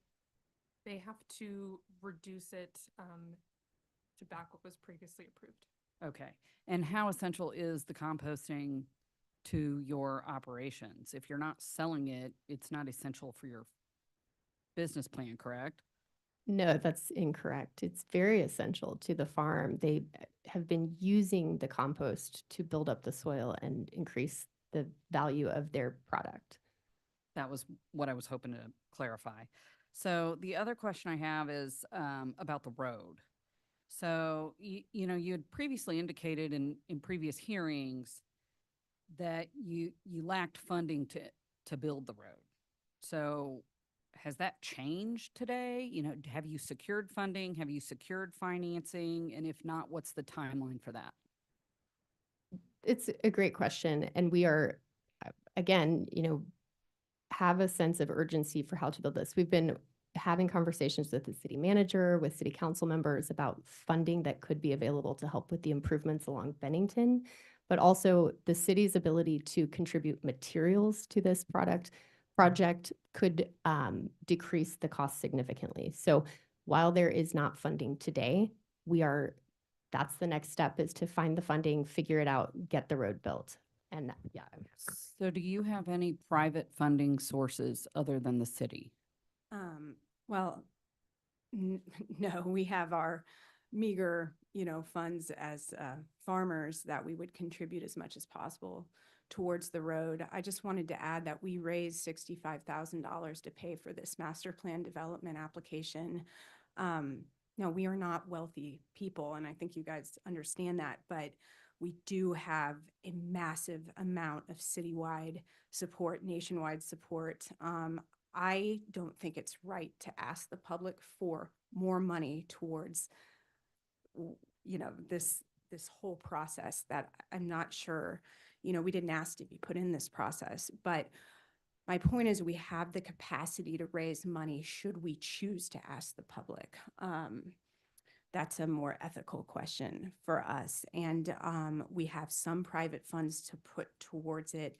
This is a $250,000 project, the road with the buffer fence. And as Kristen said, we have been talking with the city since February about working with them to acquire funds. So I think there's a lot of partnerships, you know, that are possible.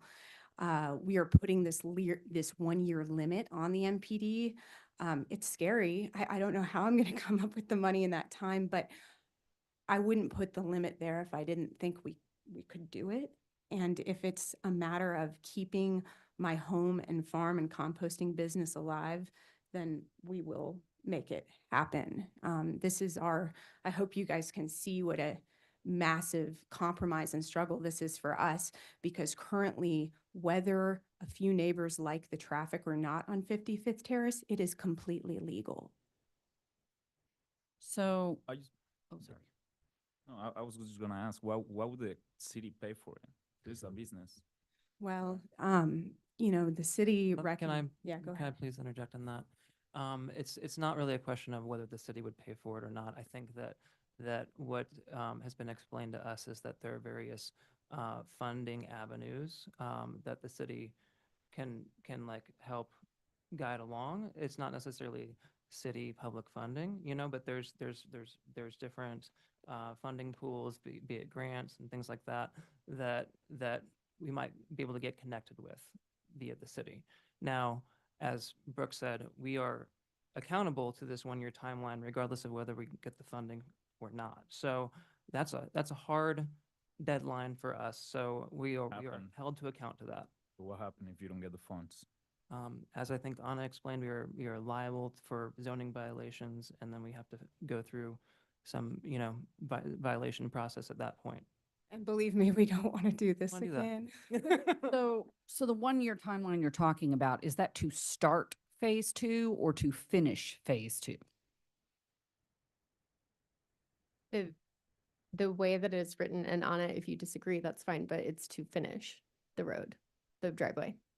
I would agree, it would be to finish the road. Okay, so To finish. phase 2 will be completed upon 1 year. 1 year from what approval. date? From approval of the The city MPD council. by council? Yeah. Okay. And my final question is, you know, someone who made a public comment, I think it was the first lady who got up here, made a really good point. What is the rationale for putting the road on the south side of the facility rather than the north? So on the north end of the property, it's forested. There's trees all along that area. As you know, we have to also consider, are we taking down trees? Are we adding trees as part of the process? But it's just not physically feasible to build a road there. There's also an existing access point to that parking lot there. It's a little tiny 3 or 4 car parking lot. So it would be building on that existing, it is across from 55th Street. Is that correct? So it's like I said, the architects in this process considered all potential locations, and this was the one that was identified as feasible. I think the issue noted to me by someone who works in the office more familiarly with this type of road construction is that with the topography on site, if it rains or a mid-grade raining event, the driveway would wipe out and then be unusable. If it was on the north side, so keeping it where it is keeps it in a more secure and fastened location. And do you have a report on this, or like from the That would firm? be something that would have to be worked through with the civil partner. Right now, we're only architecture and design, so that would be then pursued. So it was more based on Previous experience and learnings from that type of site arrangement. And I would just like to add, I mean, as a farmer who's developed this land for 14 years, the topography of the land, especially on that eastern slope, it is very uneven and sloping. And on the north side specifically, we have a pond and a pond dam. So we would have to remove the pond entirely. And then we would be going through very rough topography for the road, removing massive trees. I mean, cottonwoods that are, so big around. We would also be taking out orchards, crop fields. We were just talking about, if I'm a farmer, but it would be like demolishing buildings. My crop fields are how I produce food and income. So, and they've been built up over, the last 14 years. So it's just not feasible in many, many ways. And we did walk the property extensively with BNIM and, talk about different options, and we just couldn't find another feasible solution. And I don't want to belabor this, but to your question, we did have a engineer. He didn't issue a report. He just came out to look at the site. We were trying to minimize costs, so we didn't ask for a formal report. But he looked at the site and felt like the south side of the land was the most feasible option. Apart from that, there were traffic concerns about creating a new curb cut mid-street instead of continuing the 55th Avenue, 55th Street in Bennington Corner there. And then in addition to that, I would go back to neighbor concerns and comments. The neighbors who have been concerned with this issue, when we've heard their concerns, spoken with them, we said, they said that they wanted the traffic removed and put off of 55th Terrace. And we said, we will have to build a driveway right up against the property line on the south side. Do you want to remove the traffic from 55th Terrace and put it onto the property line on the south side? They said yes. And they also had told us that removing traffic from 55th Terrace would address the majority of their concerns. They continue to oppose this plan for reasons that aren't clear to me. So I'm going to start my comments by noting that it's a nuanced project, and I don't think that things have to be all one thing or all something else. So it doesn't have to be all bad, all good. As I stated previously, I really admire what you all do, the work that you do. I think it's incredibly important. If we don't approve this MPD, it does not mean that we are against the work that you're doing or the farm. This is an MPD, as expressed earlier, to correct for violations and to prepare for future growth. There are ways to grow without this MPD. There are ways to address those 4 violations without this MPD. So I don't believe that the MPD is necessary in that sense, and that not approving the MPD is trying to prohibit the work that you're doing or prohibit future growth, depending upon what that growth might be. What I would have liked to see would have been a very narrow, focused plan to address the issues that I understand. And to me, that narrow, focused plan would have been a road that is not in the location where it's proposed. It would have been 25 feet of paved surface, followed by something that's, quote, feasible. Respectfully, we see hundreds of roads in our time here that are created in very difficult situations. And so feasibility has different terms and constraints for everyone.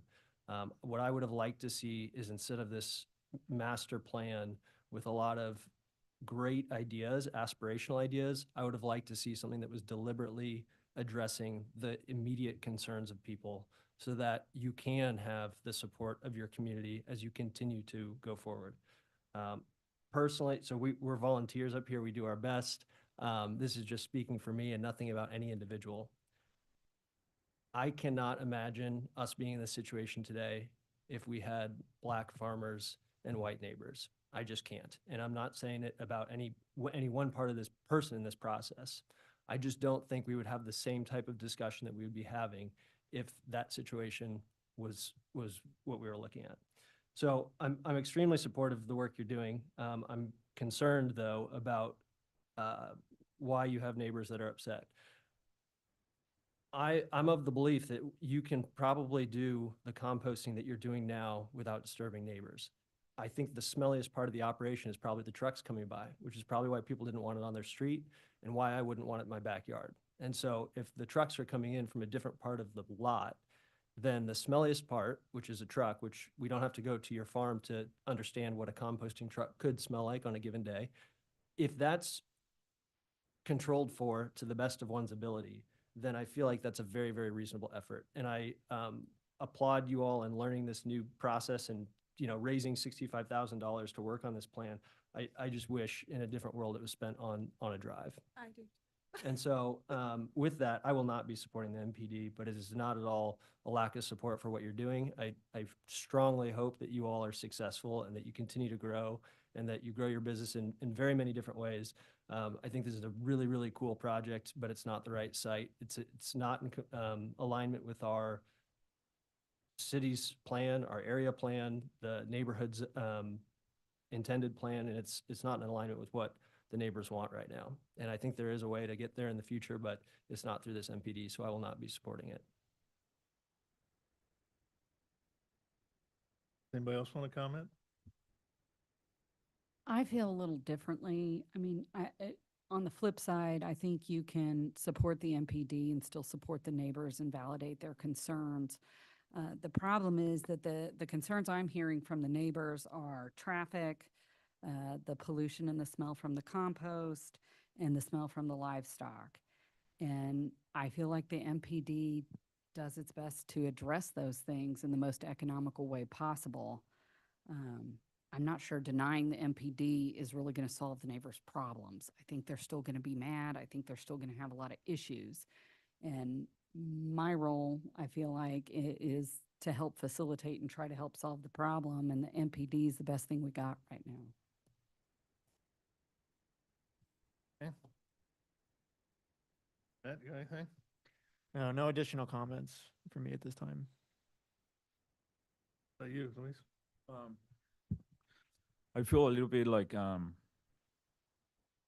I feel like the MPD is the plan is no there's a lot of things and information that is no we don't have.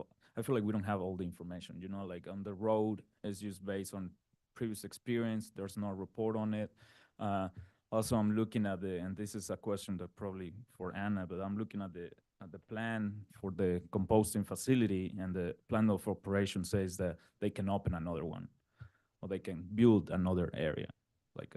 So if we go with this plan, can they do that? So right now, as described on the plan, there's the 2 bays that I'm calling for the composting facility. it'd be limited to that area, that portion. The original plan had two, but they reduced it to one.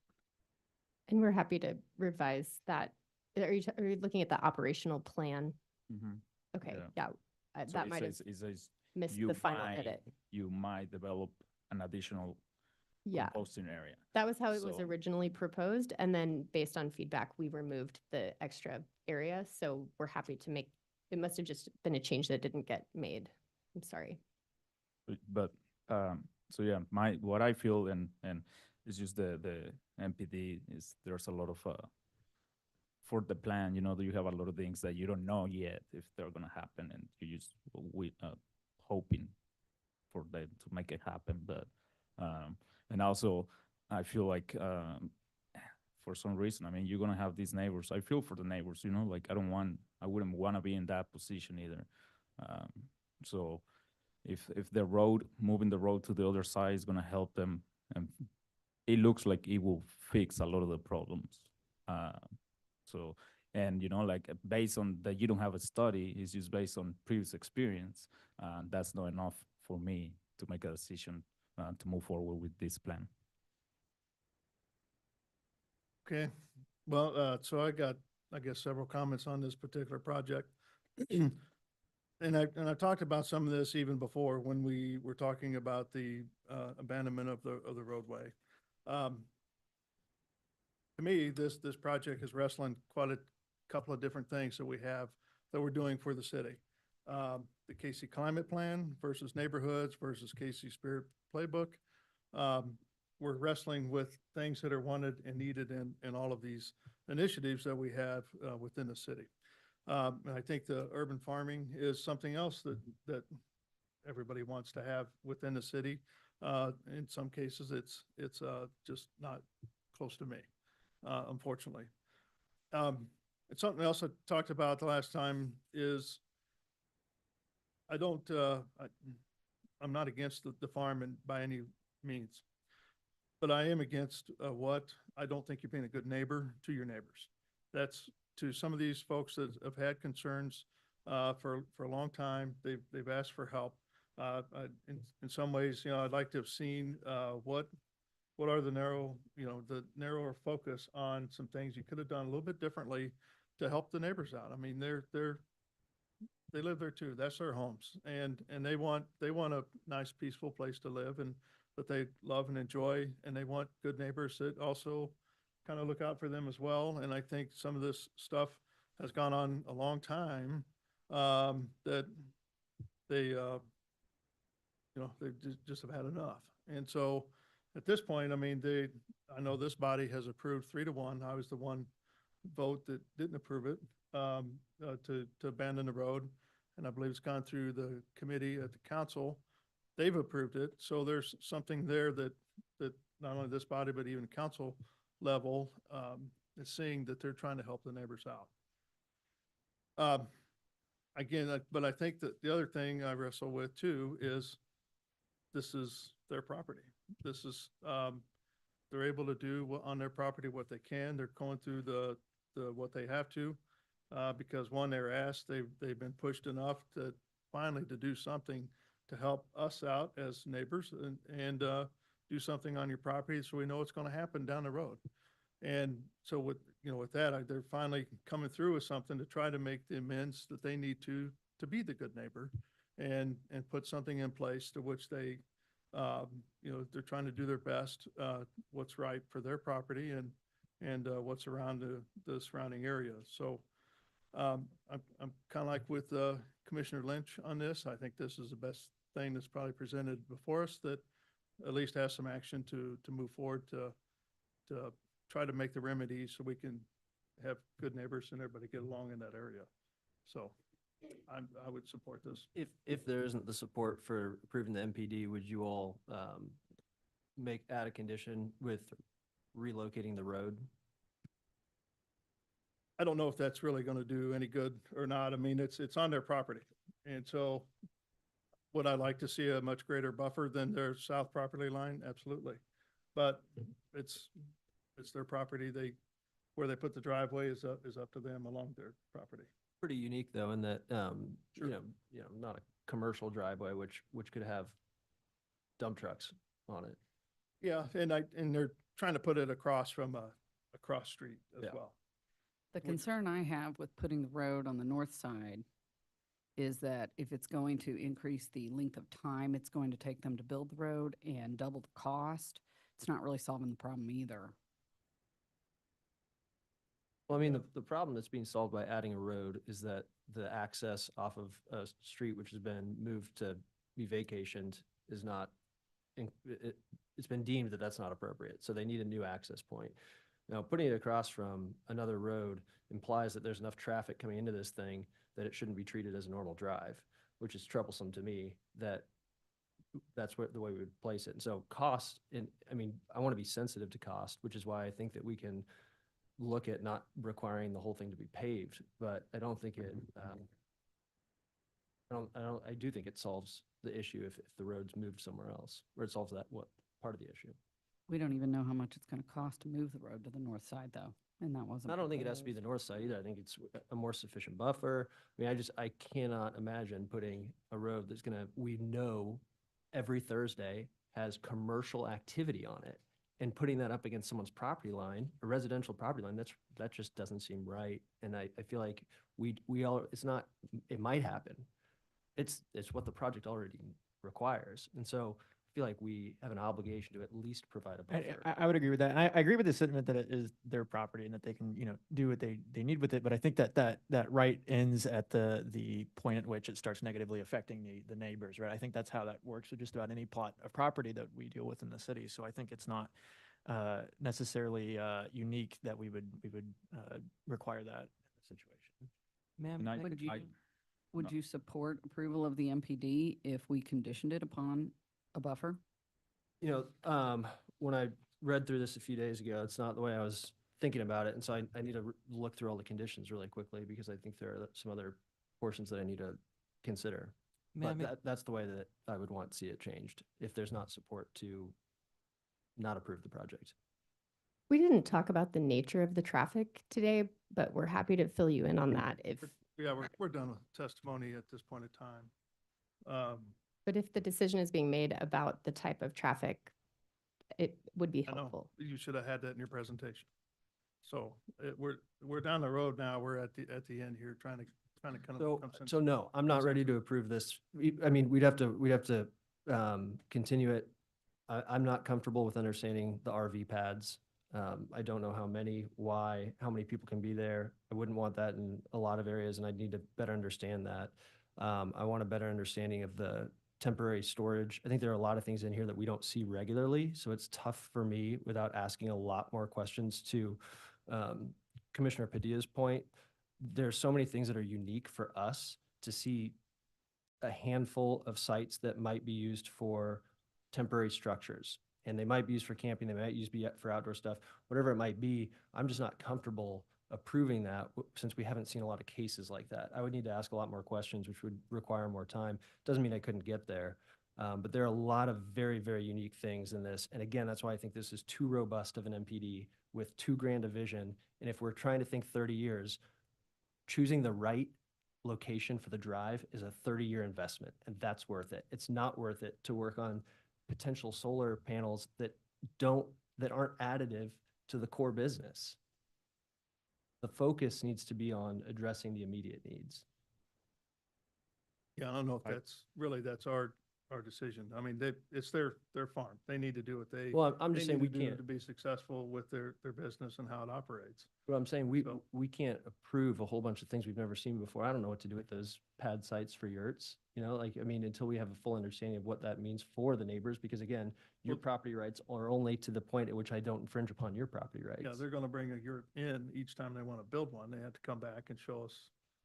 I don't know if that's the case. I mean, if I'm going to pop up a tent somewhere, do I have to come to the city? I don't think I do. No, not a tent. No. That's what a yurt is. Is it? I don't think they fully define A yurt it is, in this- yeah, in this a deal. yurt is a tent. Yeah. It's a very gray area item that we just don't know enough about. So I feel the same. I feel like I'm pro small businesses, and I admire what you do in the farming, and I get it's their property and they have to do what's they can do what's best.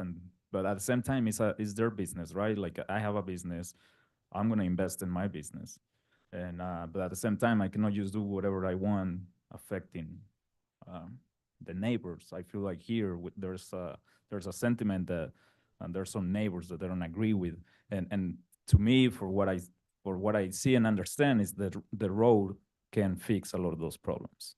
Uh, and back to the plan, I see that to me, that what I feel is there's a lot of maybes.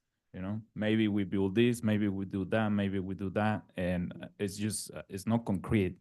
Commissioner Lynch, you talked about, solving the issue or solving the problem. I think what we all are collectively trying to do is allow them to continue to operate in a reasonable, sensitive way.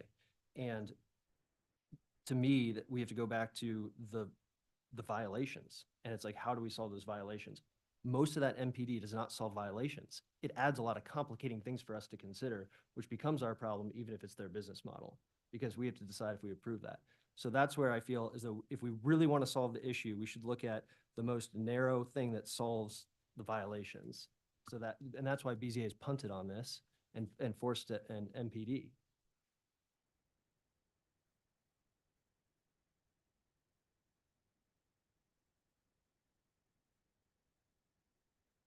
I mean, so I'll go ahead and make a motion so we can move on this. And then I think that there are two ways to go. One, we can try to continue the case and we can really narrow this down. That would be, I would lean on the applicant to determine if that's what you would all want, because it's in the process. Staff would have to determine if that's reasonable to really strip down an existing plan, but keep it as MPD, keep your spot in line and really lean it up. Or what I would, expect, want, tell my friend, if this was my friend's project, would be, again, come back with it completely stripped down to as narrowly as possible, addressing the issues that the BZA has put in front of us. Yeah, it's been helpful to hear your perspectives on what you like, what you don't like about the plan, and this is our first opportunity for that. So I believe that, I haven't really conferred with my client, but we were actually going to ask for a continuance today because we were still in the process of working out some of the details with city planning. However, as you know, there are two parallel tracks. One is the right-of-way issue and one is the MPD, right? City Council has decided to hold until the MPD makes it through the process. I understand from the mayor and the city manager and other council members that I've spoken with that they are comfortable with this process taking as long as it needs to take. But the city planning staff has encouraged us to stay on track to be here today. And so we did that. And it's not perfect. And if there are parts that need to come out, we can talk about that. So we have a lot of feedback, and unless you object, I would be open to a continuance to come back in 2 weeks with, a slightly different plan that addresses some of these concerns we've heard. It would be helpful to me to have more of here's our 1-year plan, here's our 2-year plan, and why don't we deal with the 10-year plan later on? Because I don't think your 10-year plan is speaking to the immediate concerns of your neighbors, but perhaps your 1-year plan does. I totally understand the feedback that you're giving, and I think it's fair. I guess from our perspective, this is the MPD process is established to be a 20 to 30-year visioning process. We put what we put in the MPD because that's the 20 to 30-year vision, right? So just addressing the violations and spending $65,000, $70,000 to get to that point, to just address the violations, doesn't feel fair to me as a business owner. As a business owner, it feels fair that if we're going to consider the 20 to 30-year vision, that's what we should be talking about, right?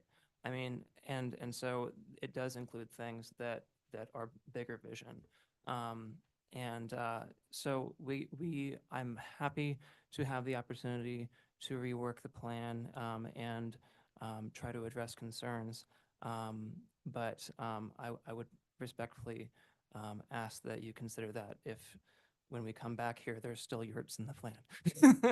The thing about it too, is that the plan, the MPD process is written in phases such that we would have to come back for approval for each of those and for building permits. And so we tried to give you both and, right? And I understand if you want it to be narrow in focus, that's phase 1 and phase 2. Phase 3 is the longer term. I think this project is such that it requires a high degree of specificity because my former neighbor who, did a weekly CSA and tons of people came and picked up stuff, that was probably fine to 90% of neighbors. And there's at some extent where the traffic gets such that it's not fine and it's literally the same use. It's just about quantity of people. And so I think that's a lot of what we're discussing here. And so for me, it's tough, I think there's some really cool applications of shipping containers. The pictures I saw weren't those cool applications where I thought they were like neat and orderly or painted nicely and like I would want to see out my backyard or something. I think you could get there, but that's why I don't like the idea of signing on to something that says, yeah, 10 shipping containers, some yurts. I would want it to be more specific. Because I think that what we've run into here is where we're getting in trouble is the nuance. And so I think we have to be more dialed in on the nuance. I would just ask, I agree with everything you guys are saying, everything everyone has said up here. But I want to say that, first, I want to remind you that in this plan, in tandem with the road, is a 10-foot buffer fence. It's meant to be a privacy fence. And there are plenty of neighbors on 55th Terrace that are sad that they will no longer see the farm, okay? But there are a couple who do not want to see the farm. So whether you like a shipping container that is painted or not, you're not going to see it. Remember how large this property is. My neighbors currently can't see the composting site. Okay, so the buffer fence in and of itself is blocking the road. The road is paved, so there's no gravel dust. The buffer fence is absorbing noise and sound.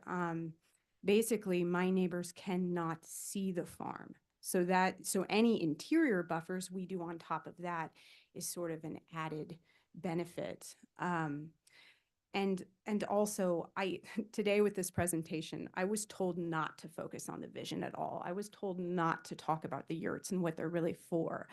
Anna's doing her best, but they were mischaracterized. I would love to give you guys plenty of more details on all of these aspects that have been thought out. But I was told that this is very technical. Nobody wants your, pretty pictures and your in-depth description of how each of these things are used in tandem with a living ecological system. So I can come back and bring all of that to you and bring more clarity to them. Also, again, this is in phases. So anything we do, whether it's the mixed use building or the yurts, is going to come through another process. It's going to have to get building permits. It's not just like, oh, you approved it, so tomorrow I'm throwing up this yurt. It was meant to sort of be in the plan as a part of the vision, and BNIM kind of did the bare minimum architectural things they needed to do to make it meet the requirement for this MPD application. So I hope you know that the focus for us is to fix the violations, get the road built, build the buffer fence, address all neighbor concerns, and then because we're spending $65K on a plan, have those vision pieces in place so that they can get, properly evolved over time through the appropriate processes.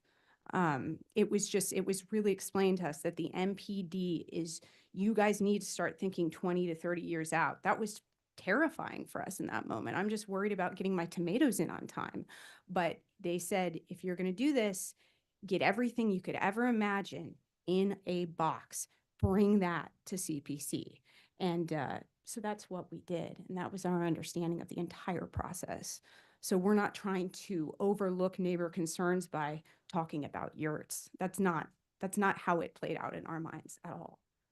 And I do want to be clear that an MPD that purely is used to rectify zoning violations, that's not a correct use of the MPD, and city staff would not be in support of that.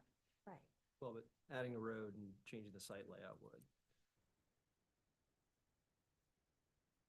I just go back to, I don't see a better resolution for the neighbors who are not happy right now than the plan that was presented. And I'm gonna go ahead and move to, deny then, because I think the road needs to move somewhere else. So I'm gonna go ahead and make that motion unless someone else wants to make a different motion. You only want to consider the continuance? Are you, I'm just I would asking. approve the plan. So you don't think that moving the road will be more beneficial? I think it's going to take longer.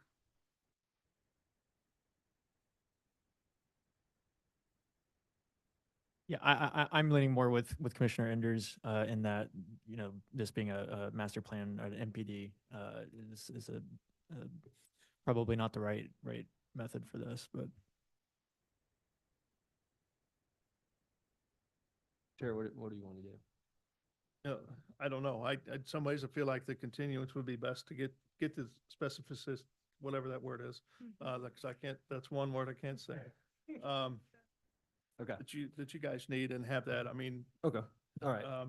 Chair Carl, I move to continue docket item number 11 with the, Keep going. with the hope and expectation that the plan comes back with a new access point to the site, and I'll leave it there.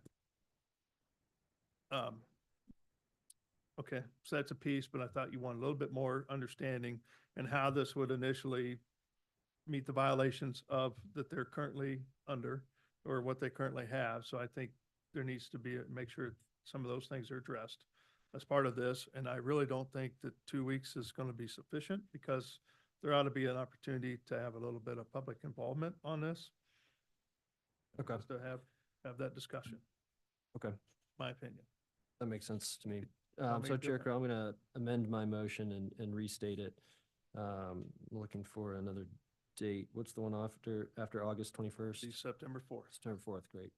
All right, I move to continue docket item number 11 to September 4th without fee, with the primary goal of seeing an MPD with a new access off of Bennington and a plan that is geared towards addressing existing violations. Yeah, as well as the long-term to meet the MPD requirements. Yeah, and that's not at the, it doesn't mean that other elements can't be added to the plan, but with the primary focus on addressing existing violations. Are you going to ask for a little time with the neighbors as well?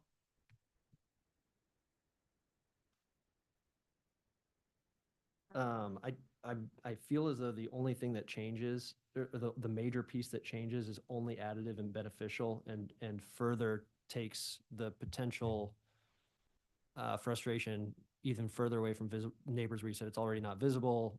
If there's sound, smell, you're moving everything further, whether that's a 20-foot buffer, whether that's moving it directly in the center. I feel like it's only an improvement. So I don't want to add the requirement of another meeting.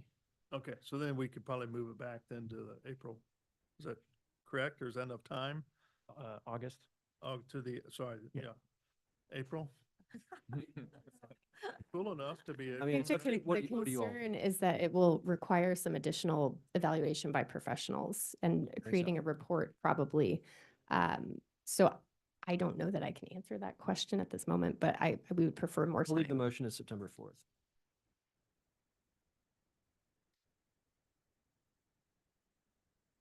Does that conclude your motion? It does. Okay, nice second. So I've got a motion and a second for continuance of the docket item 11 to September 4 to allow a little bit more time for review of the MPD plan, taking a look at the current violations that are before them, moving the access road, and looking at the long term. You mind taking roll call on that motion, please? Crawl, Yes. Enders, Aye. Kasich, Aye. Lynch, Aye. Pavia. All right. Okay, it looks like that motion passes 5-0 for continuance to September 4th. Thank you. Thank you. Thank you, everybody that was in attendance and your discussion and on this project?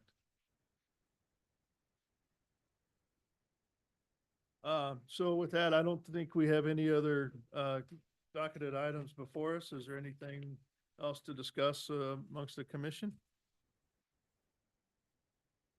Okay, motion to adjourn. So moved. All right, thank you.